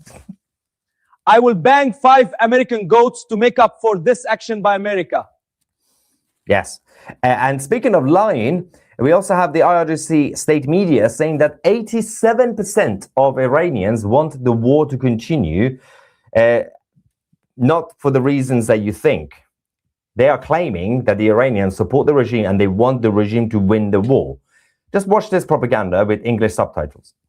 نظرسنجی‌های بسیاری دیگه هم داشتیم که راجع به جنگ یا تسلیم جنگ یا توقف جنگ اصلا به قول ماها overwhelming majority، یعنی اکثریت قاطع دارن میگن اتفاقا جنگ. یک دو شب پیش یکی از مرکز دانشگاهی اومده بودن نظرسنجی کرده بودن، از نگاه اونا 87% مردم گفتن که دارن همچنان میگن باید مقاومت رو ادامه رسانه ها این کارو انجام بدن، مرکز دانشگاهی انجام بدن، مرکز نظرسنجی برای نهادها انجام، همه دارن انجام میدن دیگه. دارن میگم اکثریت قاطع دارن میگن آقا یک بار برای همیشه این دندون که خورده رو بکن بندازو تمومش کن، چون همه میدونن absolutely delusional people. تنگه و صلح و اینو دفعه دیگه ممکن اصلا تو غافلگیری و تنگر هم نتونی ببندی.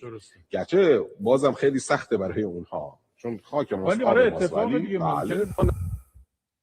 It's crazy, absolutely crazy stuff. Okay, let's quickly go to President Trump. He's been posting a lot on social media. He said, the deal that we are making with Iran will be far better than the JCPOA, commonly referred to as the Iran nuclear deal, penned by Barack Hussein Obama and Sleepy Joe Biden, one of the worst deals ever made having to do with the security of our country. It was a guaranteed road to a nuclear weapon, which will not and cannot happen with the deal we are working on. They actually gave $1.7 billion in green cash loaded into a Boeing 757 and flown to Iran for Iranian leadership to spend any way they saw fit. He emptied out all of the cash from banks in DC, Virginia, and Maryland. Those bankers said they've never seen anything like it before. In addition, hundreds of billions of dollars was paid to Iran. If I did not terminate that deal, nuclear weapons would have been used on Israel and all over the Middle East, including our cherished US military bases. Their fake news, like lightweight Washington Post journalists, love to talk about the JCPOA, knowing that it was dangerous and a complete embarrassment to our country. If a deal happens under Trump, it will guarantee peace, security, and safety, not only for Israel and the Middle East, but for Europe, America, and everywhere else. It will be something that the entire world will be proud of instead of the years of embarrassment and humiliation that we have been forced to suffer due to the incompetent and cowardly leadership. So, based on obviously what you're hearing, again, during geopolitical diplomacy, never take anything that you hear from any side literally, because there's no point. Just wait for outcome and result. People say a lot of things, left, right, and center, right?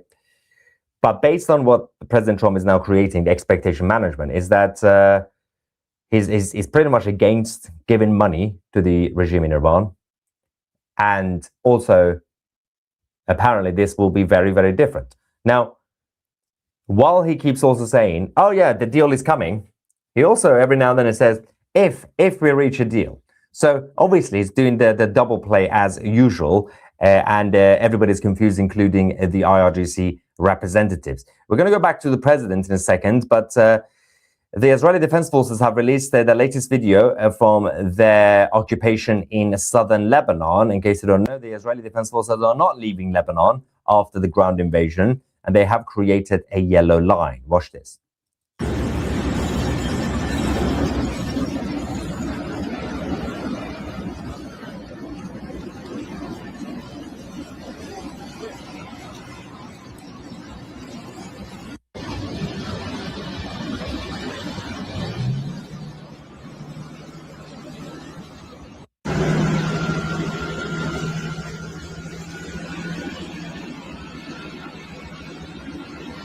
A lot has happened.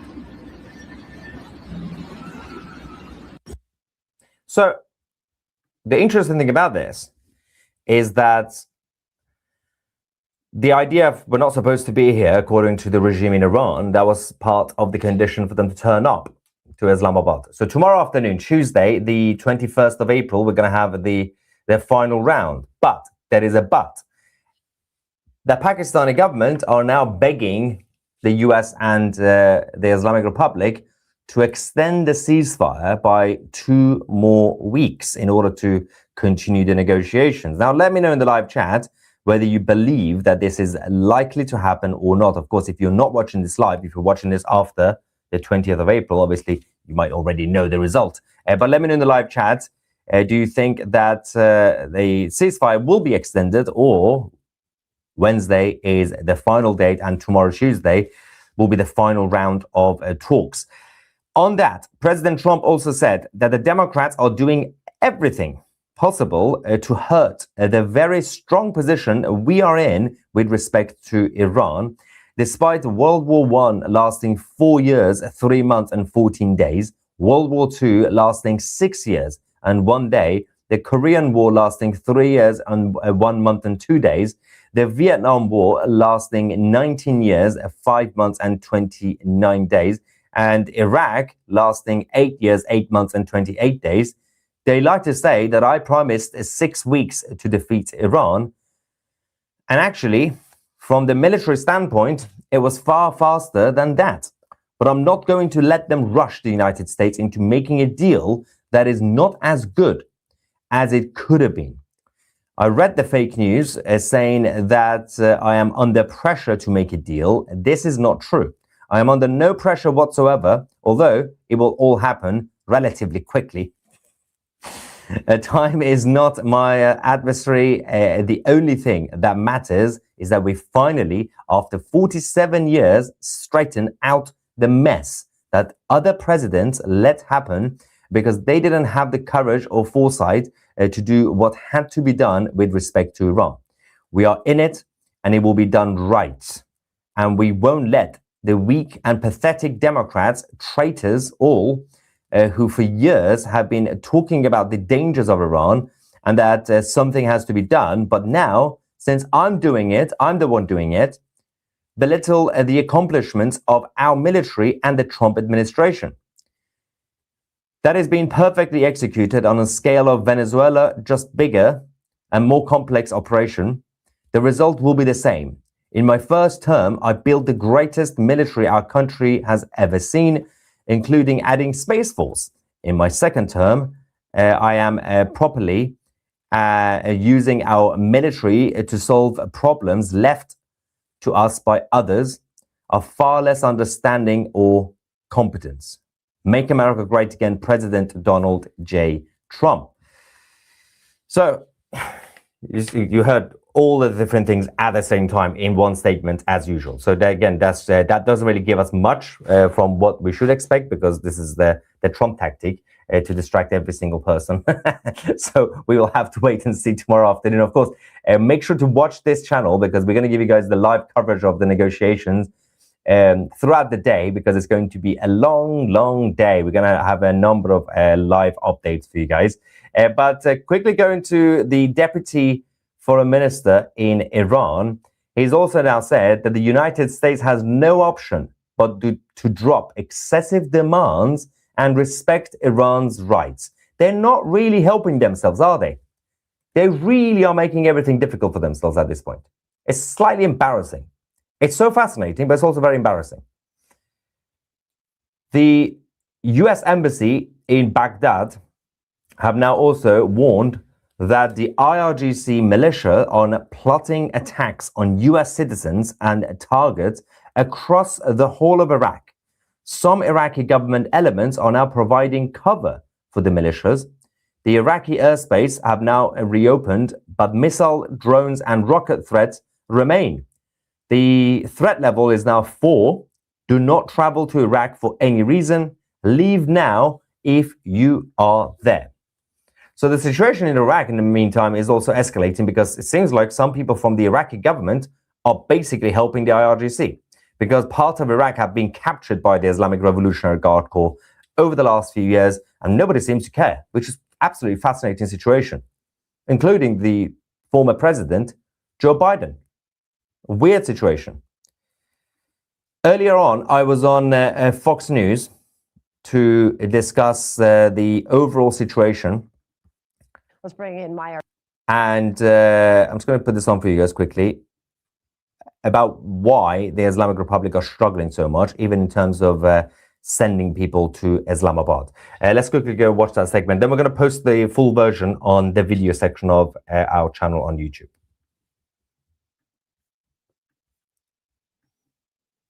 Let's bring in Mayar Tusi, founder of Tusi TV. Welcome to you. Obviously, this is another day of uncertainty for global markets as we do anticipate what is next. Your thoughts?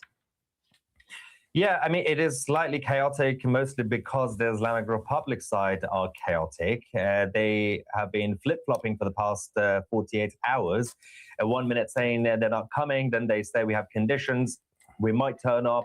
But the reality is not because they are playing some sort of trick. It's because they don't know exactly where they stand. You've got different factions trying to call the shots. You've got at least 3 factions right now in Iran. You've got the actual IRGC with the military side, whose head of military currently is so brave that he's hiding in a tunnel. We also have the second group, which are the clerics, the mullahs, the ayatollahs, whose leader is a cardboard and with allegedly 1 leg. And you've got the third side, which is the official government side, the foreign minister and the so-called president, who nobody really likes at this point, even inside the regime. Their only friend seems to be Tucker Carlson. That's why they don't even know what they're doing. So right now, President Trump has basically trapped them. If they sign the deal, it is what I would call a surrender deal. And if they don't sign a deal, well, it's also a bit of an end for them. Yeah. It's a bit of a lose-lose situation for the regime in Iran. It's a very different situation compared to, let's say, February, when we were having talks. It's very different to May 2025, May and June 2025, with those talks. This is a big problem for the regime because of everything that they've lost and the items on the table, negotiating table. If they sign it, it will be a surrender deal for them, because this is not really a savior deal. It's not going to save them. If they don't sign it, then obviously the US military and the Israeli Defense Forces will have to escalate the situation, which will take a bit longer to get rid of them that way. But it's still better than nothing, I guess. So both versions, both options, it's the end. If they sign the surrender deal, the regime in Iran, they will go down faster. If they don't sign the deal, of course, the military action will have to resume. It will take a bit longer, but again, they will have to go down.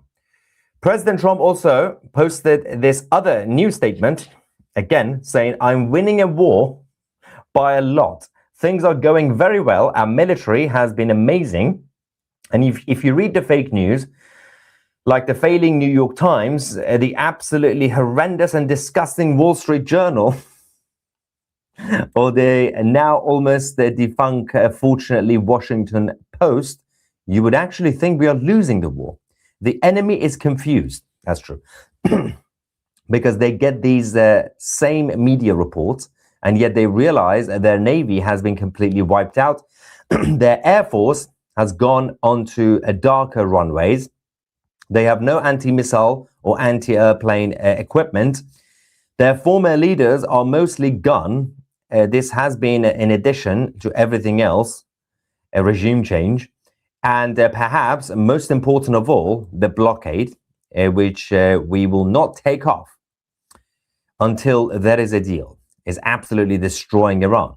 They are losing $500 million a day, an unsustainable number.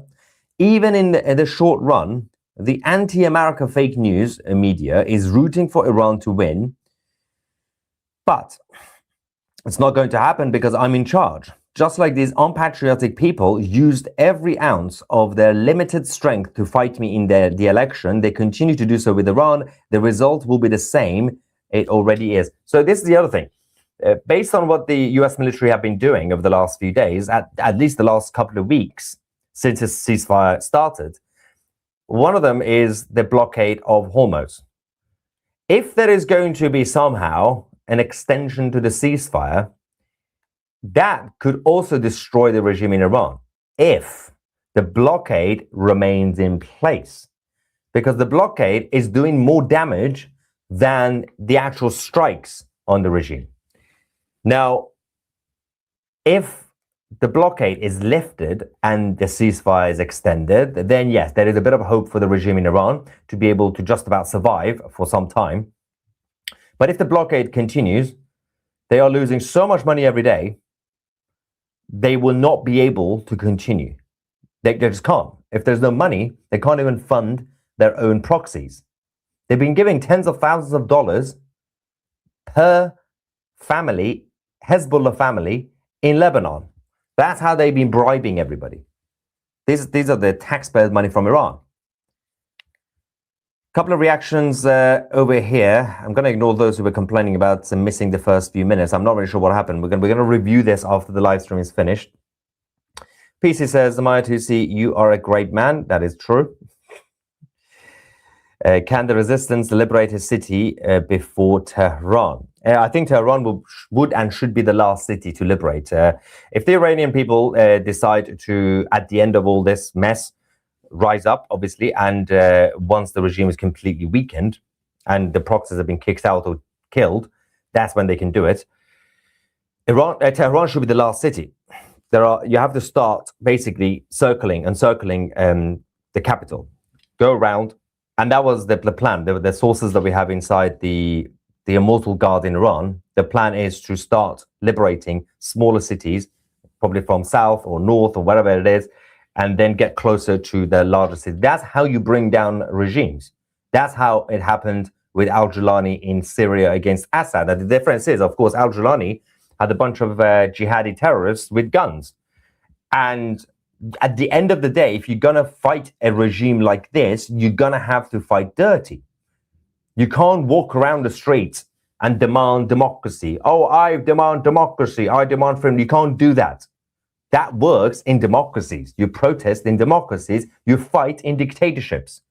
Just look at everything that's happened from the situation with the French Revolution, the Russian Revolution, even the Islamic Republic, a paramilitary coup in 1979. Every single thing you've seen. If you're going to bring down a regime, you're going to have to fight. Now, that doesn't mean you have to become some sort of jihadi. You don't have to do that, but you have to have resistance, and you have to be able to fight. Now, it hasn't been easy until now because the Iranians have not been armed. That's the one big issue. But if you weaken the regime, as the Americans have been doing, and if you are able to send support to the people in Iran in terms of weapons, then yes, there is definitely hope. The regime change can only happen on the ground, not from the air. It's impossible, almost impossible, to change regime using just airstrikes, especially a regime like the Islamic Republic. So it has to be done that way. But then that's the next phase, of course. And lifetime 2CTV Plus member for weeks now, still waiting for your call. You're still the best, though. I did mention yesterday, a couple of days ago, those of you who have not received your welcome call, if you obviously, those of you who became a lifetime member, you will get a phone call from me. I've been calling the list that I have. Some of you were not available. So if you email us, if you're a lifetime member, don't try if you're not a lifetime member because we can check.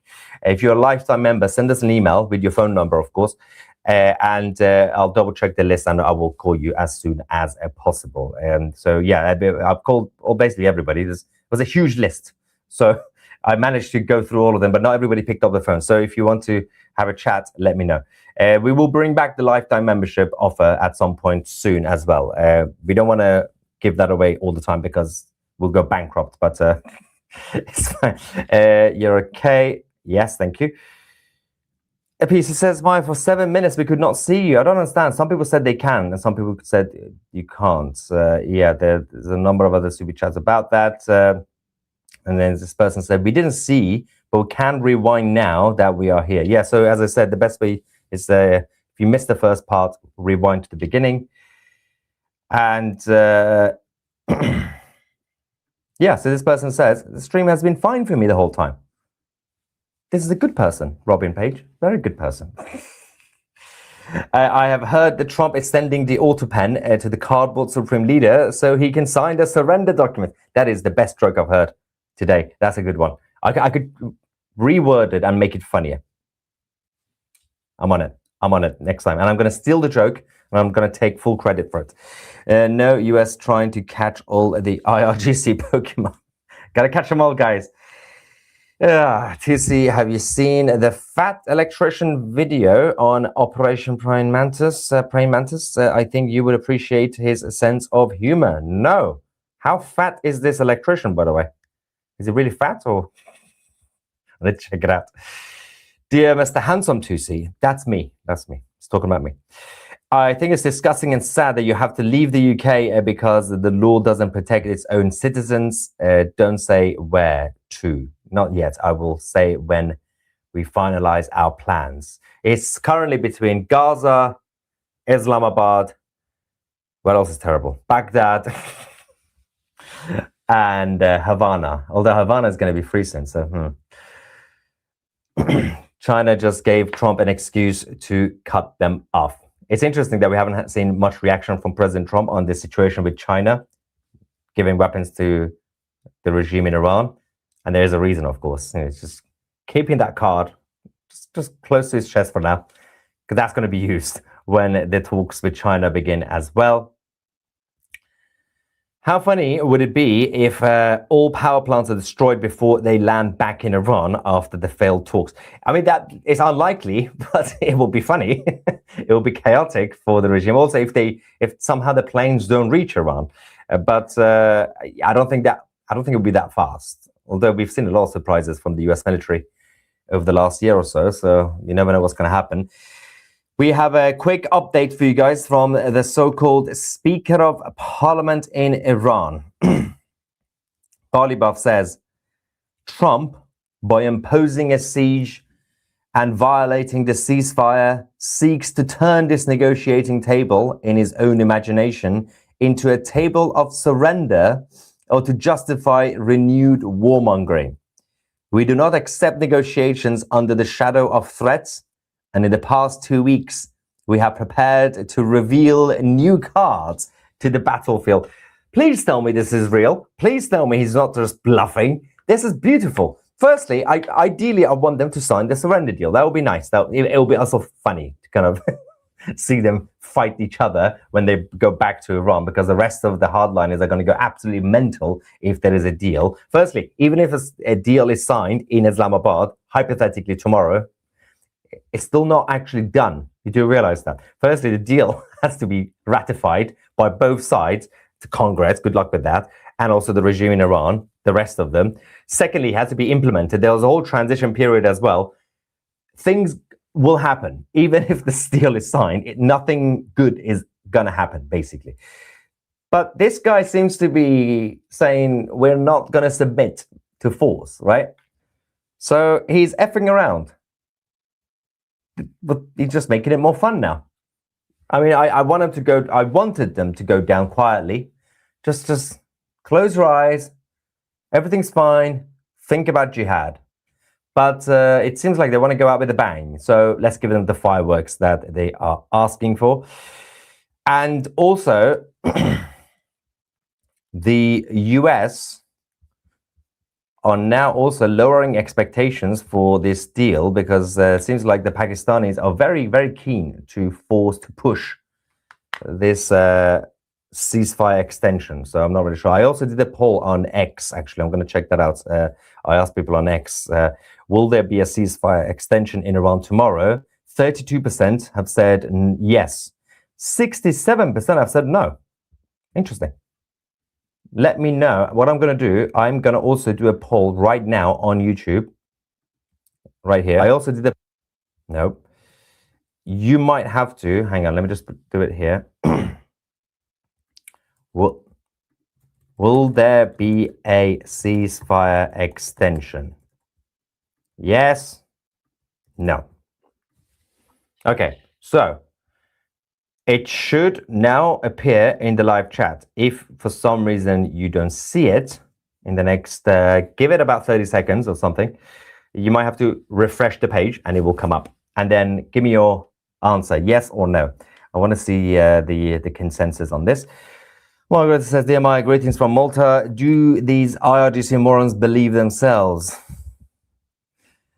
Yeah, neurotic. They don't know what they're doing, because it's not just one leadership. That's the problem. They're not even bluffing. They don't know what they're doing. Nobody knows who's in charge. Marandi, advisor to Iran's negotiating team in the previous Pakistan round, tells Al Mayadeen, oh God, that there was no intention to send an Iranian delegation to Pakistan for further talks. Yeah, but that's changed now. The delegation are now on their way to Pakistan. Despite all that, despite all the chaos we had until 2 hours ago. They've changed their mind. They are now going to the talks. That's what they have submitted to President Trump's order. He said, come, you idiots. And they said, yes, sir, we will come. Started reading Winterworld last night. Great book. Can't put it down. Thanks for the recommendation. Oh, is that the riddle? You started with that one. Wait, was it called?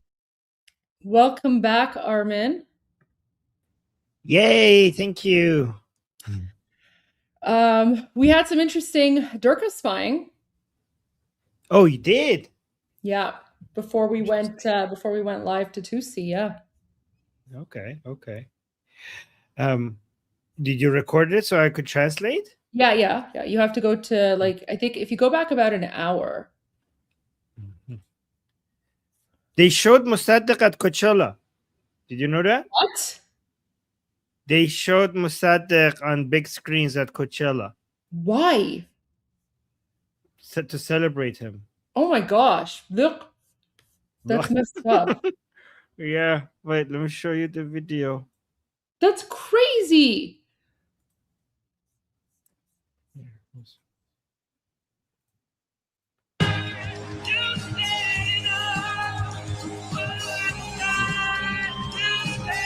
That was Mossadegh here at Coachella. They showed the Iranian Nosferatu, the opium addict? Yeah.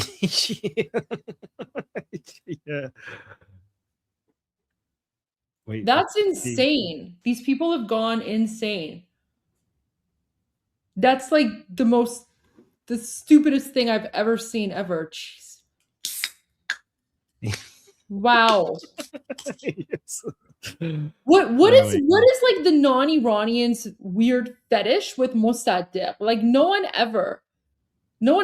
Iranian ever speaks about Mossadegh. The guy was literally like a Marxist traitor who tried to suspend parliament and suspend the Iranian constitution.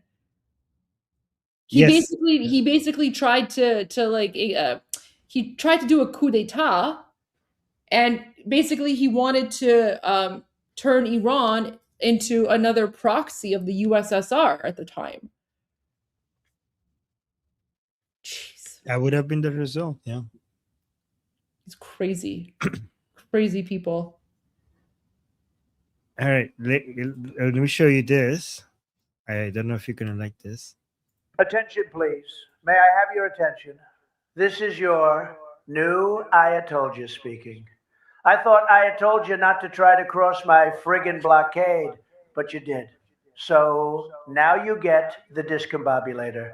The discombobulator is a big, beautiful weapon that basically makes your head explode and your testicles shrink to the size of little peanuts.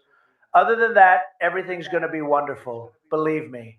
Anyway, get ready, bitches. Activating the discombobulator in 3, 2, 1. Attention, please. Oh my God. I told you. I told you. Anyways. Okay. Okay, let's go to the Durka hunting side of things. All right, so I'm supposed to go 1 hour back? Go about an hour back. Ooh, here you go, here.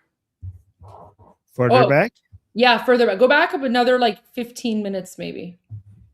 15.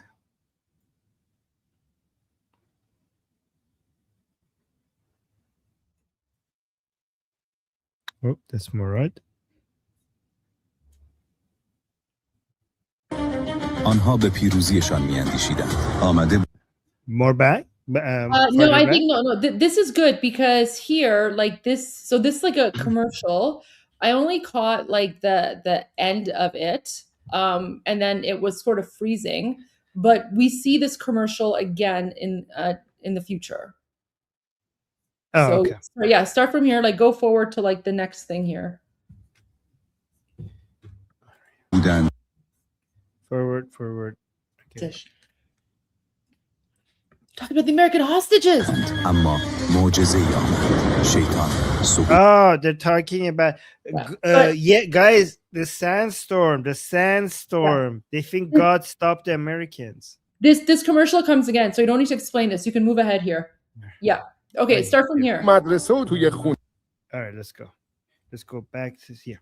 سرزمین نور و امید. هوش مصنوعی بله تو مدرسه و توی خونه محل کار. Explain this part. I found. What? No, I'm saying I explained this part. I think.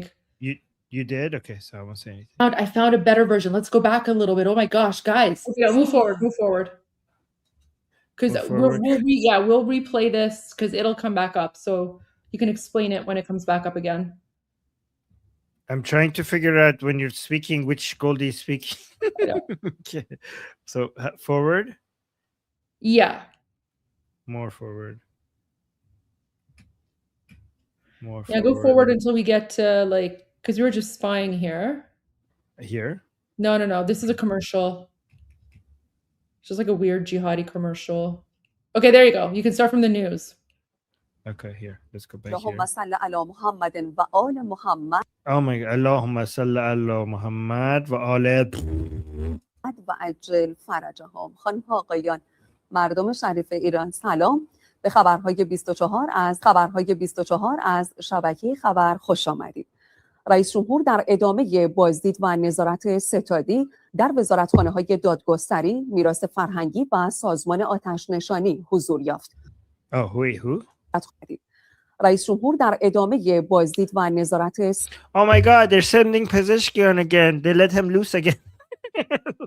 ولش میکنن برای این ور یه چیزی بخوره تو سرش.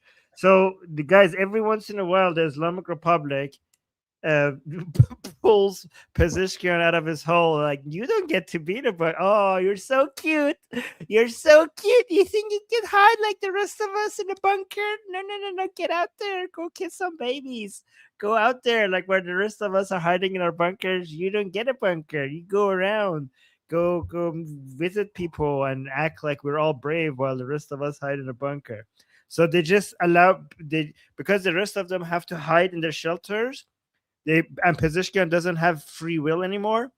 Like Pezeshkian is hostage, guy. Pezeshkian has been taken hostage, so he doesn't have free will. So they sent him out to go visit different places to show that the regime is strong and tough and brave, while the main important people are hiding.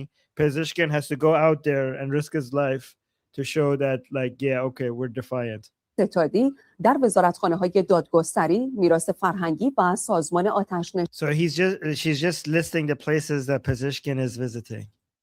حضور Can we see him? Can we see him having to be forced to visit different places? آقای پزشکیان در جمع مدیران وزارت میراث فرهنگی Oh no, they gave him some uniform of the places that he's visiting as well. گردشگری و صنایع دستی بر تسریع در مرمت آثار آسیب دیده، حمایت هدف. So Pezeshkian is talking about his, boring, positive, feel-goody messages like, oh, we need to rebuild this area, that area. I won't bother you with what he's saying. Oh, guys, look at that. Behind them, they have a replica of Cyrus the Great's cylinder. Look at that. There's a replica there. I know, like, it's not the real thing because the real one is in the British Museum. But that's the Cyrus cylinder. مند از فعالان گردشگری و تقویت زیرساخت‌های این بخش تاکید کرد. رئیس جمهور در جمع مدیران وزارت دادگستری گفت آنچه Guys, the things Pezeshkian says is so boring that even when this woman is giving me a summary of what Pezeshkian is saying, even the summary of it is boring me. He's talking about the importance of this and that and rebuilding this or rebuilding that. It's amazing how even the summary bores you. تاکید کرد. رئیس جمهور در جمع مدیران وزارت دادگستری گفت آنچه تا امروز حاصل شده نتیجه هماهنگی میان دولت، مجلس، قوه قضاییه و همراهی مردم در کنار راهنمودهای راهگشای رهبری بوده است. Oh my God, he's saying everything that we have achieved so far is because of the cooperation of the parliament, the government, the people under the guidance of the supreme leader. Oh my God. Why are you so boring? Why are you so boring? آقای پزشکیان هدف نهایی صهیونیست‌ها و آمریکایی‌ها در منطقه را آتش افروزی و غارت ثروت ملت‌ها دانست و افزود.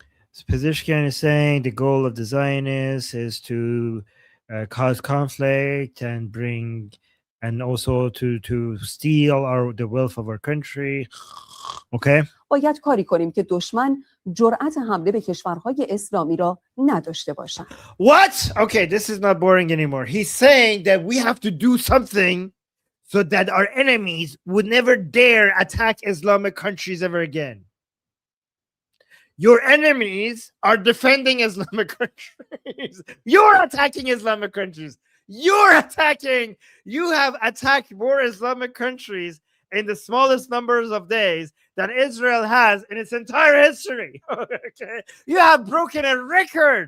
You have broken a record in attacking the highest number of Islamic countries in the shortest amount of time. Look at this. You're like, we have to stop our enemies from attacking the Islamic countries. You have attacked Islamic countries. No one in history has managed to attack more Islamic countries than you. Your enemies have been defending them. Your enemies have been defending the Islamic countries. Oh my God. Okay. All right. Oh my God, we're actually going to listen to Pezeshkian. Oh no. Oh no. I don't want to listen. Oh no. Okay, let's listen to Pezeshkian. اسلامی را نداشته باشد. Oh, look, Goldi's reaction was like, guys, look at Goldi's reaction. She was like paying attention. She was reading something else. And then as soon as Pezeshkian starts speaking, oh, let's bring Goldi. Look at her reaction. Look what happens when Pezeshkian, look, first she's distracted. I don't know. She's like reading something. But look at what's happened when Pezeshkian starts speaking. کاری کنیم که دشمن جرأت حمله به کشورهای اسلامی را نداشته باشد. تمام تلاش آمریکا و اسرائیل اینه که مسلمان‌ها کشورهای اسلامی به جون هم بیفتن. سرزمین‌های ما رو به آتش بکشن. بعد She's like, what the? I don't know. Who's shouting Durka in my ear? Like, oh no, what is this? And it doesn't help that there was a pause. Look, she gets caught off guard because for some reason there's a pause, and then all of a sudden Pezeshkian speaks, and the Goldi is like, what the hell? که دشمن جرأت حمله به کشورهای اسلامی را نداشته باشد. تمام تلاش آمریکا و اسرائیل اینه که مسلمان‌ها کشورهای اسلامی به جون هم بیفتن. سرزمین‌های ما رو. Oh my God, that was so good. That was so good.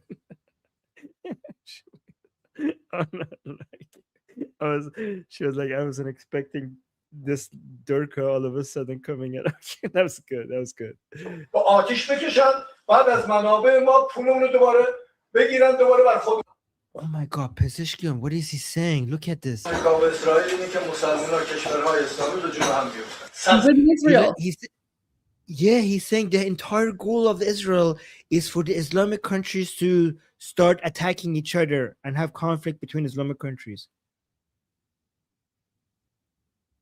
Then why did you bomb them? Like Israel's plan was for you to bomb Islamic countries? Well, then you could have ruined their entire plan by not bombing the Islamic country. Did Israel, you know what this is like? It's like, you know, the bully in the school that holds your hand and start hitting you, like, stop hitting yourself, stop hitting yourself, stop hitting yourself. Like, did Israel come and like hold your hand and like press the, you know, launch button on the missile launcher? Like, was it like, oh, I don't want to attack you, and like, oh no, Israel like, yeah, yes you do, yes you do, and then you press the launch. Like, how does that work? You launch the missiles. Israel is responsible for you launching the missiles at Qatar, Saudi Arabia, UAE, Oman, even Oman. Like, why Oman? Like, oh, it's their goal to make us fight against each other. Well, then you could have just not attacked them, and then they would, and their plans would have been ruined. Oh my God. Armen, he's like, just go back and listen. Like, he's blaming the Jews. It's the Jews, right? It's the Jews. Blame the Jews. It's the Jews. We bombed them. The Jews made us bomb our friends. Wow. There's like, you have no agency. Like, you have like The Jews control your everything you do. Okay. تمام تلاش آمریکا و اسرائیل اینه که مسلمان‌ها کشورهای اسلامی به جون هم بیفتن. سرزمین‌های ما رو Yeah, so tamam talish, all the efforts of the Americans and Israelis is to put the Islamic countries against each other. Wow. Wow, like zero responsibility. They take zero response. But you continue to do so. You know, you continue to attack this Islamic, like UAE, like more than anybody, guys. Like they have this grudge against the UAE more than any other country. I'm starting to get convinced that the Islamic Republic hates the UAE more than they hate Israel because they have like they stop, like sometimes they stop attacking everyone else. I'm like, oh, but the UAE, like the missiles, the priority of their missiles is UAE, second Israel. That's how much they hate the UAE. آمریکا و اسرائیل اینه که مسلمان‌ها کشورهای اسلامی به جون هم بیفتن. سرزمین‌های ما رو با آتش بکشن، بعد از منابع ما پولمون رو دوباره بگیرن، دوباره بر خودمون هزینه کنن. باید کاری بکنیم. There's like they want to set fire upon our lands and then use our money to what? اسلامی به جون هم بیفتن. سرزمین‌های ما رو با آتش بکشن، بعد از منابع ما پولمون رو دوباره بگیرن، دوباره بر خودمون هزینه کنن. باید Oh, they want to set our country. Actually, he's right. He says they want to set our land on fire and then take our money and then spend it on us. On us. Like, okay, so they're not going to steal your resources. They want your money to be spent on the country. That's weird. Well, that would be that would be an improvement, given that you steal the money to create your terrorist groups all around the world. So that would be an if our enemies are trying to do that, that would be an improvement to what we have already. کاری بکنیم که اسرائیل جرأت نکنه به کشورهای اسلامی حمله بکنه. Like we have to do something so that Israel wouldn't dare attack Islamic countries. Okay, buddy. جنایت بکنه و این در وحدت و انسجام امکان پذیره. So he's saying this will be possible in unity. In unity. In unity and solidarity. Guys, you know why he's saying that? Why is he talking about needing unity? Guys, who are the people who constantly talk about needing unity? I wonder.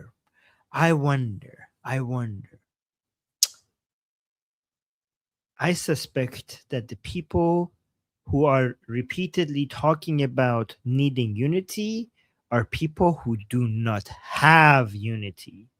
This constant emphasis by Kalibaf and Pezeshkian on requiring unity is, to me, suggests that this is another sign of division within the Islamic Republic. Do you guys see my point? Do you guys agree? رئیس جمهور با حضور بدون اطلاع قبلی در یکی از ایستگاه‌های آتش‌نشانی تهران. Oh, so he had a surprise visit in a fire station. با قدردانی از تلاش‌ها و ایثار آتش‌نشانان در So he's here to thank the work of the firefighters. تحویلی سوم گفت آتش‌نشان‌ها عاشقانه با اعتقاد و باور برای نجات دیگران به صحنه آمدند. So he's praising the firefighters. واقعا زحماتی که دارید میکشید، تلاشی که دارید میکنید و تصور میکنم باید رسانه ها این زحمات شما رو بیشتر در حقیقت I think the media should show more of your hard work.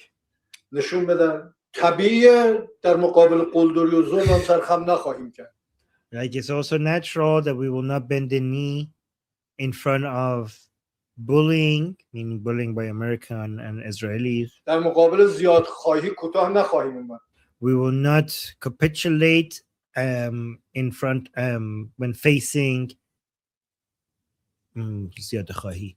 زیادخواهی is like when they ask us for too much, we're not going to capitulate. ولی وقتی میشه با منطق مسئله رو حل کرد، با جنگ و درگیری ادامه دادن به نفع هیچ کی نی. Like however, if we could figure out a way to resolve the situation with logic, then that would be preferable to war because war benefits nobody. So what he's doing, guys, let me translate the translation, if I may. He's basically با زبون بی زبونی داره میگه. He's basically saying this without actually saying it. He's saying that, guys, if we go negotiate with the Americans, that doesn't mean we're being weak. We're not going to let them bully us. It's preferable to figure out a way to resolve this without war. So if we go talk to the Americans, it doesn't mean that we're going to capitulate and bend the knee. Okay, it just means that we prefer to find a way to resolve all of. So he's talking to the regime supporters who are like, why are you capitulating by talking to the Americans? Keep on fighting.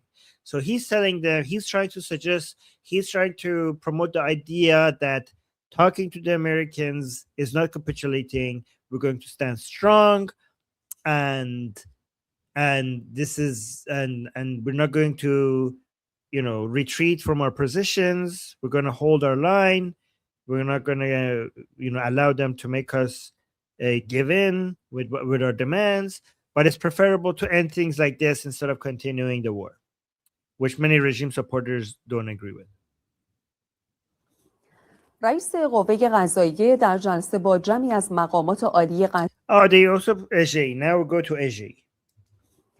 رئیس قوه قضاییه در جلسه. So the head of the judiciary, she's talking about EJ. Like, guys, let me actually bring our bingo card so everybody knows what the position of people that she's talking about. Where's my bingo card? Oh, there we go. I found it. Nope, that's not it. So it's good to always have our bingo card ready in case. So we just we talked about Pezeshkian right here as the head of the executive branch, as the president. Now she's talking about the head of the judiciary, which is Ghulam Hossein Ejei, Chief Justice. He's very evil. He's the one that is basically saying that everyone needs to be executed, all the Iranian freedom fighters. He's a very, very evil demon. Yes, very. با جمعی از مقامات عالی قضایی با اشاره به همکاری بین این قوه و دولت برای ترخیص کالا گفت مقامات قضایی. So he's saying that Mr. Ejei came up with a statement in a meeting regarding cooperation between the judiciary branch and the government, the executive branch. رئیس قوه قضاییه در جلسه با جمعی از مقامات عالی قضایی با اشاره به همکاری بین این قوه و دولت برای ترخیص کالا گفت مقامات قضایی مربوط در سراسر کشور مساعدت‌های زیادی با مسئولان دولتی داشتند. So wait, he's talking about the judiciary branch and the executive branch working with each other regarding food prices? Did I get that right? Iranians in the chat, how is the judiciary branch going to help with that? How are the courts are going to, hold on. What the F? Go back. How does that help? رئیس قوه قضاییه در جلسه با جمعی از مقامات عالی قضایی با اشاره به همکاری بین این قوه و دولت برای ترخیص کالا گفت مقامات قضایی مربوط در سراسر کشور مساعدت‌های زیادی با مسئولان دولتی داشتند. حجت الاسلام محسنی اژه‌ای گفت این تعاملات باعث شد هم کالاهای وارده از So قضایی he's talking about food, not the judiciary, because they're talking about called products. حملات دشمن مسئول بمانند و هم در عرصه توزیع مایحتاج عمومی مردم خلل و خدشه‌ای ایجاد. So they're talking about the basic needs of people and people have access to food and basic products, and the judicial branch is going to help with the executive branch to make this happen. I'm like, how is the judicial branch relevant here, guys? I don't understand. How are the courts and the judges? How is that? Huh? واقعا مردم همکاری بسیار خوبی با قوه قضاییه. So these are the main members of the judicial branch right now meeting in a room. You could see the flag behind them. جمهوری اسلامی ایران قوه قضاییه. It's the judiciary branch. افرادی که بعضی از اعضای So that's EJE sitting at the head of the table, and these are other important people within the judiciary branch. همکاری بسیار خوبی با قوه قضاییه کردن. افرادی که بعضی از اعضای خانه تو زندان هستن اینا نگران بودند ولی همکاری می‌کردن. همکاران ما در سازمان زندان‌ها و در دادگستری بسیار این زمینه برای اینکه نگرانی مردم رو کم بکنن همکاری خوبی داشتن، تلاش کردن تعیین تکلیف میکنن تا اونجایی که Wait, I don't understand. How does the prisons have anything to do with basic needs. خلل و خدشه‌ای ایجاد نشود. واقعا مردم همکاری بسیار خوبی با قوه قضاییه کردن. So you're saying the people had really good cooperation with the judicial branch? افرادی که بعضی از اعضای خانواده تو زندان هستن اینا نگران بودند ولی همکاری می‌کردن. So you're saying the people who had families in the prisons, they were worried, همکاران ما but they worked with us anyways. در سازمان زندان‌ها و در دادگستری بسیار So they worked within the prison system, they worked with us. زمینه برای اینکه نگرانی مردم رو کم So that's AJ, guys, that's AJ. بکنن، همکاری خوبی داشتن، تلاش کردن تا این So he keeps on saying that people worked good, they were cooperative. تحقیق بکنن تا اونجایی که ممکن بود وضعیت زندانی‌ها را تعدادی که امکانش بود واجد شرایط بودن اونها رو مرخصی فرستادن تعدادی کسی. He's saying that we gave some people from the prisons, we gave them time off to basically, we were more lenient with them in these hard times basically. سیری افرادی مردم باز واقعا عنایت کردن، بعضی اومدن رضایت دادن، شوکه خصوصی داشتن با رضایت اونها، یعنی این فضای مهربانی، این فضا. Oh, so some people came out and consented to free the people who they had charges against them, I think.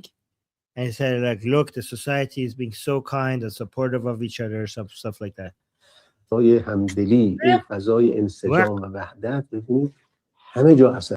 He's saying, look, there's so much unity among people. There's so much unity everywhere.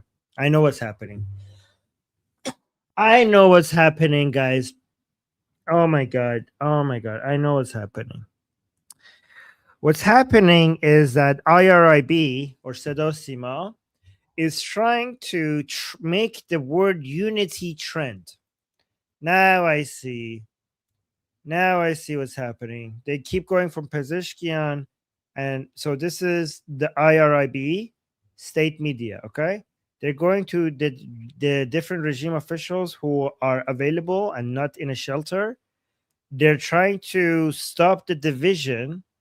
And they think that the way to do that is just to point out unity everywhere that it could, in any way that they could, with any excuses, just talk about the word unity, right? And he's, for example, Pezeshkian was talking about unity, and now they go to SJ talking about unity, and like, oh, there's unity between different people, there's so much kindship, people working together, unity. And by trending this topic of unity and creating an atmosphere that they think they could create an atmosphere that everybody is is making unity a virtue, they're hoping that they could help stop the division that is happening among regime supporters. Yeah, gaslighting, right? Does that make sense? Does that make sense what I'm saying? رضایت اونها، یعنی این فضای مهربانی، این فضای همدلی، این فضای انسجام و وحدت ببینید همه جا اثرگذار شد. Like he's saying this unity in this environment, you can see it everywhere basically. That's what he's saying. That guy is so evil. سخنگوی دولت با So that's the previous Goldi talking. So when you see Goldi speaking, that's the one who was recording Goldi, the younger Goldi. That's the younger Goldi. Okay, so the Goldi below me is the older Goldi. The Goldi, that's the younger Goldi. Okay, so every time I say younger Goldi, you know which one I'm talking about. Okay, just an hour younger. اشاره به اقدامات وزارت ثبت در مدیریت بازار و کمبود مواد اولیه از برنامه‌ریزی این وزارتخانه برای تولید پایدار و همچنین ارزیابی خسارت‌ها به صنایع گفت. Okay, so now this woman is their Caroline Levite. This lady, wait, yes, this is, so she's the speaker of the executive branch. The equivalent of that is, hold on, in the United States, hold on, where's Caroline? Let me see Caroline. Copy image address. Okay, so the speaker of the executive branch in United States is Caroline, right? And this is the Islamic Republic Speaker of the executive branch. So it's basically their Caroline Levitt. Yes, she's a jihadi Caroline. So she's a speaker, like she basically works under the Pezeshkian as the speaker of the okay. Durkaline. That's Caroline and Durkaline. That's good. I like that. This is Durkaline. Oh my gosh. Durkaline, that's good. Durkaline. Okay. All right, let's see what she says. آتی که به هر حال به صورت کلان کشور راجع بهش دغدغه داره موضوع اشتغال کارگران ما هست. لذا Oh, so they're talking about the work, the labor market. So guys, something that is going to be hitting Iran really bad really soon is lack of work. I mean, it's already hitting them. It's already been devastating Iran for a very long time. But as a result of not just the military operation, but also cutting internet. Guys, I saw estimates. I don't even remember what the numbers were. But millions and millions of Iranian, I don't remember exactly what the number was. I think it was 10 million. But at least 10 million jobs in Iran was based on the internet. So just cutting the internet alone has cost around 10 million jobs. Many of them was reported that if the internet cut went above a certain day, they will not be able to go back to it. And we have already reached that number. So I don't know what that number was. I think it was like something like 40 days or something. That if the internet disconnection past 40 days, I don't know what that number was, but then these jobs will become like, for many of these people, they wouldn't be able to go back to it. It would be like almost like a permanent loss, right? They would have to close shop. And it was about 10 million people who were being affected with their jobs. And, like inside Iran, the population, I know Iranians are 90 million, but like inside Iran, I think they're like something between 80 to 85 million, because many Iranians are outside of Iran. So let's say 85 million. So think about this, like 10 million jobs. So this is not including the already horrible situation with the labor market before any of this war started. This is also not including all the people who are losing the jobs because of the war. On top of that, the regime is causing around 10 million people to lose their job just because they cut their internet. That is like a huge percentage of the population, right? تداوم زنجیره تأمین در صنایع. Guys, so she's the jihadi Carolyn Levitt. Like she Oh my God, Gold! What? I didn't know Goldi is going to say that. Wow, Goldi! Like we thought about the same thing. It's so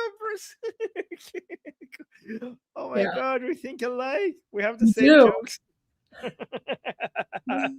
That's amazing. Wow. Okay, guys, Goldi before me said the same thing. Oh my God. Wow. Okay. See, guys, we think of the same. Look at my face. Look at my expression. Oh, no. I like you. Goldi's not impressed. Oh, we should look at that, guys. Somebody screenshot that. This is Goldi's not impressed. Look. That's me not being impressed. Oh my God. لذا تداوم زنجیره تأمین در صنایع. Guys, so she's the jihadi Carolyn Levitt. Like she's the jihadi version of Carolyn Levitt. She's like the spokesperson for the government. Oh my God.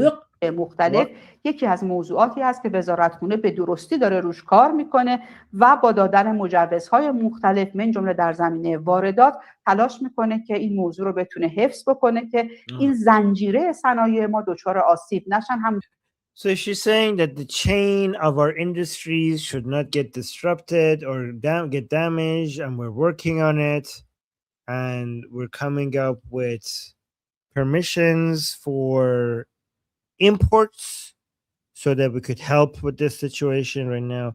Guys, you know why I hate this? Why I hate this? Because, oh my God, guys, you might not like this about me, but I am a proud capitalist, okay? I am very much in favor of limited government when it comes to the economy. So I don't know if anybody is going to get offended by that here, but I'm a huge advocate of limited government. And I really do think that as much as I hate Islam, the bigger damage of the Islamic Republic on Iran has been because of their command economy policy that they inherited from the communists. Okay, guys, I am really, really anti-Islam, but I am more anti centralized command economy than even Islam, as destructive as Islam is. And I think it's the second most destructive idea in the world. The first most destructive idea in the world is anything like communism that has a command economy structure, right? That's what I think. So yeah, I can see Samantha is not happy in the chat. Okay, but that's what I think. And the Islamic Republic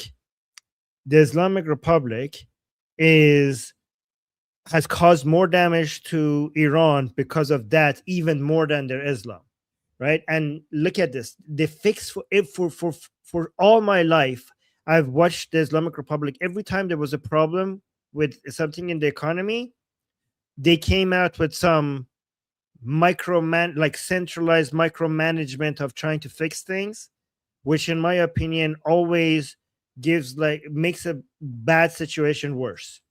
Every time the government comes and sees a problem in the economy and they try to just force it to make it look better without actually fixing it, temporarily it looks better because they just artificially made it look better, and then long term it makes things so much more horrible. It makes everything worse long term. And this is what I'm noticing here, is that they're doing the same thing here, right? They're doing the same thing here. They're like, oh, we're going to give permission to certain imports. Why was that even limited to begin with? This is a horrible situation, so certain imports are going to get permissions. This to me shows how involved they are into deciding what gets imported, what gets exported, at what price, at what quantity. They're so involved. They're so involved in how much governments get, how much corporations get to pay their employees. They the price of bread, the price of fuel, the price of milk. Everything is determined by the government. Everything when it comes to the economy. And they're like, oh, the Islamic Republic, the Iran's economy is suffering because of the sanctions. No, it's this. Oh my God. It's not mostly the sanctions. It's the centralized command economy that has ruined us.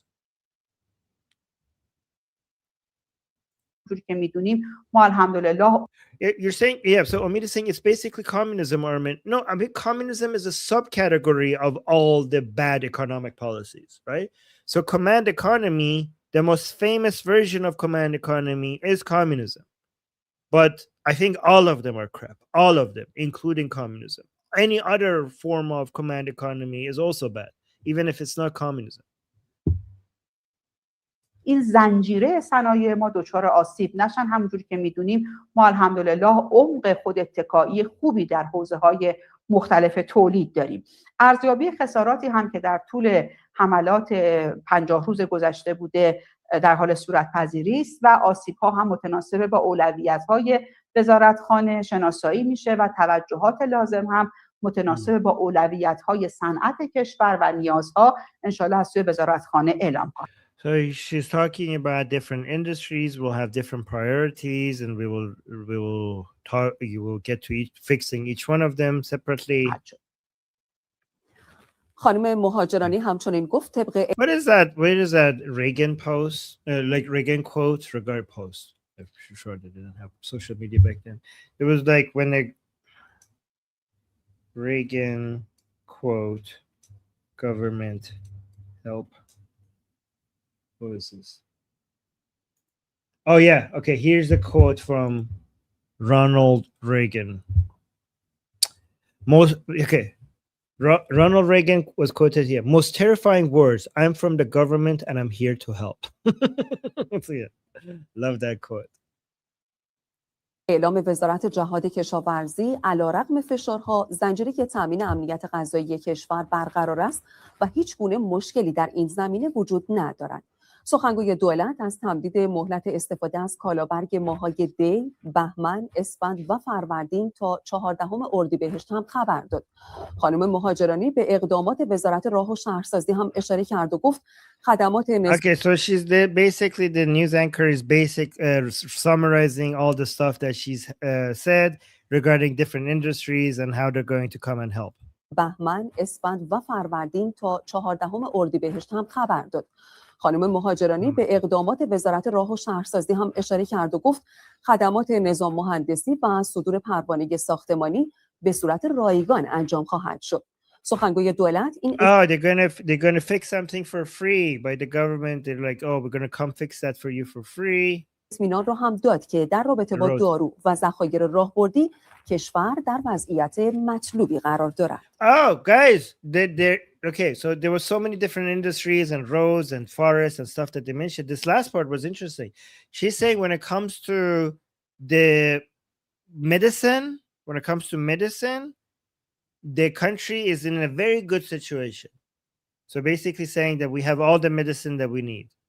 So just remember that in case like somebody like Kyle Kulinski or Bosch or some other retard comes and says like, oh no, you close the ports and now they have Iranian people have no medicine because you close the ports. Okay, so she, the spokesperson of the government of the Islamic Republic, is saying that when it comes to medicine, we are in a very good situation. Okay, so just wanted to رایگان انجام خواهد شد.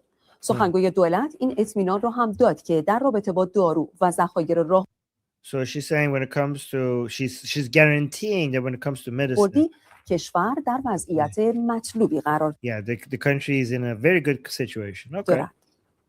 So that means close the ports, guys. Don't worry about. So guys, when it comes to basic, she said medicine and basic needs.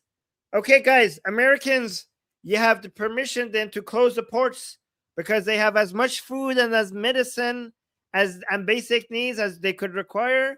So don't worry. Then I guess they're giving you permission to close the ports. Keep closing the ports. Don't worry about medicine and food. They have all the basics. Thank you for the permission then. So it's just the oil and gas then, okay? So if you close the ports, if you blockade the ports, this is perfect then.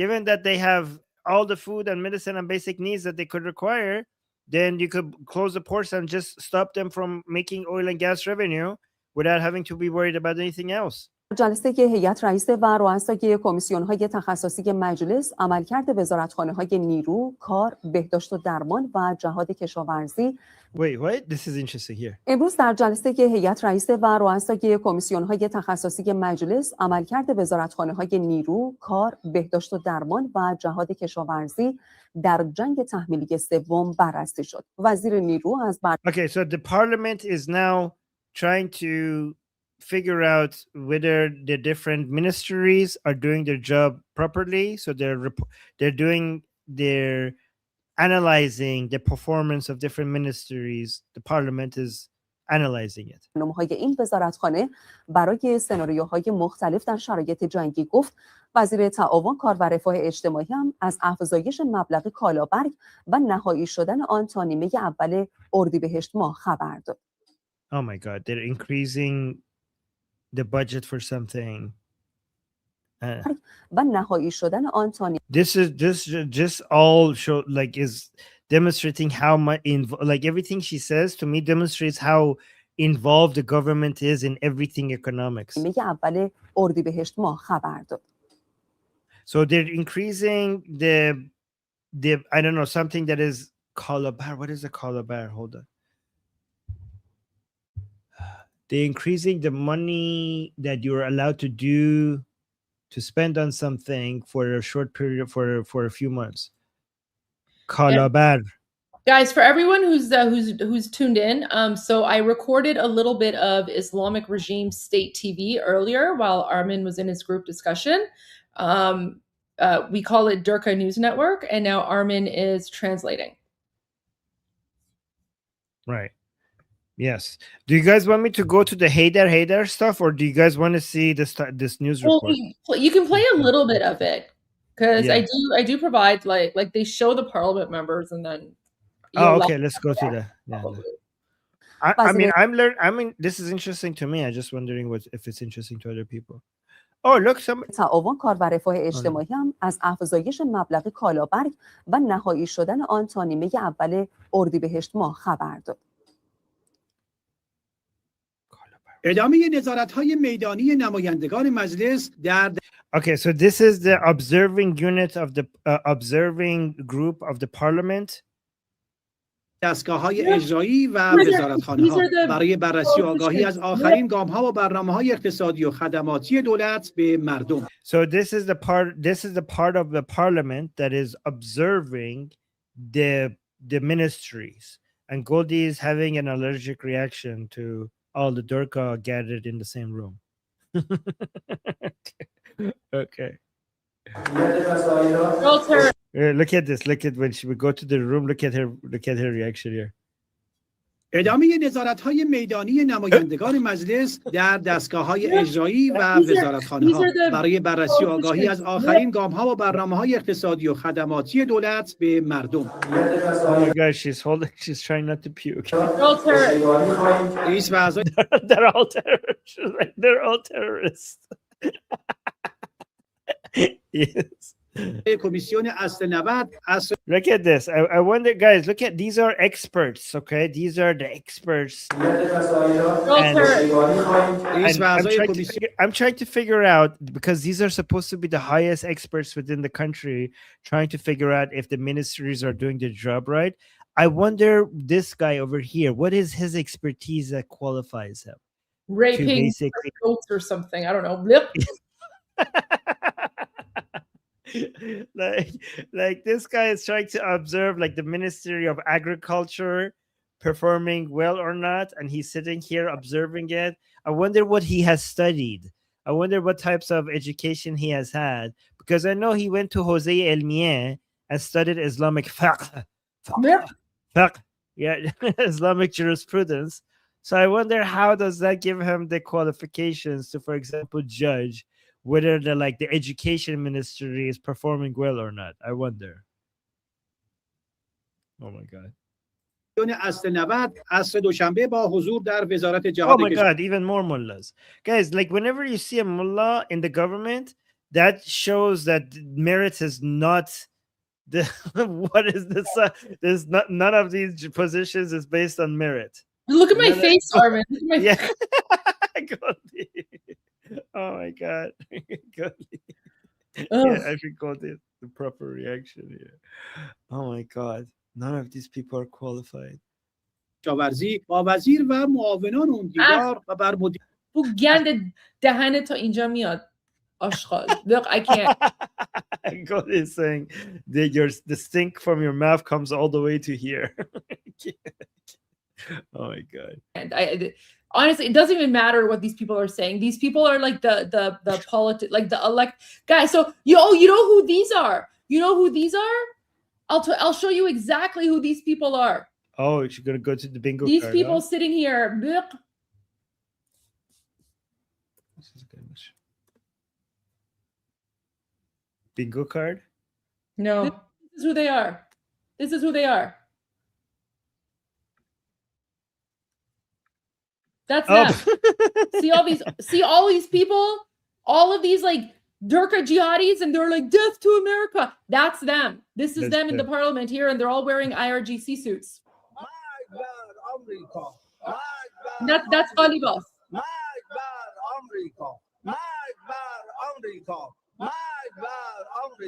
Right? Even like the mullahs, look, they're wearing like their gross turbans with their like outfits or whatever, right? So this is them. This is them. This is them here. مدیریت و نظارت بیشتر بازار و توزیع کالاهای اساسی و همچنین Oh my god. Oh my god. They're talking about look at the presentation. Okay? The presentation is like is based on trade and it's talking about trade, finance, and economics. Look, that's the PowerPoint presentation talking about different products and I don't know, trade balances and stuff like that. And do you guys think that these mullahs understand what is being presented to them?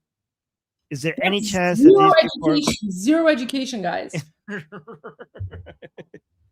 These people have studied whether when you enter a washroom, whether it's okay to go inside the washroom with your left leg or your right leg. That's what they have studied. Yeah. That's what they've studied.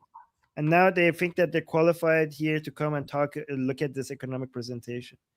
So this is what I thought Goldi was going to show. Like these people that you're saying is part of this number, this 289 number that you see here. So this is the legislative branch. These are the members of the parliament. These people in this room are some of them.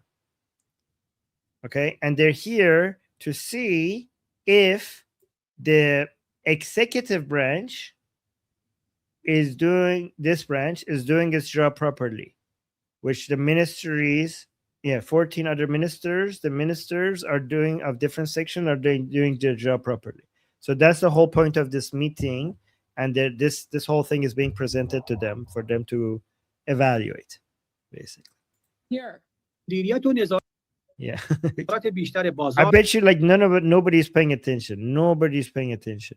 و توزیع کالاهای اساسی و همچنین اجرای راهبرد امنیت غذایی.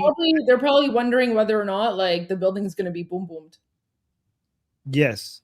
I bet you, Goldi, most of these people are thinking if there's lunch involved in all of this. Like what's good. Yeah. Yes. Okay. I know that from experience that's what they're thinking. اساسی و همچنین اجرای راهبرد امنیت غذایی تاکید کردند. اتفاقی که امروز رونمایی شد و گزارش دادن نسبت به سامانه مرض. Oh no, look at this. Oh my god, I love Goldi. Look at her. Oh my god, that's so funny. Oh, that's so cute. Like what I was looking at. Goldi's not impressed. No. And I have every right to judge because I'm a former parliamentarian. So I judge these like Durka jihadi terrorists. Okay, so this mullah is trying to explain what they just witnessed today. So guys, the purpose of this news segment. Oh, guys, let me tell you what the purpose of this news segment is, okay? The purpose of this news segment is to show to the public that things are going as normal. Like that the sky is not falling, the regime is not collapsing, and the politicians are politicking. Is that even a verb? I just made up a verb. The politicians are politicking, and the economy has challenges, but it's moving along. Like there are difficulties, but everything is working as it should. Yeah, exactly. Everything is under control, guys. We're having some difficulties, but things are normal. That's the whole point of this news segment. امنیت غذایی تاکید کردند. اتفاقی که امروز رونمایی شد و گزارش دادن نسبت به سامانه است که زهرمار. Oh my I God. I can't handle that. Oh. All right, let's see what's happening here. Oh, Armen, you're gonna like this. What's this? What is this? Oh my God.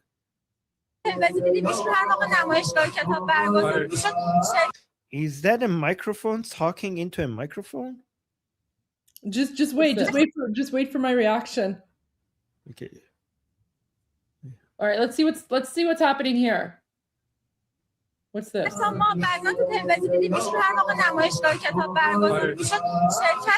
Guys, I found the Durka version of me and Armen. Guys, no. I found this is Jihad Revolution live. This is Durka Jihad live, guys. It's the jihadi version. It's the Durka version of me and Armen. We found our jihadi doppelgangers. Oh no. Look at this. کردن صحبت می‌کردن با نویسنده ها میدم که ایشون یه سری کتابایی رو برمی داشتن نگاه می‌کردن و راجبش توضیح guys, yes, it's Kulsum and Zolfaq Armen. Guys, we found Kulsum. I can't pronounce that name. What is it? You know, I'm just gonna stick with Sakina. Sakina is easier for me. Okay. Sakina and Zolfaq Armen.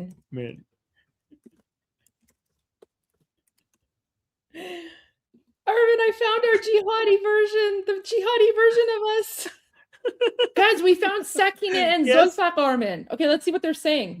دادن که اصلا ما تعجب میکردیم این آقای خامنه‌ای واقعا این کتابا رو خونده اصلا انتظار نداشتیم اون رمانا رو آقای خامنه‌ای خونده باشه اصلا فکر نمی‌کردم آقای خامنه‌ای بخواد داستایوفسکی. Oh my God, she's talking about when she realized which books Khamenei has read. She was so surprised. Like she's so surprised that Khamenei has read Dostoevsky and other novels that she was so surprised that he was so well read that these are the kind of books that he has read. یا دون آرام بخونه نمیدونم. اینکه ایشون توی هر زمینه یه نگاهی داشتن یه dasti داشتن. Like it's so interesting that Khamenei had like some knowledge in so many different areas, like in like his knowledge was so widespread. Look at Goldi. Like this was so interesting to me that Ali Khamenei was paying attention to everything, like a wide variety of topics. And she's saying this makes this pain harder for us. That we had such a person and we lost them.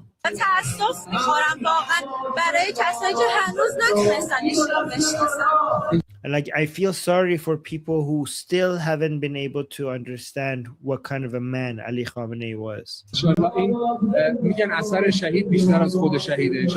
Oh, like he's saying this is what they say, that the effect of a martyr is more than the person himself. So but this is a saying that Shias have, that when you martyr somebody, their effect on the world is so much higher in martyrdom than even it was when they were alive. So as big and great Ali Khamenei's positive effect was on the world, his effect now is going to be even more now that he's a martyr. That's what Shias believe. And this is why Shias think that the enemies of Shia Islam, they're idiots for killing us, because they don't know because the Shia Muslims think that if you think somebody is a threat to you, then they are more of a threat to you when you turn them into a martyr, because their effects are going to be 1,000 times more.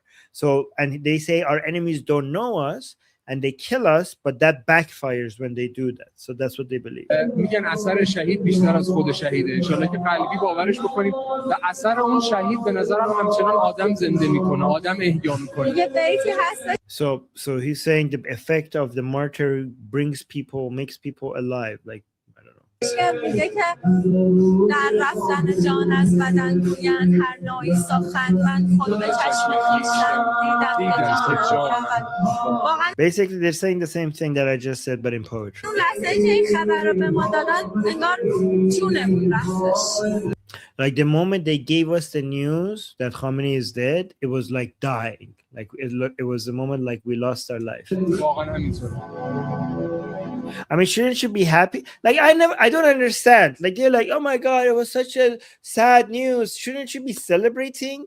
Like if I was a Shia Muslim and I believe like, oh, if somebody who becomes a martyr, their effect on the world is going to be more. Also, they're going to go into the best part of heaven and have the best time. Shouldn't I be like, oh my God, Ali Khamenei is a martyr. Yay, whoopie-doo, good for him. He's now enjoying, I don't know, the virgins or goats or whatever in heaven. And whatever positive effect he had on the world is now going to be 1,000 times more. Win-win all the way around. So why do you guys even get upset? Shouldn't you be like dancing and singing that he was killed? It's not like it's contradictory. Your reaction is contradictory to your beliefs, to your claimed beliefs.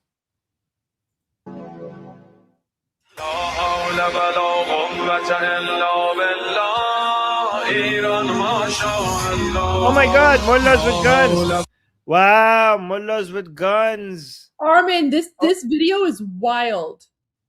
It is a wild ride. It's mullahs. Mullahs with guns. And motorcycles.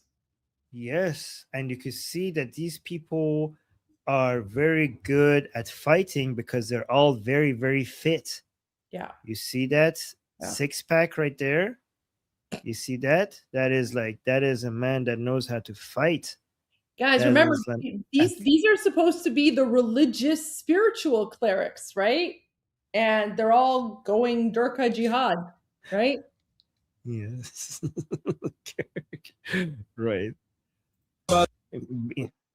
اینا جز مفخوری هیچ کاری بلد نیستن. الان اومده بجنگه.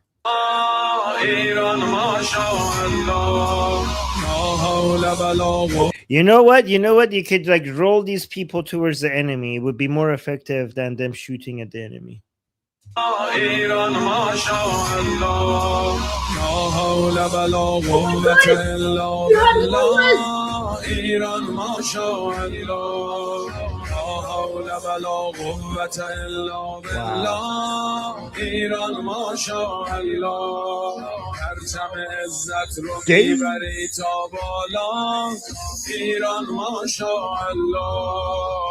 ایران روی اسم مولا اساسه دنیا ما رو با Goldi. Bring Goldi back. Look at her. Look at Goldi. Oh my God. Mullahs on bikes with guns.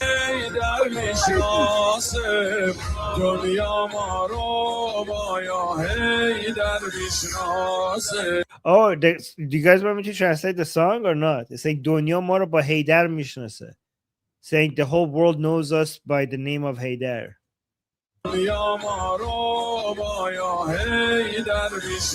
Guys, when I was a kid in Iran, I didn't hear Haydar as much as I hear it now. Was I like, am I correct about this? Like Haydar became more popular, in the later years of the Islamic Republic. 20 years ago, they weren't Haydaring as much as they are Haydaring now. Am I right about that? I think I'm right about that.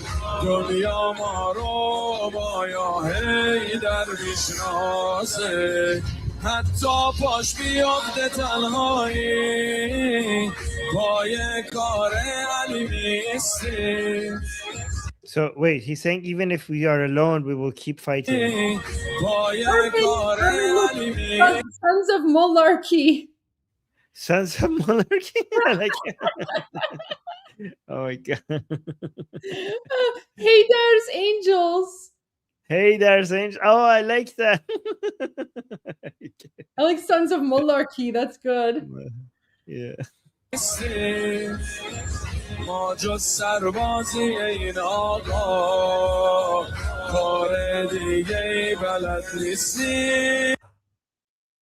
Oh, the song is so okay. Look at this. What the song says here. ما جز سربازی این آقا کار دیگه بلد نیستیم. So they're saying that we don't know how to do anything else. We have no other skills other than being the soldiers of of our supreme leader. I mean, you ain't wrong. You're right. You guys have zero skills. Like you can't do anything else. I mean, you're right. Okay. Like they're completely useless to the human civilization.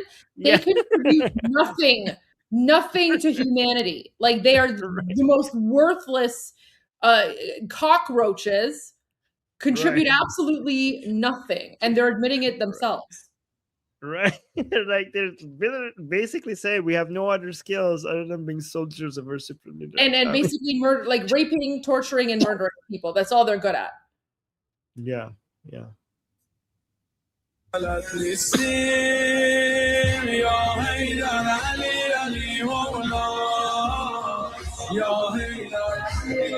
this is the Palestine Square. This is the Palestine Square in Tehran. This is the square that I mentioned on the Persian channel. I came up with this genius idea that everybody loved in our audience on my Persian channel, that once Iran is free, we are going to rename the square, the Palestine Square here. It says Maidan Palestine. You see, Palestine Square, okay? Once Iran is free, we are going to rename the square to Israel Square, and we're going to put a statue. I don't know what, look, there's already a statue here. I don't know who that is, but we're going to put a statue. No, burn it. Why would we burn it? It's our square. We will put a statue of Prime Minister Netanyahu in the middle there. And you know why we're going to do that? Guys, think about this. Why would we put a statue of Prime Minister Netanyahu in the Palestine Square? I have a genius plan. So while you think about that, let me tell you something else we're going to do. There is in this square, there's a clock. There's a countdown clock that has started at 25 years and it's going down to 0. The reason why that clock is there is because Ali Khamenei a couple of years ago said that Israel has only 25 years to live. And after 25 years, there's not going to be an Israel, right? So there's a countdown clock in Palestine Square counting down to the day Israel is completely destroyed. So I think that we should remove that clock, and we could have a clock that instead of counting down, it will count up, right? And under it says Am Israel Chai, to show that Israel continues to live and it keeps going. So all the years after Israel was supposed to die and how it continues to live. And under it we say Am Israel Chai, right? And now I'll tell you, okay, nobody came up with the reason why I think we should put we have to put Netanyahu statue in Israel Square. This is the reason. It's a trap. It's going to be a trap, okay? Because I believe I'm a free speech maximalist. Meaning that I don't think we should go arrest people for having crap ideas. Even if it's the crappiest of all ideas, I don't think we should go arrest people, okay? But I do think we could put a Netanyahu statue in the middle of Israel Square to get the Durka people triggered, so that when they come and destroy the statue, we could basically arrest them for destruction of public property. And we could keep rebuilding the Netanyahu statue. Oh, you called it? Somebody says they called it. We could just keep rebuilding it, and we'll just put it there with cameras and everything pointing at it, just waiting for the next Durka person to come to destroy it, so we could put these people in jail with good reason, right? So we're like, oh, it's not about your beliefs. You just destroyed public property, so into jail, into prison you go. So it's basically a trap. That's my plan. I don't know. Do you think it's a good plan? Yeah. Okay. Yes. Genius. Okay. Omid think it's genius. Well, thank you. Yeah, 90 years penalty for destroying public property. Maybe. Okay. A BB statue. Yo,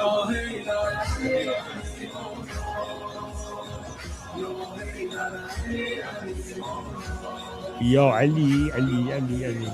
You see how these people are obsessed with Ali and Hussein?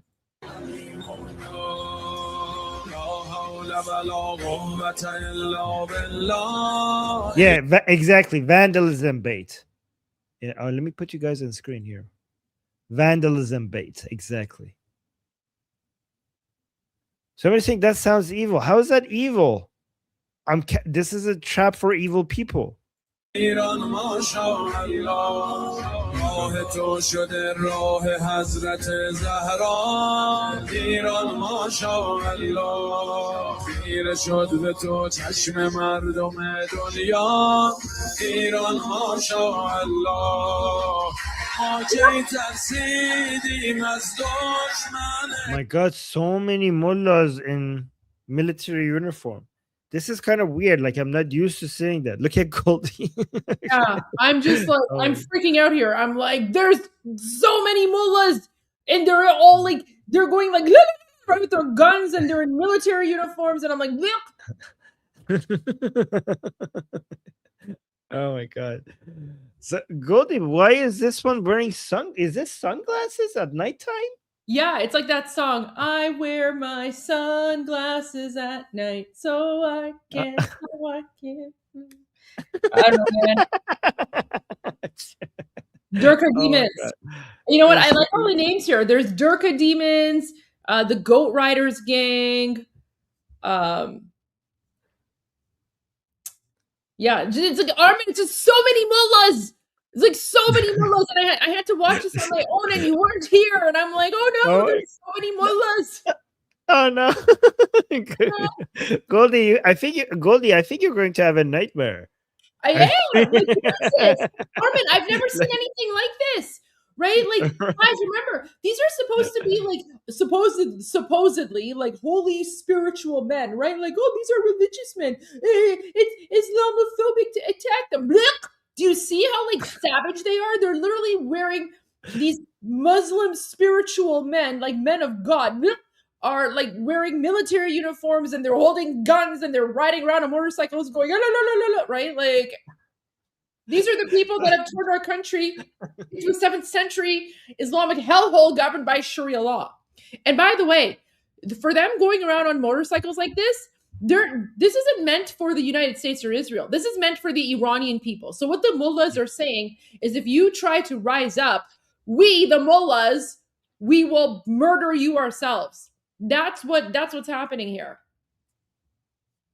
Guys, keep in mind that Goldi, when we're watching these things, right, when there's like so many different people, and then there's one mullah on screen, all of a sudden she's like, and that. So imagine, given that she reacts to one mullah on screen like that, imagine what she had to go through when she all of a sudden saw like 10 to 20 different mullahs on bikes with guns on, with guns in their hand, just like on bikes moving around. So they're like, oh no, what is this? They're like, this is too many mullahs, and with guns on bikes. Like, what? This is Goldi's worst nightmare. This is Goldi's number one nightmare. Oh no, poor Goldi. Sorry I wasn't there. You had to go through this alone. Oh my God. Look at her reaction here. She's like, oh my God, I don't know if I could take this. This is too many mullahs.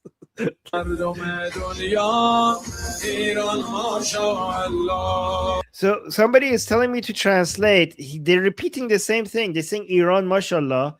I think that doesn't need translation. So basically, good job, Iran, from Allah, I guess. And then they say Ali Ali Mola. Let me do something here. I'm going to remove myself from the screen, and then we can have like old Goldi there, so people can see the reaction, like my previous reaction, and you can comment on my reaction that way. So I'm just going to remove myself from the screen. Oh, okay. Wait. Wait, where's my name? Why is my name different again? Hey, if I'm Zulfa Garmin, then you should be Sakine, we're going with that? Okay, Sakine. I can't pronounce the other one. I mispronounced it one time and it was embarrassing. I'm like, okay, I'm going to remove myself. Yeah, I'm going to remove myself, but I have to fix the layout. So just give me a moment here when I remove myself, because when I remove myself, you won't be able to hear me. Oh, okay. Well, where's the younger Goldi? Oh, she's editing it in a way that makes sense. Guys, it's not fair for me to be Zulfa Armen and for Goldi to be just Goldi. We should be consistent. And oh, there we go. Oh, that's a good design. That's a good design. Also, I Goldi not getting Kulthum right makes it funnier every time struggling through it. So I wish. Anyways, okay, No, this is good. I'm still here. So just because I can move myself on stage. Oh, really? Okay. But now this way you can react to like old Goldi, and then I'll come back. That's good. That's genius. That's genius. Okay. Let's see.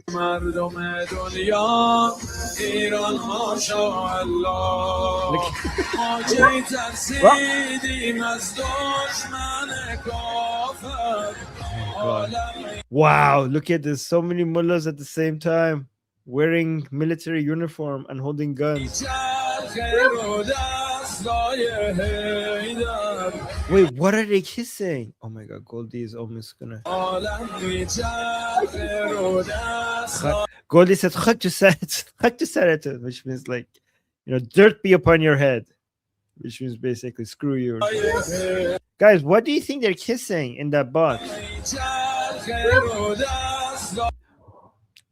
Is that Ali Khamenei's underwear?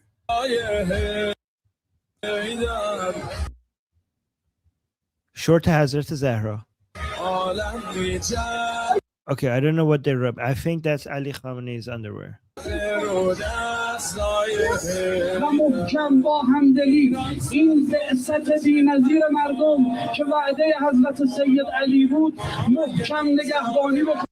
you want me to translate what this guy is saying?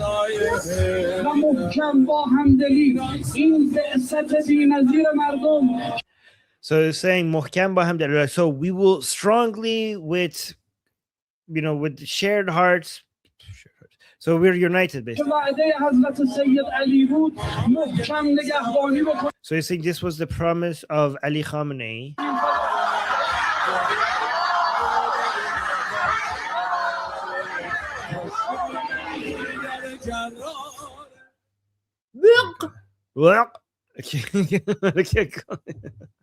Oh no, this was that was so nasty. Yeah. I think from all the videos we have watched so far, Goldi's this was the worst for Goldi so far. You know what, guys? Let me go back to the part, because now that we have Goldi on screen, I want to watch this thing one more time without we just focusing on Goldi, because this was like a nightmare scenario for Goldi. I think I'm here, guys. I'm watching everything backstage, Armen. I haven't gone anywhere, but I will allow it. Yeah. Okay. Okay, let's just watch Goldi, okay?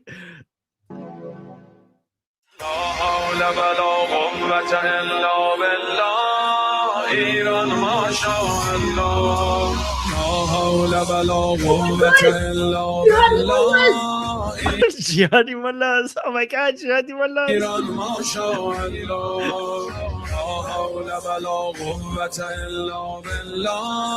ایران ماشاءالله پرچم عزت رو میبری تا بالا ایران ماشاءالله ایران روی اسم مولا حساسه دنیا ما رو با یاری در میشناسه دنیا ما رو با یاری در میشناسه حتی پاش بیافته تنهایی پای کار علی نیستیم ما جز سربازی این آقا کار دیگه ای بلد نیستیم یا حیدر علی علی مولا یا حیدر Oh, guys, look at her. She's like physically, she can't take it. Look at her.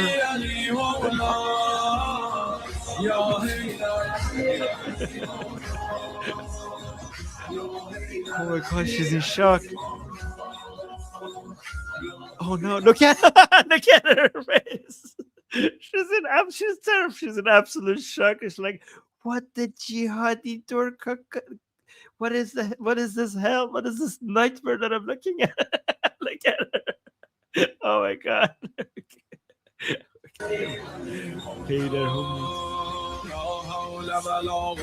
This is like, guys, to be fair to Goldi, this is an extremely high density of Durkas in one area. Like this is the highest Durka density. This is the highest rating of Durka density I've ever seen for a while. We have a new metric, guys. Durka density. If you could bring so much Durka in a small space, then that would be high Durka density.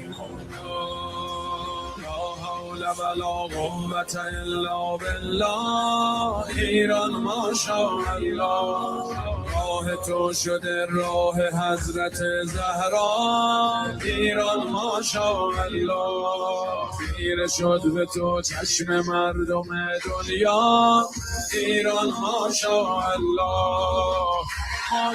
Somebody saying, Armen, what's the unit? Is Durka per square meter. Durka per square meter. ایران ماشاءالله ما کی ترسیدیم از دشمن کافر عالم میچرخه رو دستای حیدر عالم میچرخه رو خاک to سر Guys, I don't know how to translate this. خاک to سر. Goldi said خاک to سر. Dirt be upon your head. Ew,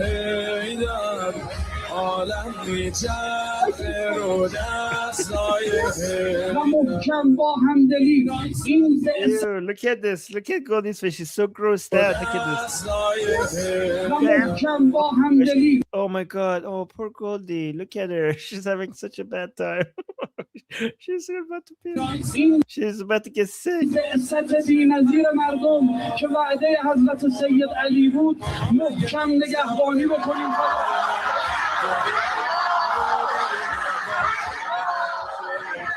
Guys, we have to cleanse Iran off of this mullahs before we could get Goldi back to Iran. Like, she can't, like, we have to make sure she doesn't experience all of this nonsense when she's there. We have to do a cleansing.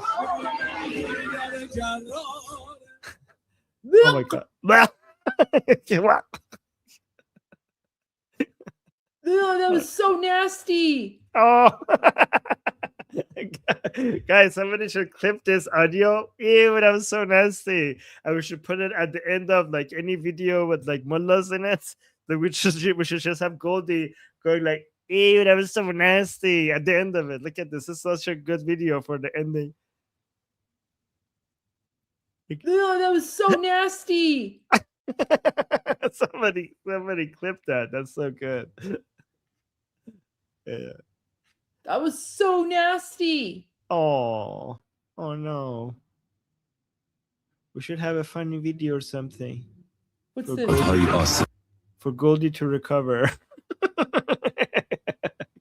It's okay. I recovered after I shared some videos of my puppy who passed away recently. So I recovered. Oh, that's so sweet. Armen, this is the remember at the beginning there was like a propaganda about like the American hostages. Mm-hmm.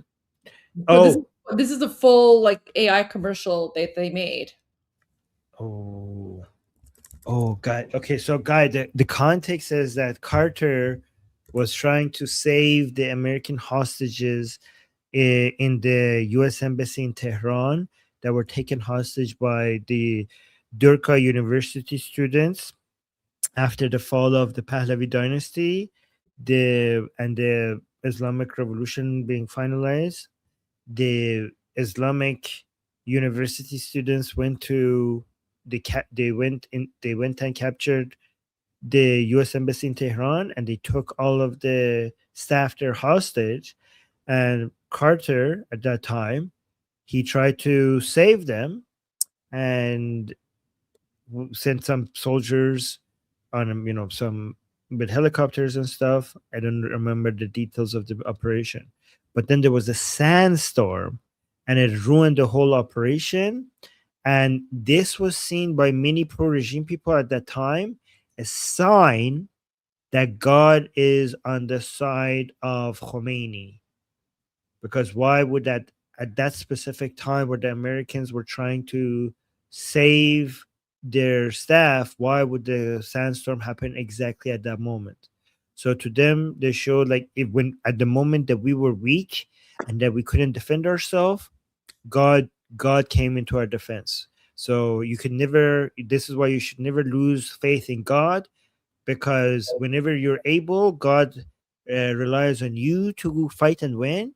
But as long as you have your faith in God, even when you're unable to, God will come to your help and basically stop the Americans' plans from working. And this is why they think that victory always belongs to the pure person who believes in Allah. So this is the documentary about that. So these are the military forces that came. Okay, so this is weird. The planes are going as fast as the helicopters. What's this? Guys, look at this. These planes and these helicopters are at the same level and going at the same speed. I'm pretty sure that's not how it works. Is that how it works? Somebody in the chat. I know. So yeah, so I don't think that.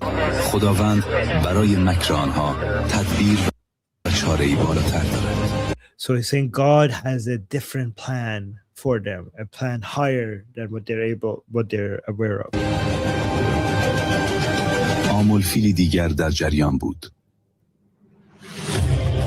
So there's something else that was happening. The Americans were thinking about their victory. So guys, this is 1979. So they were coming there to save the wolves from Lani Jasusi, their spy center, right? Basically, they're saying that they were coming to rescue the wolves from the nest of spies. That's why my reaction is like that. Yes. So guys, from our childhood, within our education, they always referred to the U.S. Embassy in Tehran as Lani Jasusi. So in Iran, in all of our schools, and they never referred to the U.S. Embassy in Tehran as the U.S. Embassy. They never refer to it. They always refer to it as Lani Jasusi. And as Goldi mentioned, the translation to that is nest of spies. So they think Americans were not in Iran doing normal diplomatic stuff. They were there to spy on Iran, right? And they invaded the nest of spies. So these are the hostages that the Islamic Republic has took at that point, and the Americans were coming there to save them. And he's referring to them as wolves. Look at these poor guys. Like, however, there was a miracle arrived, and they all collapsed. They all fell.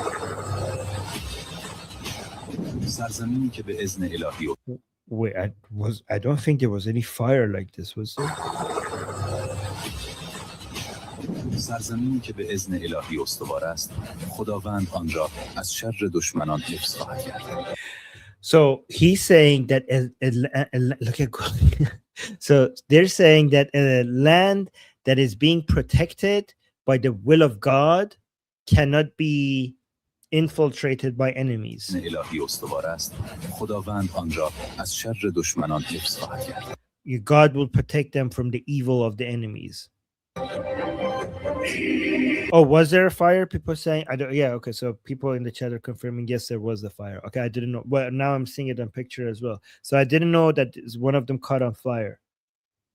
Why did it catch? So yeah, this is. سرزمین نور و امید. You guys, I didn't know one of the planes caught on fire. How did it catch on fire? Did they burn it themselves so that they don't leave their didn't leave the equipment for the Islamic Republic? I No, think that's what happened, no? I think it was like a part of the accident because of the sandstorm.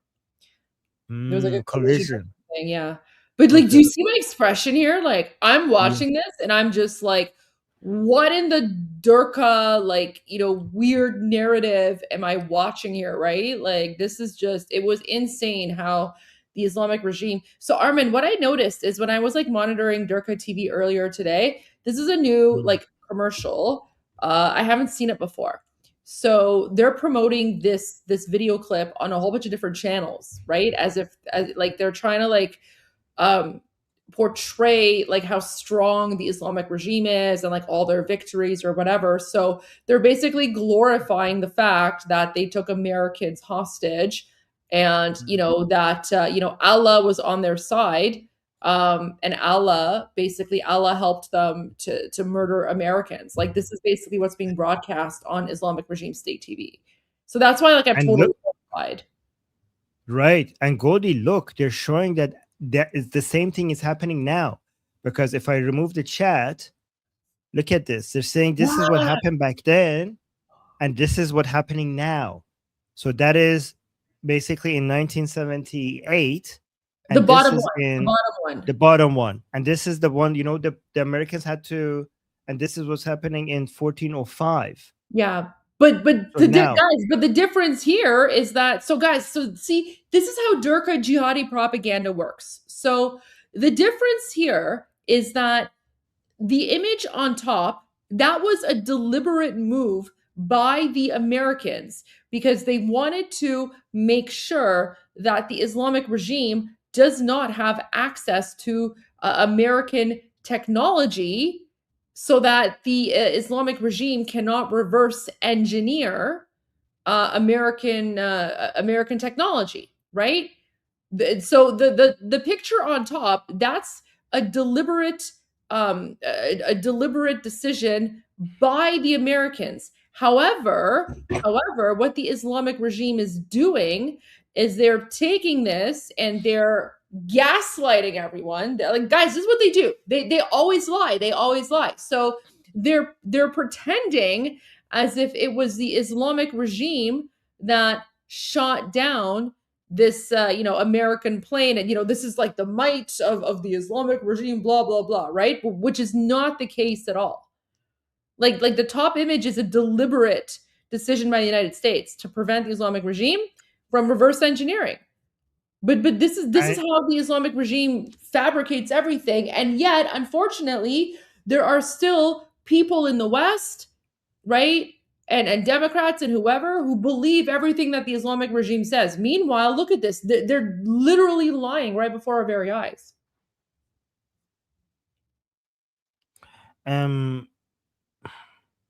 Is this the one that the Americans destroyed, or is this like something else? Because it says U.S. Air Force. Honestly, I don't even know what this is. But the Islamic regime is implying that this was damaged and taken down by them, which is not true.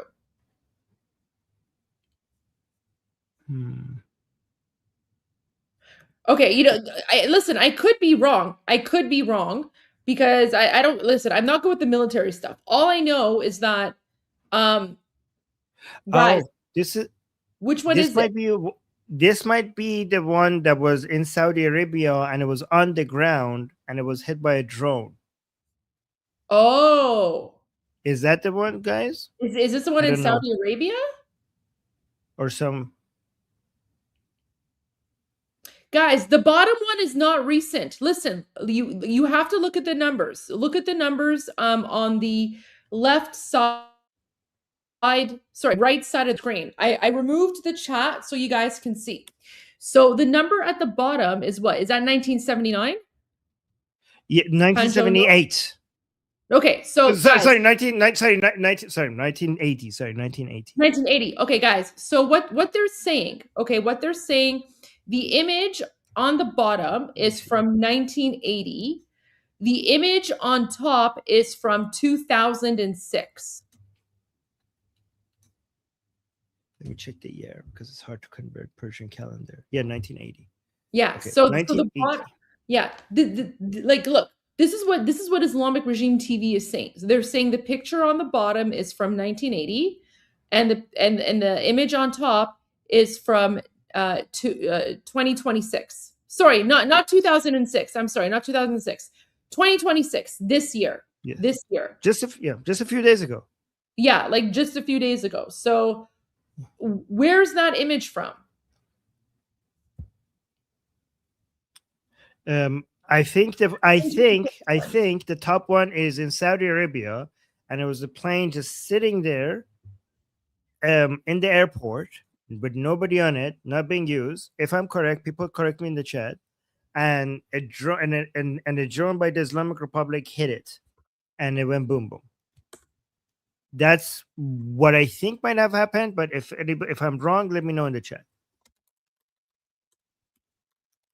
But it was not part. Okay, so if that's the case, the difference is, Goldi, that this plane was not part of the military operations. It was just sitting there, like it wasn't being used for operations. You just basically hit an idle plane that wasn't part of a military operation. It was just sitting there. So it's a false analogy, because this is not even a failure in military operation. You just hit a plane that was just sitting there. Yeah, it was in a U.S. base in Saudi Arabia. Right, guys? Am I right about that? Is that a real image? Yes. I could check. U.S.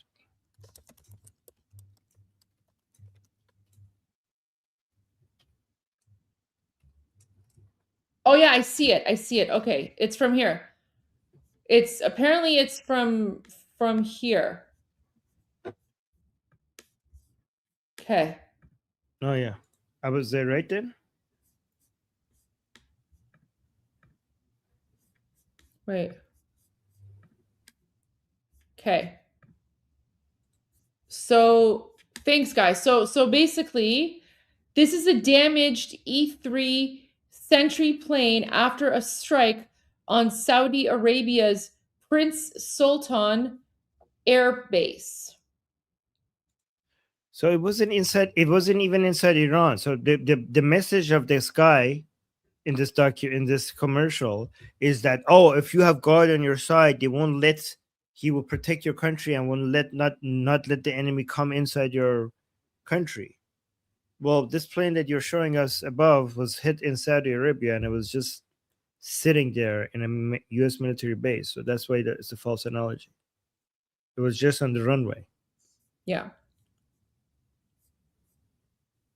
So they're so it's Goldi. You know what's ridiculous about all of this is that the Americans have destroyed their entire navy, their entire air force, their entire air defense, a huge portion of their missiles, and a huge portion of their launchers, right? And a huge portion of their IRGC bases, and a huge portion of their Basiji bases, their supreme leader, and all the heads of IRGC, and they're like, look, we got a plane. We got an idle. We got an idle plane, a plane that was just sitting in a runway. Our drone hit it. Yippee-doo! So the fact that you keep showing us this image shows how little you have to show. Like just put this one plane, like just put the everything that the Islamic Republic has managed to destroy on one side, and everything that the Americans have managed to destroy, and the Israelis on the other side. Is the fact that you keep showing us this shows how little you have. The difference between the image above and the image below is that Carter had no wins against the Islamic Republic when this happened. Like, this was a huge loss for Carter. Like, he lost this and he had nothing to show for it. But the image above is one example in the middle of a head-to-head, confrontational military operations, with one side destroying so much of what you have, and you just keep showing us the same picture over and over and over again as an example of one of your only achievements. Like, what did you expect? Did you expect us to go through these military operations and nothing from the American side being destroyed? Like, not a single thing? Like, was that the standard that we're trying to overcome? this has been one of the least costly wars for the United States when it comes to the level of destruction that the enemy has managed to inflict upon them. Yeah. But this is all they have. They don't have anything else. This is all they have. Yeah. And they're desperate. They're desperate with this propaganda because the Islamic regime has been completely obliterated. Their navy, their air force, everything is destroyed. All they have is like these few images. And also, Goldi, another false comparison is that it doesn't even fit the narrative. Like they actually managed to hit a plane, but they're comparing it with an act of God compared to the picture below, which they had nothing to do with the sandstorm. It just happened. Yeah. So you're basically, by comparing these together, are you not even taking credit for the image above? Like, was that an act of God? So you didn't do this? Like the one below, you didn't do anything. God apparently, according to you, sent a sandstorm. So by saying this one above is like the one below, you're basically losing credit for the one thing that you managed to achieve here. You're like, because the whole narrative is like God will protect us when we like through natural, with his ways. Okay, so you didn't do this above thing. God did this one too. At least take some credit for something that you did yourself. Let's see it go. سرزمین نور و امید. در این روزهای متفاوت مهمه بدونیم تنها نیستیم. So you're saying in these different days, we have to remember that we're not alone. شهر تهران شهرداری متولی. They're like, that's crazy. Oh, guys, I remember that logo. And that logo is in Tehran everywhere. That's the logo for the municipality, Tehran municipality, city hall. جبران خسارت‌ها شده و خوبه بدونیم چطور. Oh my God, look at this video. شهر تهران شهرداری متولی جبران خسارت‌ها شده. Lies. This is even a bigger lie than what you saw before. Look at this. They're saying that the Tehran's city hall, or like, I don't know, the municipality, whatever it's called, they're going to pay for all the damages. They're going to rebuild everything. I know for a fact that this is not the case. I know for a fact that they're not doing that. This is a lie. Look at this. تو شهر تهران شهرداری متولی. Look at, you see these buildings? One of them is مهمه destroyed. بدونیم تنها نیستیم. تو شهر تهران. Look all of this. You see that building that is being destroyed? The city hall logo comes on top of it and it fixes it. شهرداری متولی جبران خسارت‌ها شده. Oh yeah, sure. Guys, they would not do that for the Iranian people. They would do this for Hezbollah in Lebanon. Guys, when Hezbollah, during war, when the Shia people in Lebanon, when they lost their houses, destroyed, the Islamic Republic took Iranian people's money and Qasem Soleimani went to Lebanon and he built those people so many houses. They built so many houses for the Shia population of people in Lebanon with the Iranian people's money. And they would never do that for the Iranian people. They would do that for the Shia community in Lebanon. They would never do that for the Iranian people. و خوبه بدونیم چطور میتونیم خسارت‌های احتمالی رو Do you see how insane these commercials are? Like, look, the commercials are like a bunch of like jihadi mullahs waving AK-47s, riding motorcycles, and then it goes to like American hostage propaganda, and now it's like, are you feeling lonely? اگر خونتون like, yeah, Durka, kill. Oh. Like, Durka, hater, kill. Zionist Jews, infidels, kill them. Mullahs with guns. God will kill the Zionists and the Americans. Are you feeling lonely? Let's be united and work with each other to rebuild the city. دیده مثلا در و پنجره ها اول از همه از خسارت پاکسازی. Oh, so they're basically telling people to take pictures of the destruction and send it to us for rebuild. This is a lie. Okay? They're acting like they're helping the people. They're not helping the people. they always have these programs, and then the people believe it and they go and apply, and then they don't hear back from them. So they put the applications there, they put the processes there for people to come apply for aid or reconstructions, and then 7 years later, nothing happens. Because the point was not to help the people. The point was to put the marketing that we're helping the people without actually helping the people.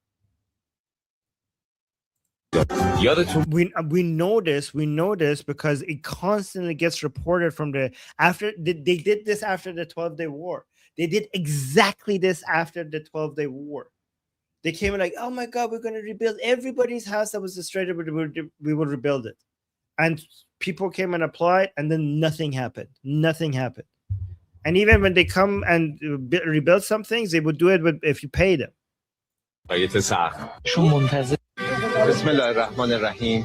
ملت عزیز و بزرگ ایران، چه بزرگترین پل خاورمیانه است، درسته؟ ایرانی‌ها برای ساخت کشورشون منتظر کسای دیگه نمیشن، خودشون کاملا ایرانی. Oh my God, look at it. They're like, the Iranian people will not wait for somebody else to come build something for them. They will build it themselves.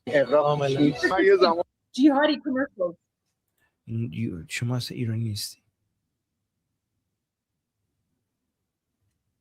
Jihadi commercial. So I'm gonna be. I have another 30 minutes.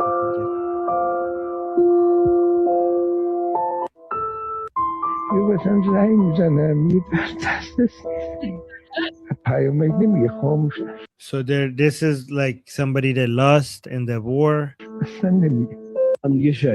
Guys, look at this. Yeah, Armen, I said bid-darak. When I saw this, I was like bid-darak. Goldi, remember when Goldi, remember when they had on state TV in Iran all the pictures of the people who were killed in January? Remember that? How many of the 40,000 did they put up on Islamic Regime State TV? Yes, remember when they came out and cried for them, and they had, remember the 2-year-old boy?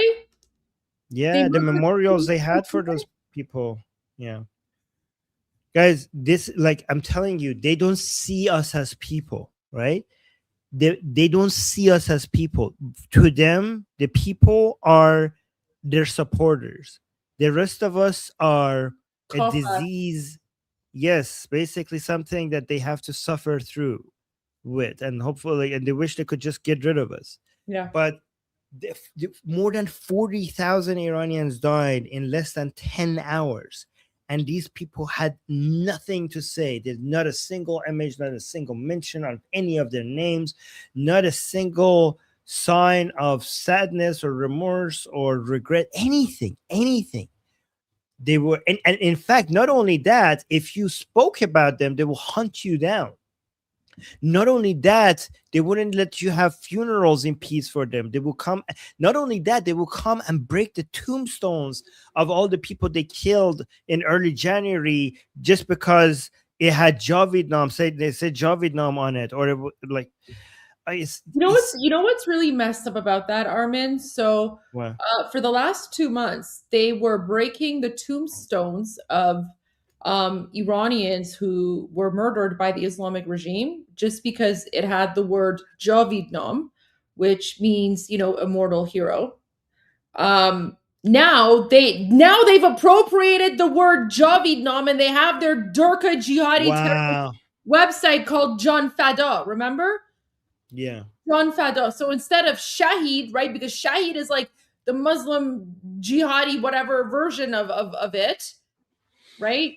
Now they've appropriated Jan Fada from us, when literally just a month ago they were breaking and desecrating tombstones. Guys, these people, they're parasites. They have no culture. They have nothing for themselves. For 1,400 years, they have been like these demonic vampires on earth, sucking the blood out of every single culture.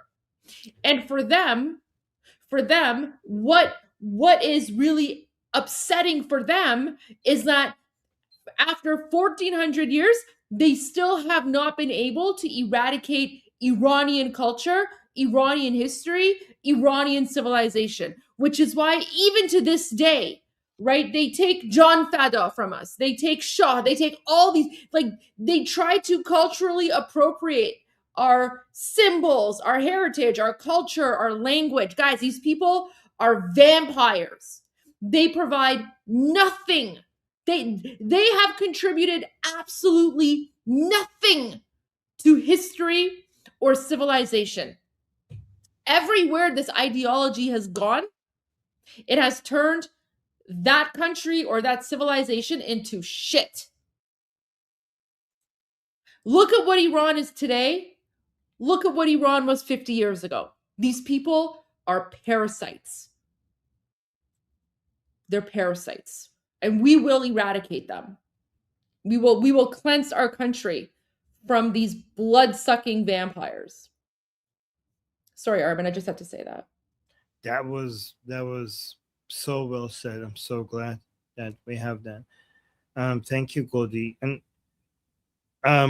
Goldi, like, you know what makes me even more angry than the Durkheim mullahs with guns on motorcycles is these parts, because those videos actually reflects the Islamic Republic. That is a true image of the Islamic Republic.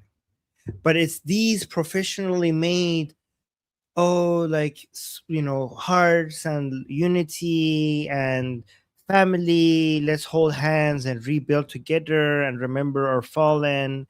This infuriates me even more because it's painting a picture of inside Iran that is so different from reality. Like this pretending that this entire country is united behind them, that they put this professional, well-produced, lovey-dovey, kumbaya, rainbows, flowery videos of what's actually happening to Iran. It's just so different from what the Iranian people are actually experiencing and how Iran is like and what the Iranian people are feeling. And if you didn't know what's happening in Iran and just looked at this, you would think something completely different. And when I see this, I wish we could go back to the mullahs, with the crazy mullahs with their guns on their motorbikes, because at least that is more accurate of what's happening inside Iran. This is selling a dream, a different reality of what's happening in Iran. It's so far away. It just infuriates me when they do that, because they're silencing they cut the internet so that nobody else could come and give you the actual story of how Iranian people feel. And then they come up with this beautiful music and this romantic setting and everything. They speak on behalf of the Iranian people and they act like they're all united, while you have shut them, you have cut the internet, you have silenced them, you have censored them, and then you come up here and speak on behalf of them with this romantic music and everything else, with your, I don't know, expensive setting and your cameras and your professional editing and everything like that.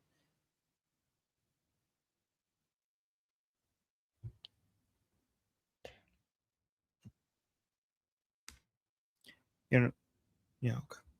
Guys, yesterday I was mentioning that when I was in Iran, when I turn on the TV and you look at the regime propaganda, it's because I lived in Iran and then I watched the TV. Every time you turn on the TV, it's like you're opening a portal to a completely different universe that is not the Iran you live in. And this is why when I see this, I get reminded of that. The difference between what you see on TV and the real experience in Iran, it reminds me of how it used to be in Iran when you watch TV and you're like, and you're in Iran, and you're like, what are you like? This is not like, like you're used to knowing that whatever you see on TV is completely different from the lived reality of Iranians on the streets. Anyways, so let's continue. خاموشش اصلا نمیگه هم دیگه شهید میشه فرزندش. بیت قرار بده خدایا مرگ ما رو در آشورا قرار بده. اون دو در به Goldi is like, you know, bedarek. Guys, how do you translate bedarek?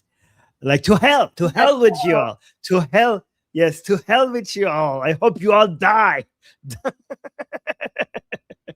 But yeah, to hell with you all. I hope you all die. البته این شرایط که خب Look at this setting again. This is look at the look at this like the professional said this is expensive stuff. البته این شرایط که خب اون بدون که Yep. Don't care about you people. Wait, what channel was that? شبکه what channel? Oh, شبکه یک بود فکر کنم. Yeah, that was شبکه یک. Channel 1. I just want to get the good stuff. Goldi's looking for the Durka stuff. There we go. She found it. Oh, Goldi is like a hunter. She's like, let me find the good Durka, and she's like, now hit the.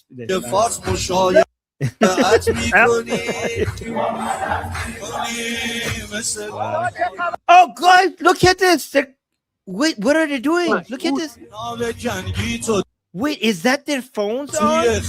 Were they copying the early January phones on?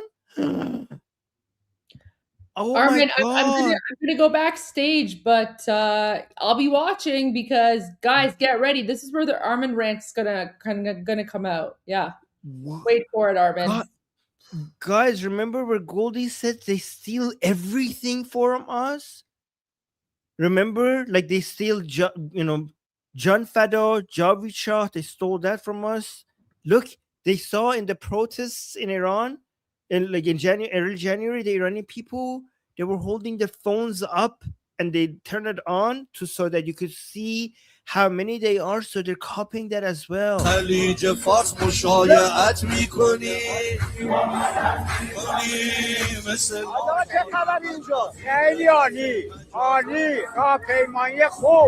like, oh, it's everything is good. It's so good. It's an amazing rally or whatever. So they said the song says Mag Baram Rika, Mag Baram Rika. So the song is saying death to America.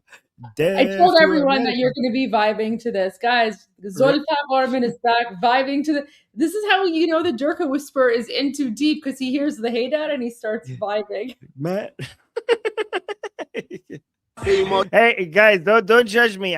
In my discussion group, Israelis told me that in Israel they play Hamas song and they make remixes of that and they dance to it and stuff like that. So don't blame me. این خیلی عظیم مردمی شروع شد.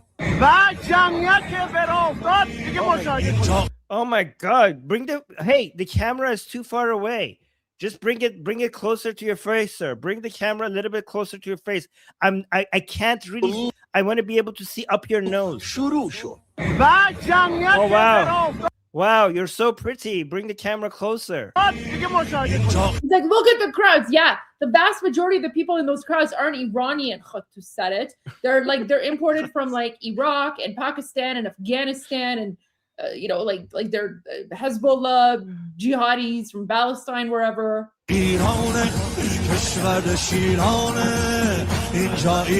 So the song is saying Inja Irane, Keshwar Shirane. Armen, this pissed me off. This part pissed me off so much because they're saying this is Iran. It's the land of lions. Armen, they're stealing the lion from us. They took the lion off of our flag. Guys, this is our flag. Our flag is the lion. The flag is the lion. They took our lion from us and they're saying, I was freaking out here.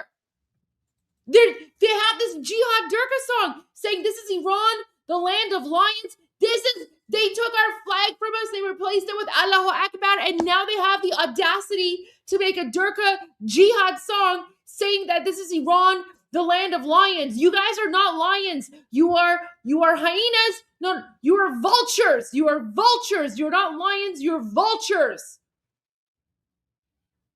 Sorry. I hate that. I hate the cultural appropriation.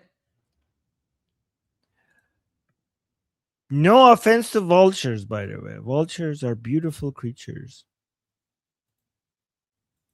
But Goldi, you're so right. And they have done. Oh, Goldi is gone. Okay, and they have done the guys. No, Goldi, the lion was the first thing that they stole from us way back from Iran. Look at this. Okay, the lion is actually from all the thing that they stole from Iran. The lion symbol was the first one because they have been saying Ali and the lion, Shir Ali. So this is why they call him Haydar, by the way. So yeah, this is Ali. This is Imam Ali and the Zulfaqar. So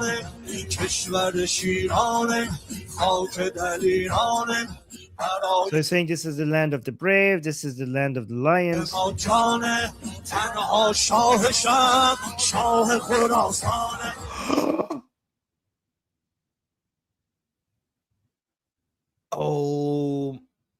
you mother. You see my expression? All right, I'll let you continue. Oh my God. Guys, look at Goldi. Oh my God. These people. You know what? Thank you. Thank you. Because you are confirming that we are a threat. Or else, why would you be responding? Listen to this, guys.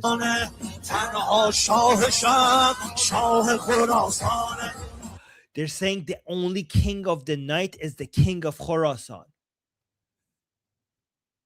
King of Khorasan means, I think it means Imam Reza, the 8th Imam of Shia Muslims. So saying the only king here, the only Shah, they're taking our Persian word. They say Shah. The only Shah here, the only Shah of this night is Imam Reza. Is this in Mashhad? Is this happening in Mashhad? It's happening in hell. Happening in hell. They've turned Iran into hell for the last 47 years. This is happening in hell. Look, but Goldi, this is a confirmation that they fear us. Yeah. This is a confirmation that we are winning, annoying them, but we have hit a nerve. Goldi, look at your face. Listen, I've never heard a Haydar song where they're Haydaring the Shah. Shah. Yes. And Goldi, they have been telling us for years that Shah means evil. Shah is bad. Shah means corruption. Shah means un-Islamic. Najis actually bad Shah hai. Yeah. And now they're saying Shah Karbala, Shah Najaf, Shah Khorasan. Shah. Now Shah is good. So Shah Najaf means Ali, which is the first Imam of Shia Muslims. Yep. Shah Karbala, they call Hussein now the third Imam, Shah Karbala, and now the 8th Imam of Shia Islam, they're calling him the Shah Khorasan. See, guys, so now Shah is good. They steal everything. These people are vultures. They're vampires. They steal everything. They have nothing. They have nothing for themselves. They are a cancer. They're a cancer on humanity. They're a cancer on civilization. All they do is they culturally appropriate and then they murder us. They murder us when we speak out. Now they're taking the word from us.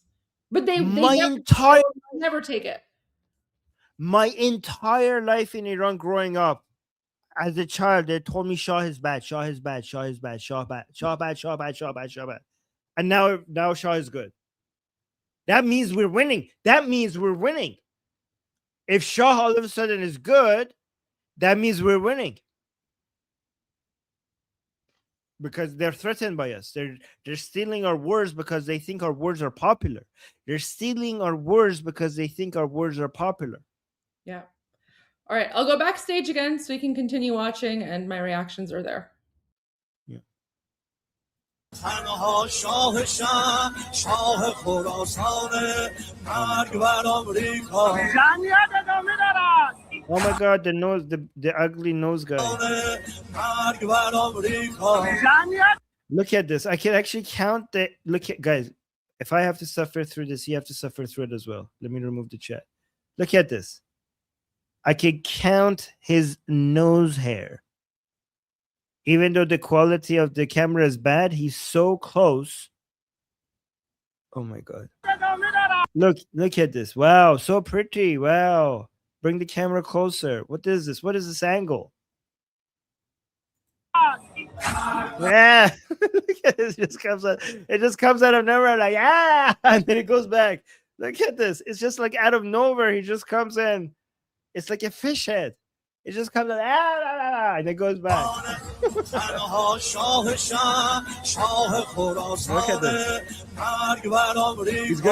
He's gonna pop out. Yeah, look, oh, he's popping out from the corner. Look at him. He's popping out from the corner. Like,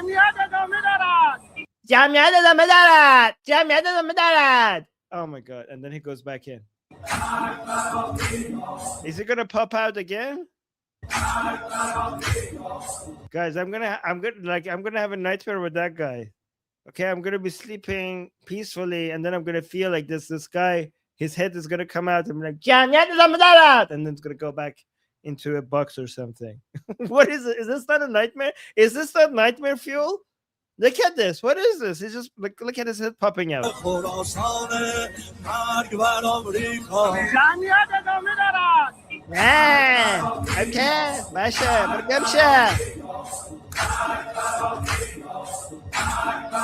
look at this. Look at this. Look how festive this is. They're saying means death to America. Death to America. That's what they're saying.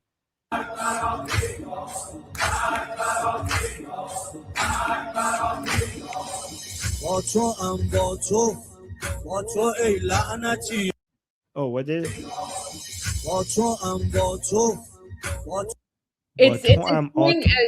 Just listen to what he says next, because now it's going to be all about the Jews. The Jews. Here come the Jews. Okay, here. Let's see.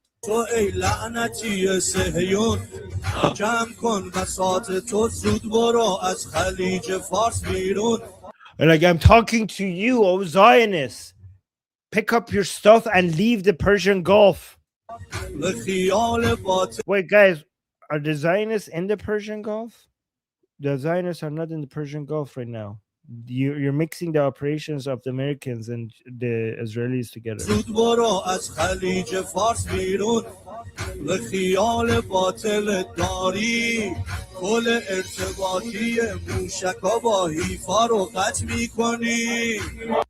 And like he's saying, oh my god. So he's saying to the Zionists that you are under the delusion that you're disconnecting the connection between our missiles and Haifa. The polar irtibati. So the bridge connecting our missiles to Haifa, you're under the delusion that you're removing that connection. Armen,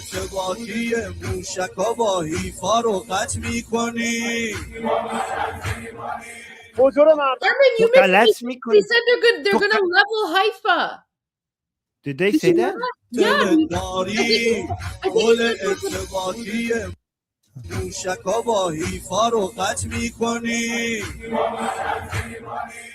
I think he said Tokalat.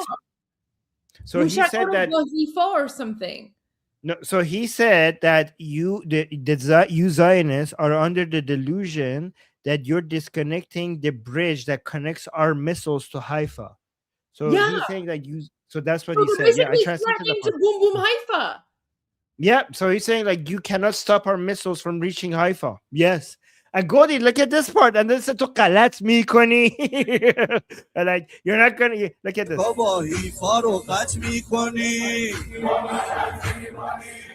تو غلط میکنی. How do you translate that to English? تو غلط میکنی. Like, let me you know what? Let me ask ChatGPT actually. Let me ask ChatGPT because it's better than Google Translate here, guys. One moment. Oh my gosh, like it's so wild. It's so wild. Yeah. تو غلط میکنی. That's me. Like what is? It's such a garbage. Like oh my gosh. Okay, wait. It came up. Okay, wait. Let me just ask it. How do you translate to غلط میکنی into English? Wait, not to katan. How do you translate to غلط میکنی into English?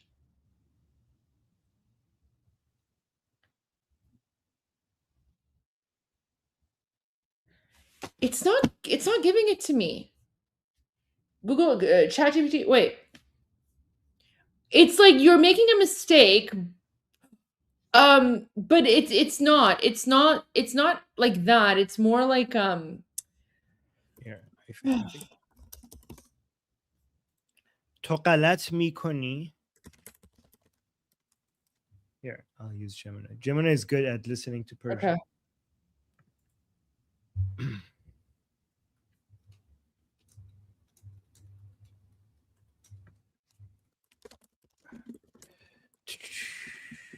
Okay. Okay. You are making a mistake. No, okay, so I say you're making a mistake. Note, well, this is what the words technically mean. Persians almost never use this phrase politely to politely point out an error. So it's an aggressive way to say that you are making a mistake. Like it's really rude. It's really rude. Like it would, so like, you know, if I was going to give like a rude example in English, it would be like you're effing up or something like that. Like it's just it's very rude. It's very rude. And we are a very polite society, so like we would never, like if Armen's making a mistake or something, I would never say like to غلط کردی. Like it's so rude. Like it's so impolite. It's so rude. Because it's very derogatory. It's very just like very impolite. Because it just basically means like you're effing up or something. You're full of shit. Yeah, that's a good one. Like you're full of poop. Yeah. Yes. So it's the fact that they have this in their like Jihad Muslim Haydar song. Like it just goes to show how low class and garbage these people are. Yes. All right, I'm gonna go backstage. Enjoy the rest of the Durka. Okay. But I'm watching. Yes. So it's basically the song is saying that the Israelis are full of shit for having the delusion of thinking that they could stop the missiles flattening Haifa. So they say Haifa, they call it Haifa. So they think that the missiles will continue to destroy Haifa, and if the Israelis think that they could stop the missiles from raining down upon them, they're full of shit. حضور مردم عالیه دمشون گرم بچهای فردی هر شب مردم زیاد و زیادتر. So they're reporting people saying like, oh my god, the people are coming out more and more every night. تقریبا هر شب اینجا Like I'm here almost every night for my country. نشان کم نیاوردن تو میدان اعلام میکنیم که Guys, by the way, here's an interesting point. Think about this. Okay, this is I know you guys will get this, but this is very important for everyone to understand. Okay, because there's a contradiction in the messaging here, right? There's a contradiction in the messaging here, and if you think about it, you will see why there's a contradiction. Pay attention to what I'm saying. The regime is trying to show that they are strong by having so many people out every night in the streets for the past 50 days. 50 days. They're saying that is saving the Islamic Republic. And this shows that so many people are united behind the regime. But how is this? So that's point number one. Point number two, if these people in the streets are saving the regime, how are they saving the regime? Because obviously these people being out in the streets is not supporting the American blockade of the ports, right? It's not helping with the negotiations, and it's not helping with the military operations. So how is it helping? It's obviously helping by being an obstacle in the way for people who want to topple the regime, right? That's the only thing it's defending against, right? So here comes point number three that shows the inherent contradiction in the messaging that they're putting out there. They're saying that we are defending our country, that we are united against our enemies who want to remove the regime, who want to fight against our country. But who are they fighting against? Who are they stopping? They're stopping other Iranian people. And if they need to be out there to stop them, so me and you, Goldi and I, and you guys know that those other people are the vast majority of the Iranian people. But let's not assume that. Let's just look at what they are doing is signaling to us. What they're doing is what they're signaling to us, even if it's not signaling the fact that the vast majority of Iranian people are against the regime, it shows that the other side, the force that they're stopping, is a big force for them to be required to be in the streets all these nights to stop.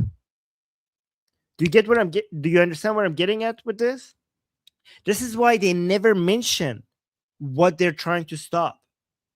Like in all of these interviews and in all of these advertisement and propaganda video, they never come out and say, what is it that we're trying to stop?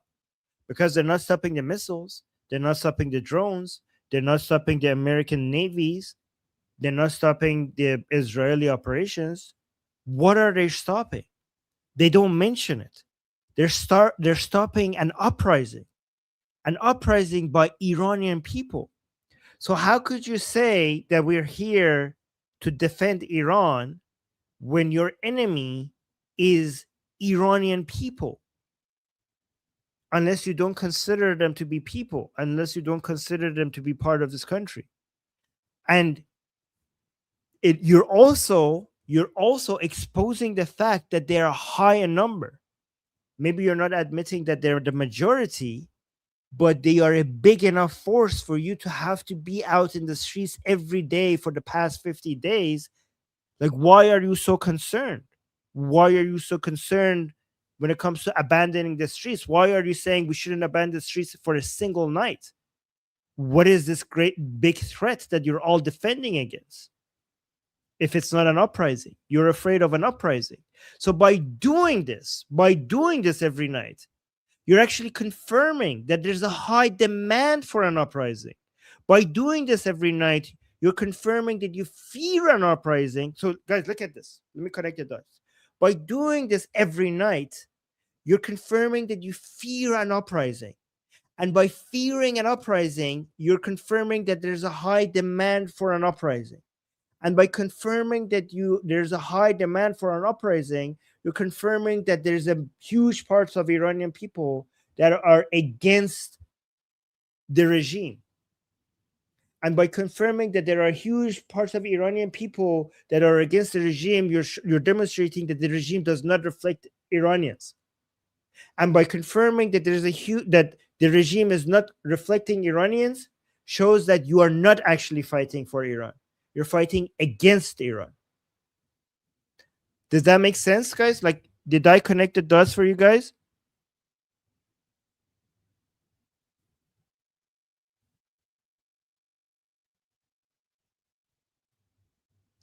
Because the reason why I want to explain it in that way is because you don't have to, because I want to show you that you don't have to trust Goldi and I. I'm showing you that even if maybe Goldi and I are biased and we're just anti-regime, so we're exaggerating. I'm showing you how you could get to this conclusion by just watching what the Islamic Republic is putting out there themselves. Even if you don't trust Goldi and I, because we're anti-regime and we have our biases, I'm demonstrating to you that the Islamic Republic's own content and their own activities demonstrate what we're telling you.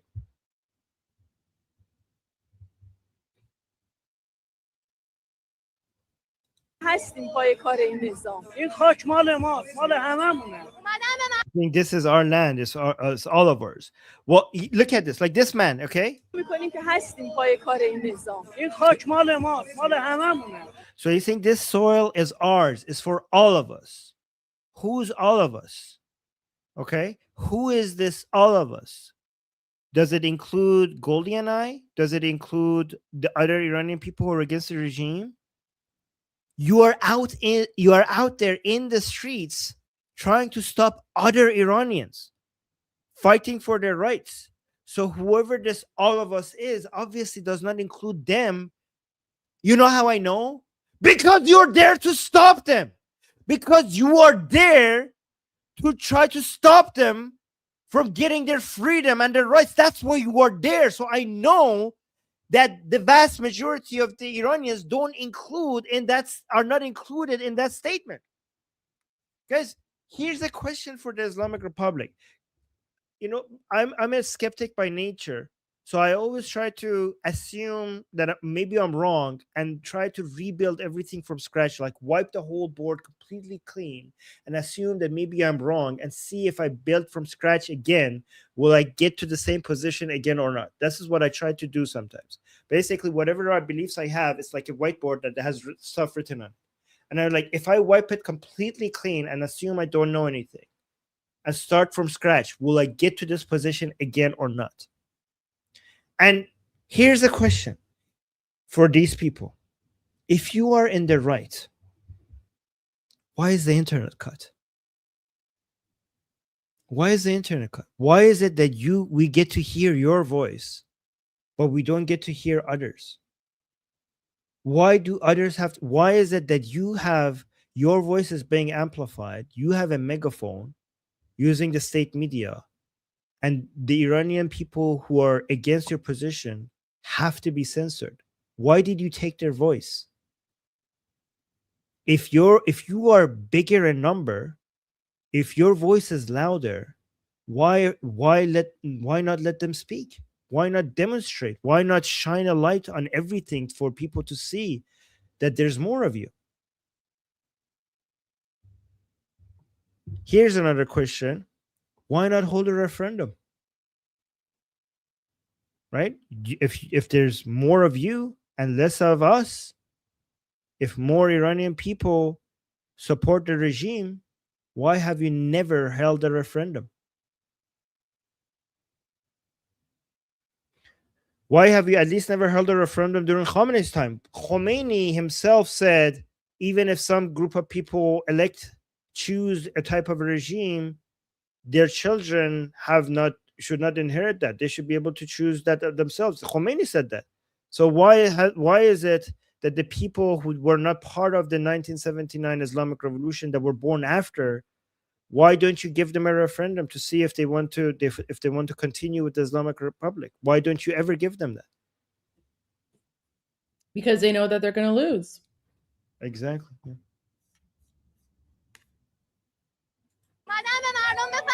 And I wonder if these people know that. I think they know. This is why when he says this soil is ours, this land is ours, he's only talking about regime supporters. It's not including the rest of us. It's not including Goldi. That does not it does not include Goldi. It does not include me. It only includes this minority people.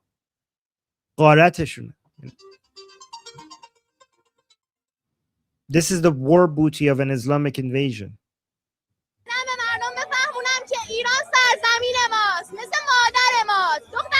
So, like, I'm here to say that Iran is like our land. It's like our mother. Like, girls, make sure you put this on your bags. به همچین مردم خودش نمیتونست بهش افتخار کنه. در واقع است. Like no country can be proud of their people more than us. Again, it's so disgusting because they're acting like there's a love relationship between the regime and the people. Guys, how many days ago was it that they committed the greatest act of massacre? The greatest act of massacre in modern history by a state upon a people has done by this regime, and these people are out there pretending that there's a love relationship between the people and the regime. Unbelievable. It's so vile. It's so disgusting. This is a completely different reality than what the actual experience of Iranians are inside Iran. And guys, look at this. They always try to, they bring in thousands of people out there and they squish them into smaller alleys, and they create these scenes that looks like really crowded, right? And remember, whenever you see these crowd sizes, remember, tens of thousands is really easy to manage when you have even 2% support in a country. In a country that has 90 million people, even with 2 to 3% support, you could create crowds of tens of thousands of people. A small percentage of a big number, you could still manage to get a big number. What is hard to do is to get millions while you're shooting at them. And that's what we did. These people get tens of thousands with food, with money, with entertainment, with concerts, with girls, with so much propaganda and advertisements. They get tens of thousands. What we get millions in the streets under rains of bullets, under the threat of torture, rape, execution, prison, threats to your family members. With all of that, we get millions. And they would bring in foreigners with money, with their propaganda, 24/7, with the internet, with their own internet, personal internet. They cut everyone else, and they get tens of thousands. Don't get impressed if they bring tens of thousands. It's easy to bring tens of thousands. Yeah, tens of thousands is nothing. Tens of thousands is nothing in a country of 90 million. Right? And remember, keep in mind, half of them aren't even Iranian. They're from Iraq, Pakistan, Afghanistan, the Hezbollah in Lebanon, the Palestinians, the jihadi Syrians, they even bring in Nigerians, right? Like they're not even, half of them are not even Iranian. Right. که مسافت تقریبا طولانی هست انگار این جمعیت تمامی نداره. Like, oh, look at this. They're saying it looks like this. There's so many people here. It looks like the crowd goes as far as the eye could see. Where were you when our people came out? Our crowd, guys, look at this. This is a narrow street, and they're only on one side of the streets. In early January, when our crowds came out, they were in highways, and from one end to another, as far as the eye could see, there was there was hundreds of thousands in every city, an ocean of people, so much that they had to cut the lights so nobody could see how big the population was. And you never showed that. You never showed that on state TV. This is nothing compared to the crowd sizes that we had. And those people were risking their lives. Goldi, we should do a back-to-back video comparing this to our crowd sizes. Look at this. It's one side of the street and it's in a narrow alley. Compare that to what we had. It was in the highways. It was like an ocean of people. What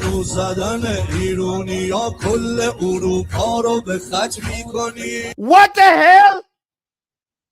What? Did you hear the song? تمامی نداره. کل اروپا برا زانو زدن ایرونیا کل اروپا رو به خط میکنی.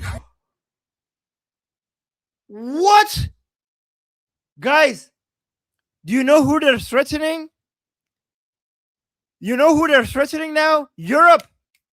Europe, wake up. They're not threatening the Americans. They're not even threatening the Israelis. The Europeans. The Europeans are now being threatened. By the way, these are Right? Armen, these are the same Europeans who are taking the side of the Islamic regime. These are the same Europeans who are like, oh, like we need to do diplomacy. We need to negotiate. We need to find a peaceful solution. Meanwhile, like Macron and Kier and all these like European garbage leaders are like, oh, we need to like find a diplomatic solution. Pedro Sanchez. Spain, the jihadi government of Spain. Meanwhile, the Islamic regime is saying, oh, we need to go boom, boom, and jihad. They're Europeans. They're declaring war on Europe. You idiots. Wait. Let me do an Armen rant. Let me do an Armen rant. Yeah. Where's my headband? Pedro Sanchez. Look at this. You're trying to unite all of Europe against Israel? Israel is dealing with the enemy of Europe. Israel is attacking your enemy for you.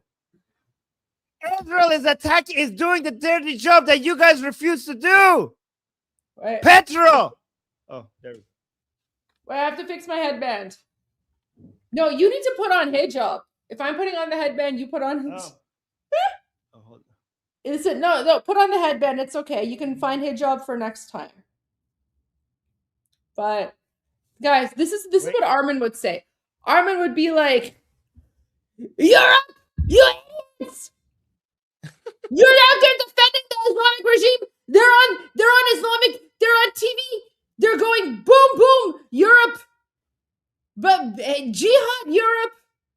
You idiots!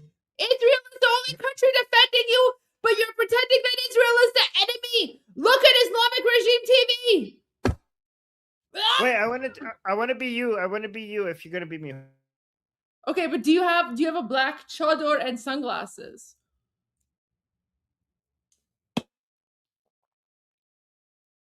Need to fix my hair in the back.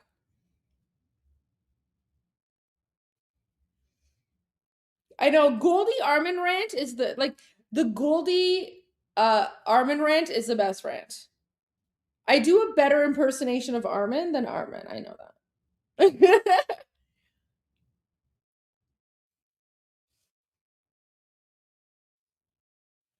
Yeah, he should just grab like a trash bag or something.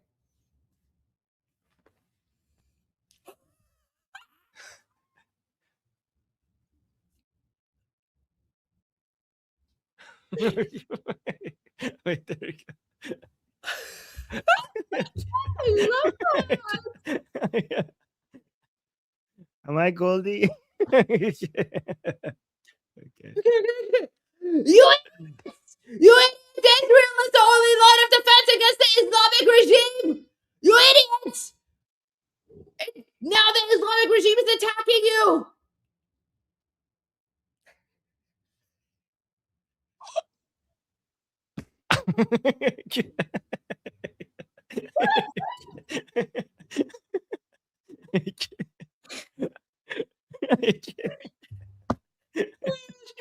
Wait. Oh, wait.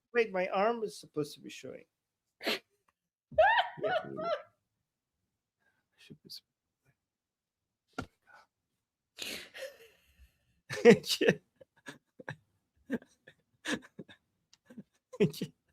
my god, it's so funny. Wait. I need to change our names.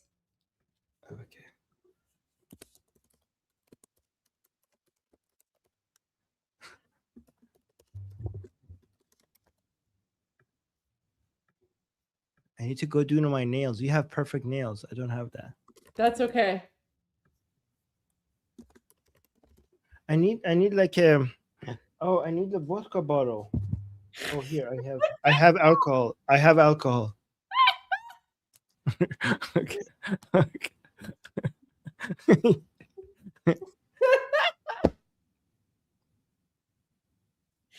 at her name, Armen. I have hand sanitizer, so that's my alcohol. I don't have vodka.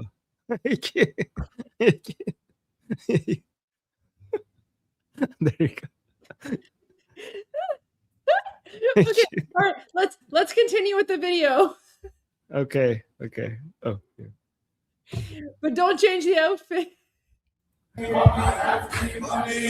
وقتش سقط بشی داری دیگه خیلی زیادی معصیت میکنی هوشیاری در میدان نبرد، حضور در خیابان‌ها و اقتدار دیپلماسی سه نکته مهم مورد تاکید مردم. میدان که باشه، لانچری ها هم به قدرت و قوت ما مینازم. مردم 50 روز تو خیابون به خاطر این نیستن که بخوایم کوتاه بیایم. آمریکا دنبال برد ولی ملت ایران همیشه پیروز بودن و هستن. 50 سال ما تو تحریم پیروزیم، بازم از این به بعدم پیروز میدان ماییم.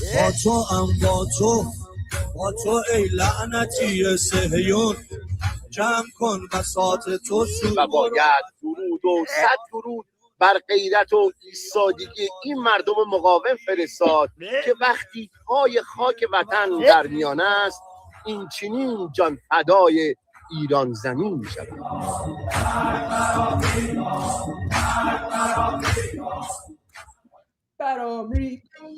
Oh, okay. No. Oh my gosh.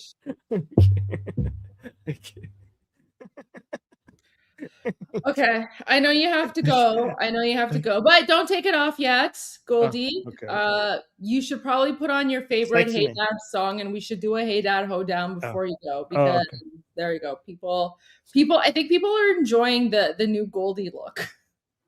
Yeah, okay. I think I do a better Goldi than you.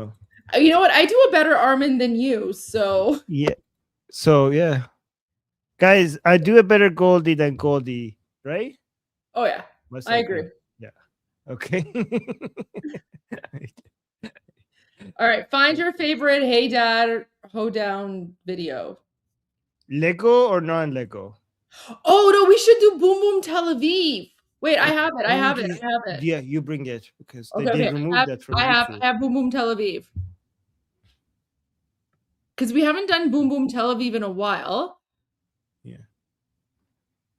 Wait, where is it? Here we go.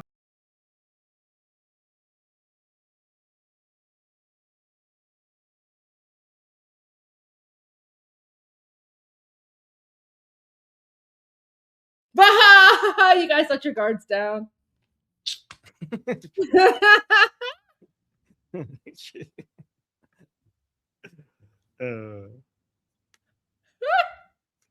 Although I actually do. Armen would never do that. The Armen would never do that. Okay. Although look, I have Boom Boom Tel Aviv, so now I can do the Sina Zani the way that I want to. Yes, you can, but I can't. I can't anymore. Okay, guys. Yes, I can't. I have to do it.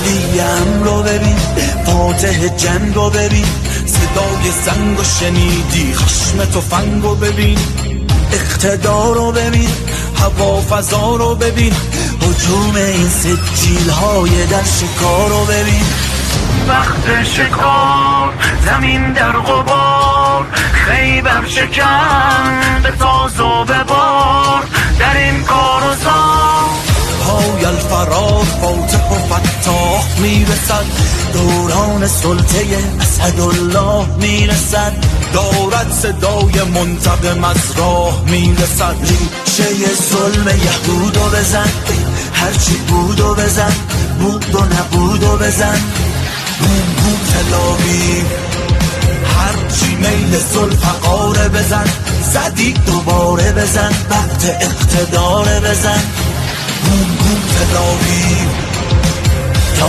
علی معنی لا قوت الا بالله علی ما شاء الله علی ما شاء الله یا علی علم به دست کیست غیر از آقا علی ماشاءالله علی ماشاءالله به اذن صاحب ما مهدی زهرا بزن ماشاءالله بزن ماشاءالله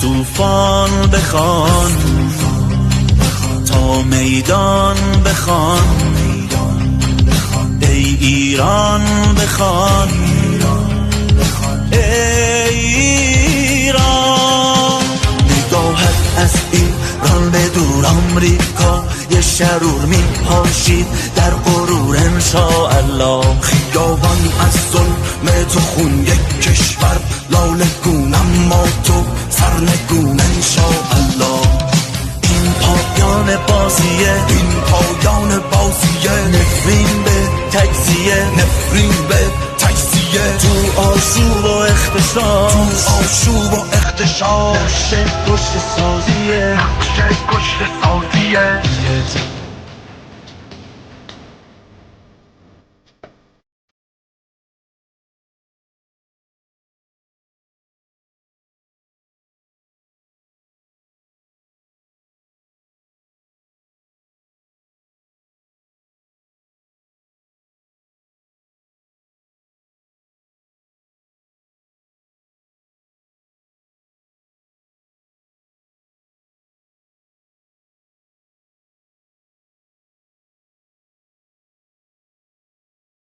فرمانده کل قوا فرمانده کل قوا سلام ای زربان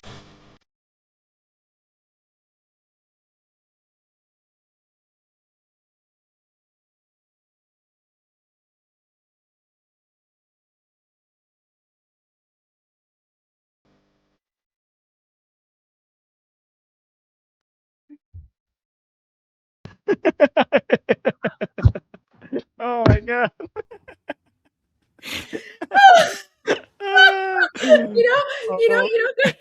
Guys, now I understand why Armen vibes to these songs.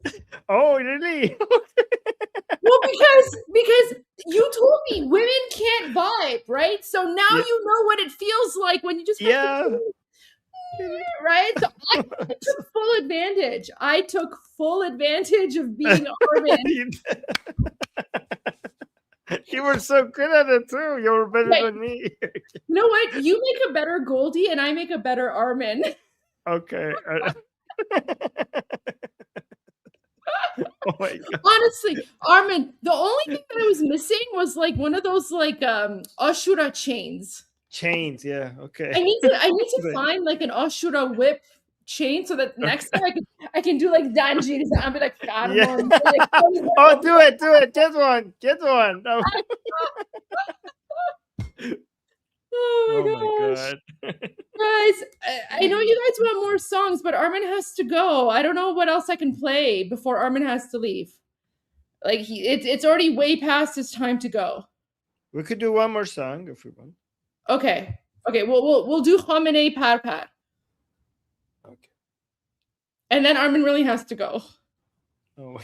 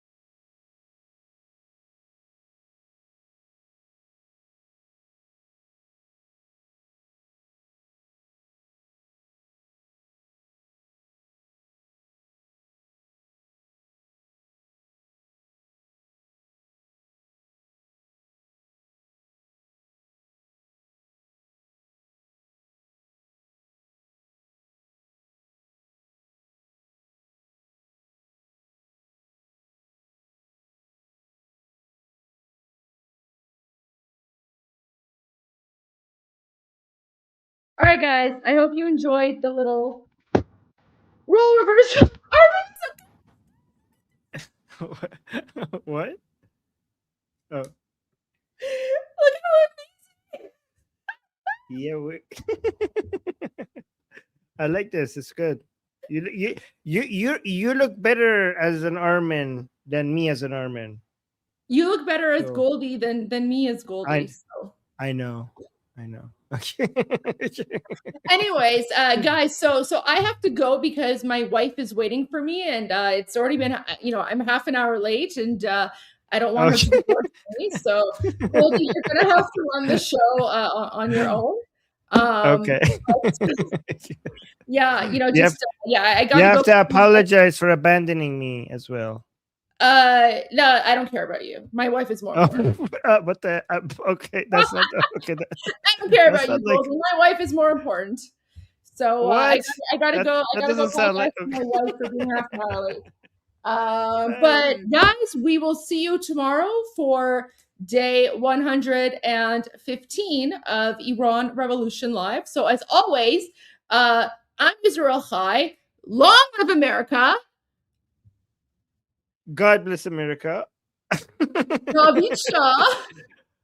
Payande Iran. And Iran. See you guys got me. tomorrow. I got you there. I got you good there. You're got Goldi. me. You had to see it. Yes. All right. I'll play a few more songs and then we are going. So, guys, see you guys tomorrow for day 115. And here we go.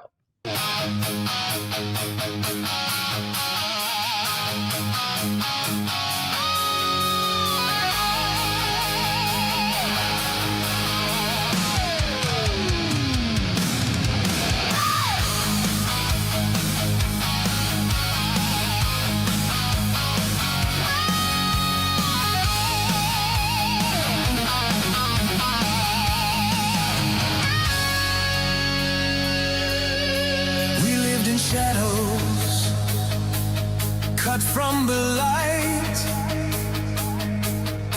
Sirens and gunfire in the dead of night. They took our voices, they shut the net. The not our will, not our regret. Now hear us say, without any apology, America, send your angels of liberty. Angels of liberty.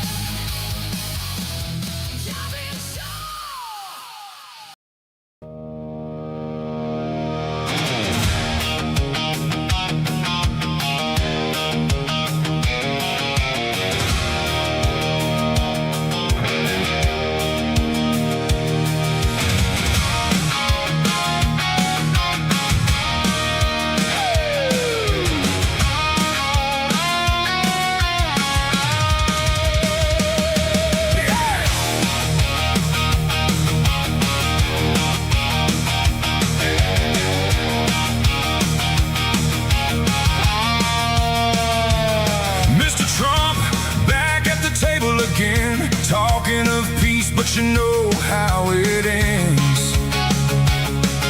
Smiles for the cameras, deals in the light, but truth disappears somewhere out of sight. Mullahs behind it, controlling the flow. You shake hands with fire, but you already know. Deal with the devil, you know what it costs. Promises fade while the lines get crossed. Deal with the devil, you hear their call. Voices in chains still rise and fall. Deal with the devil, don't look away while lives are taken day by day. Mr. Trump, hear the streets, hear the cry. Iranians want freedom, they're reaching high. From cells to the shadows, their voices still grow, dreaming of a future they don't even know. Deals at the top while the pressure runs low, and down below the fear continues to grow. Deal with the devil, you know what it costs. Promises fade while the lines get crossed. Deal with the devil, you hear their call. Voices in chains still rise and fall. Deal with the devil, don't look away while lives are taken day by day.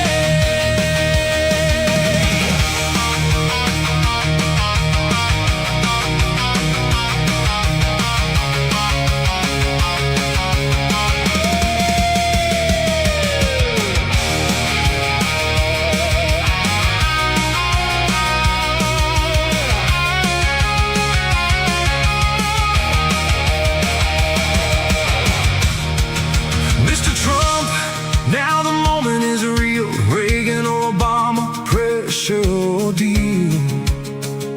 One stands firm, one bends to the game. History writes down the choice and the name. Stand with strength, don't let it all go. You don't free millions by moving too slow.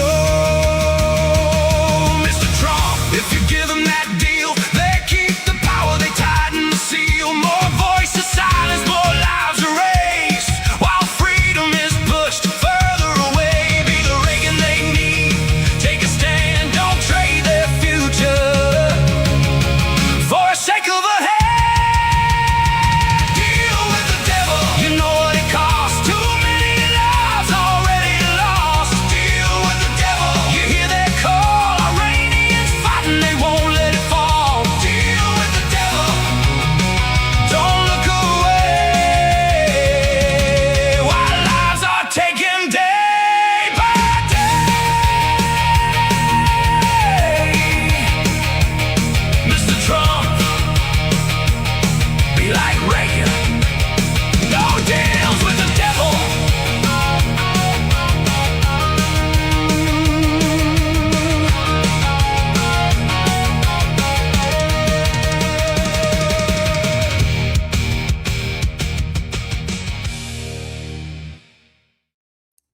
Okay, guys, I have a special surprise for you. Before we go to the Bapish song that I've been playing for you, you know, that one is edited and it's got the English subtitles. You're going to get two Bapish songs today.